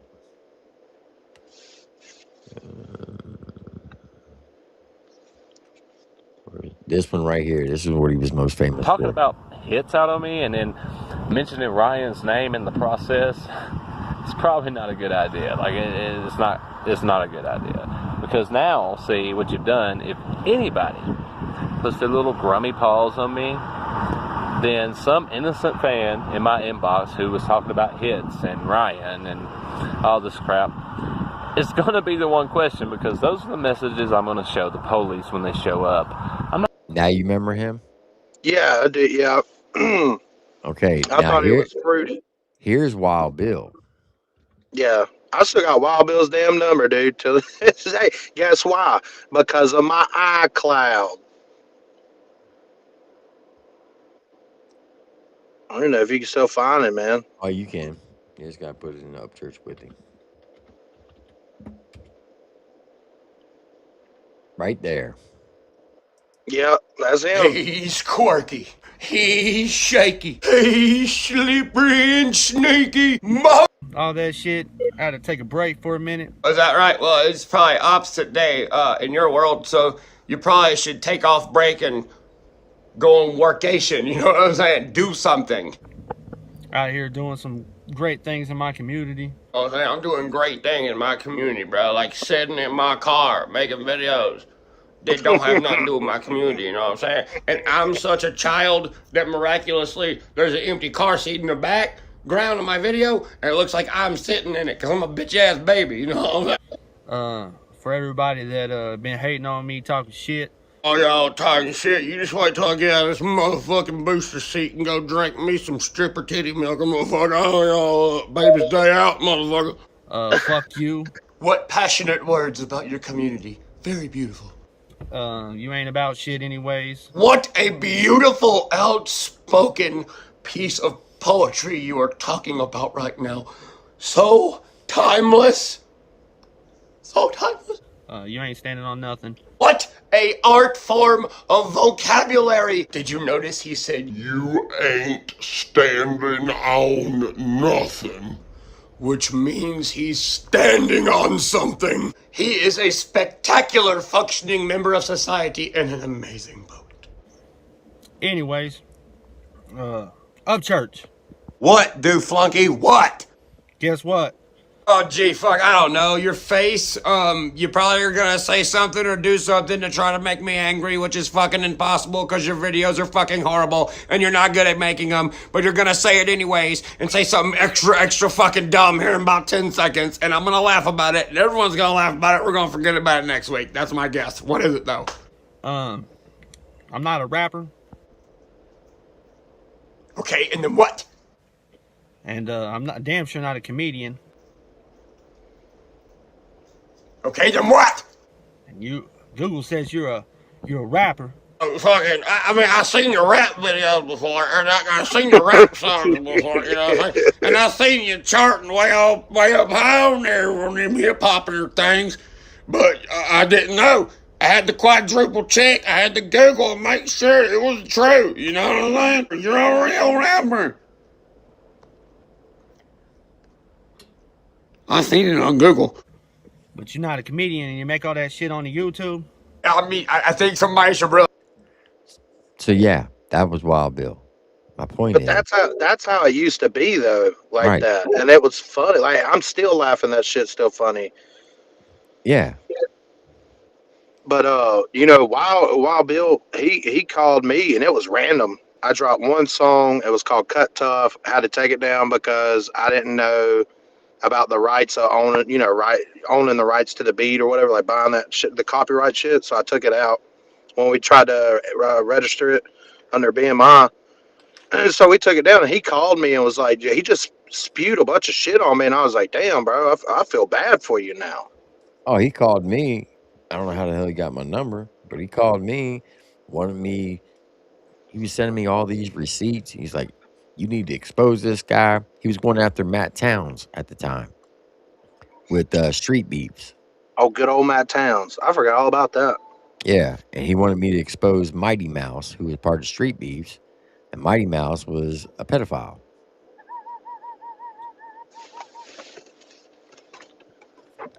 I'm like, I'm good. Go do your thing, Wild Bill. But that's All right, one second. Hey. I think these people looking for that dog real quick. I'm sitting here at work. Yep. Is it a white dog? They were. He's running around with a all white dog. It's not a husky, but it's like an all white miniature type deal. But they were over there at Jeep down that way. Down this road. If you go back down here and go all the way down, you'll see Jeep on your left hand side. They were in that parking lot, but that was probably about an hour ago. Yeah, so they were around here, but it's with another dog too. Yep, no problem. Have a good one. And My that's why point, I get paid the medium bucks. my point is that when he used to troll people, he would only like do 2 or 3 videos, and that was it. Yeah, but now it's a smear campaign to absolutely put a person in the ground. What's that? Do I? No, it was just two lonely dogs, but one of the dogs matches the description you were saying. Yeah, and I've never seen them around here, so yeah, have a good one.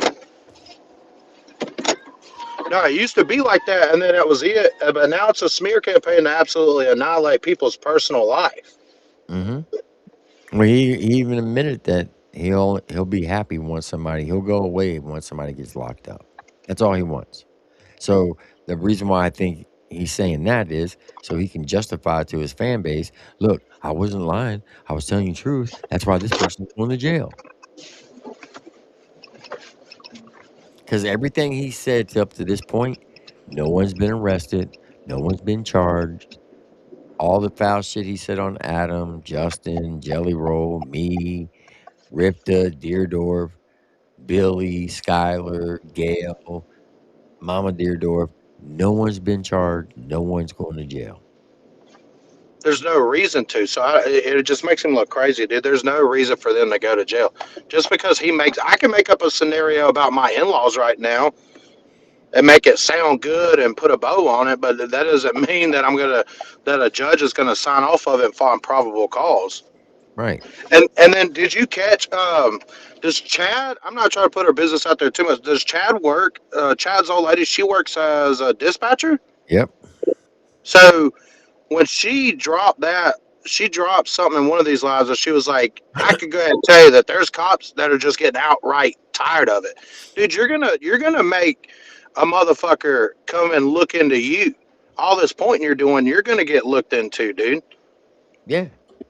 And there's already a rap sheet of you already having this whole sense of paranoia. Like, not that I want it to happen, but Beth, dude, in family court, Beth would eat you the fuck alive, and all they'd have to do is watch your YouTube channel. Oh, yeah, for sure.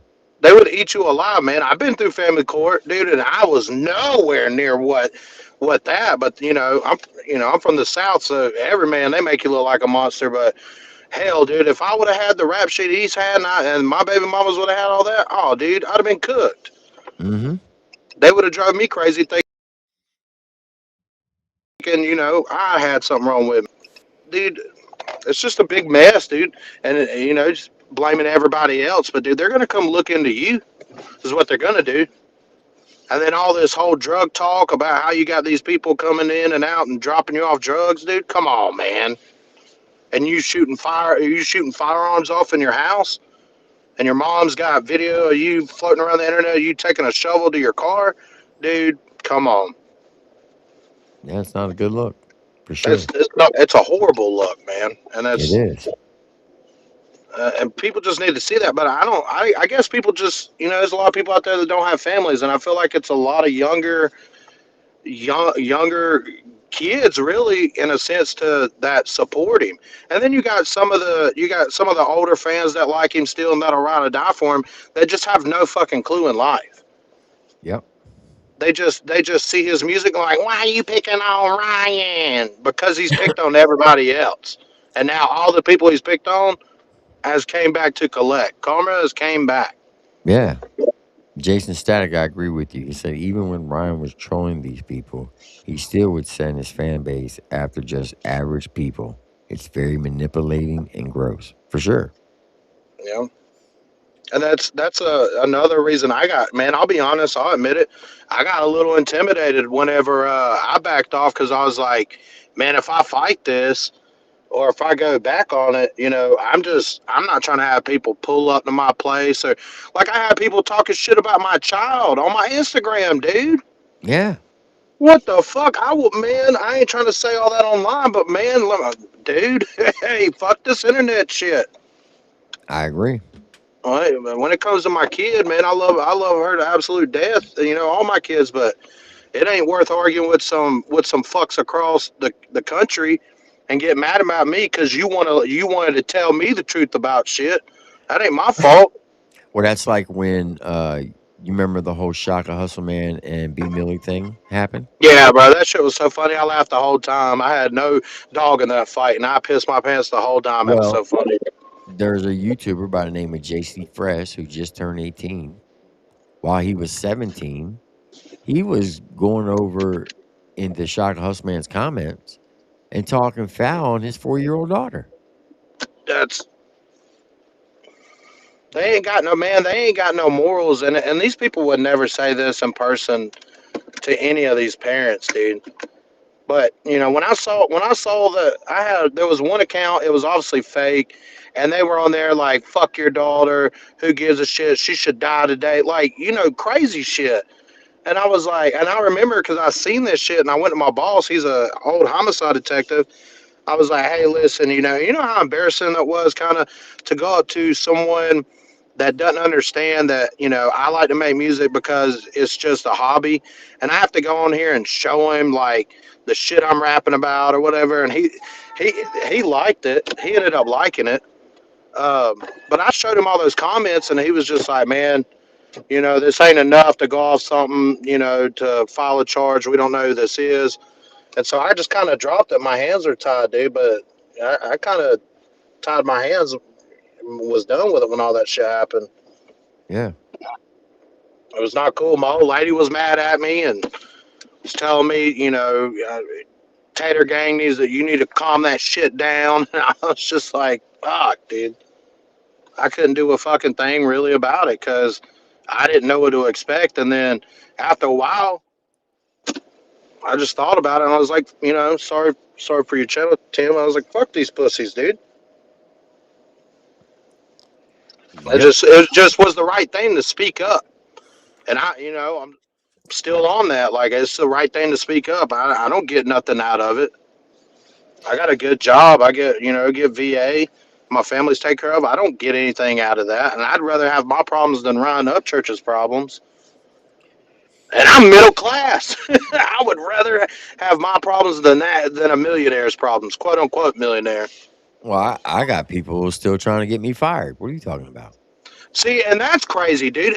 That never. Yeah, shame on you. And everybody knew that used to be the code, man. Shame on you for going and calling somebody's job or going that far. Yeah. That's crazy, dude. You're fucking with somebody's livelihood. That's enough to, hey, fuck it. My last paycheck, I'm getting a check and I'm coming to your state. Well, not only that, if let's say they were successful to get me fired, which it won't happen, but if they were, Yeah. you know One how second. many people? Hey, can we give you our number just in case you see him again? Yeah. Yeah, give me 1 second. Tim, I got to mute you real quick. I got these All right, people giving me you their good? number. You good? Sorry, chat.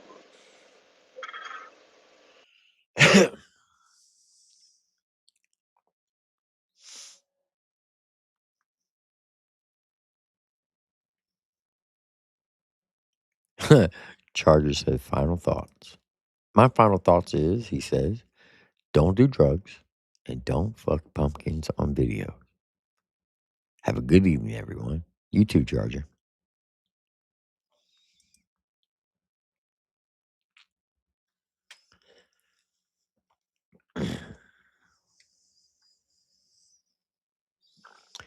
So the point that I was going to make was, if they were to be successful to get me fired,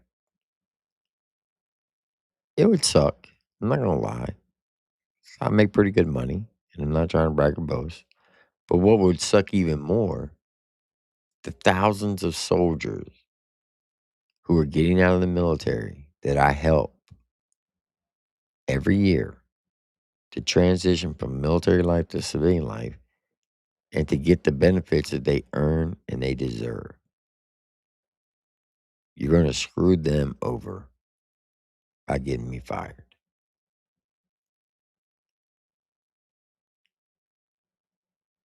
Think about that. All the people that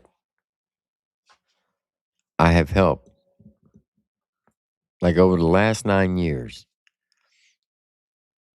I looked at it last week. I think I did 7,872 claims in 9 years. How dare somebody ask me to do my job while I'm at work? I know, right?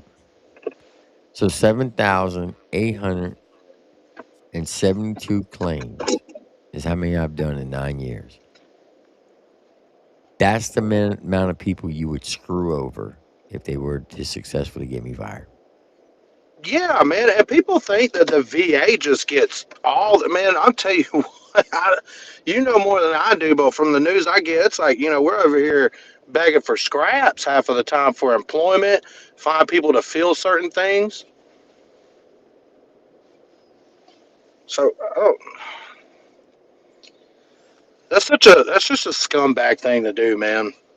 So Especially keep for so keeping it a buck podcast has got a question for me and you. It says, "Hey, Triple T and Tater, what what's your take on people bashing veterans like yourself for getting government funding?" I'll tell you, like I told Tim, I feel guilty about getting it.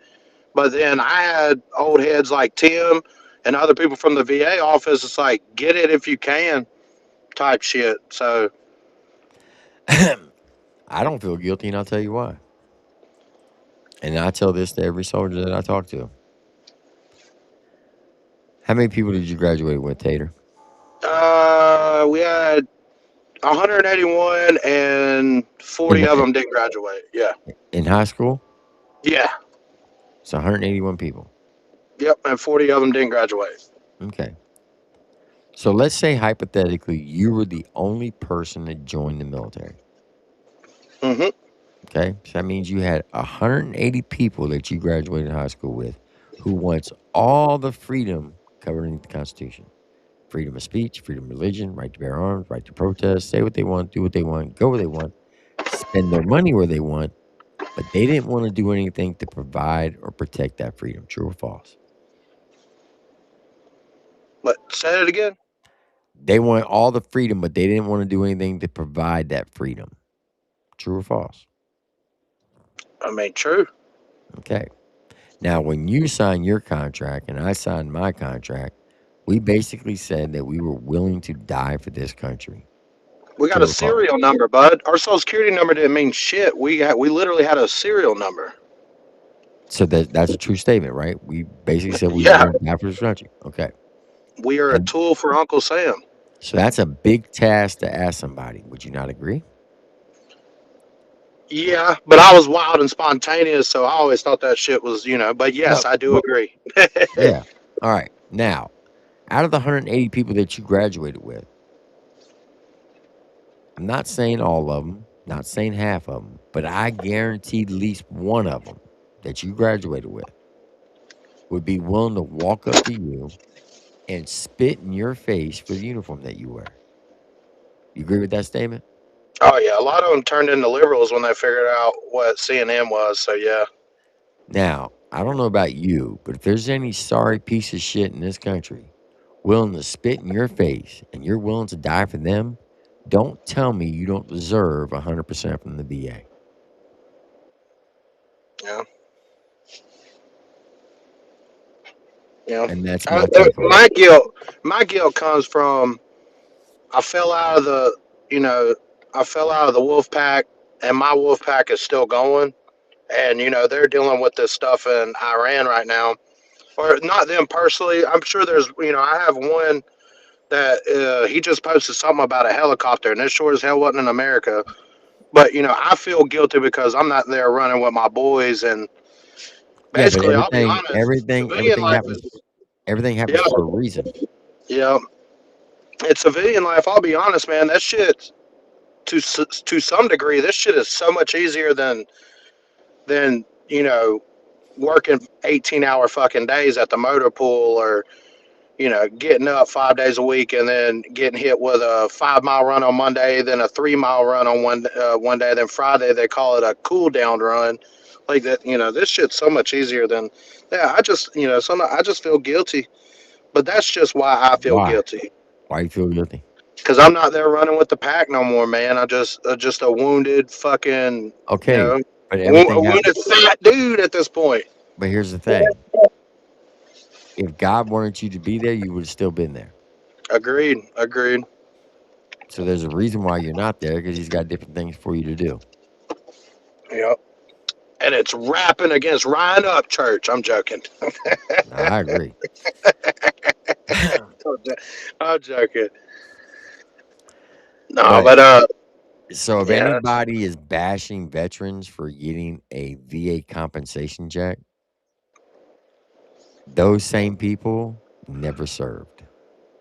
So yeah. until you serve, you can't say shit to me. And they're probably the same people that'll take a $900 food stamp check with them and their girlfriend shacked up in a one-bedroom apartment, but they're willing to not get a job, tell everybody how poor they are, and then they get fed for free type shit. Yep, I mean, hell, you exactly. can't get mad because we're on federal assistance. We don't take it from you. We don't take it from you guys. That shit don't come from Well, the state. it's not okay. First of all, we earned it. It's not federal assistance. We're being financially compensated for the injuries, illness, and diseases that we acquired while on active duty. Mm-hmm. It's not a disability check. It's compensation. They are financially compensating us for the things that we did for this country.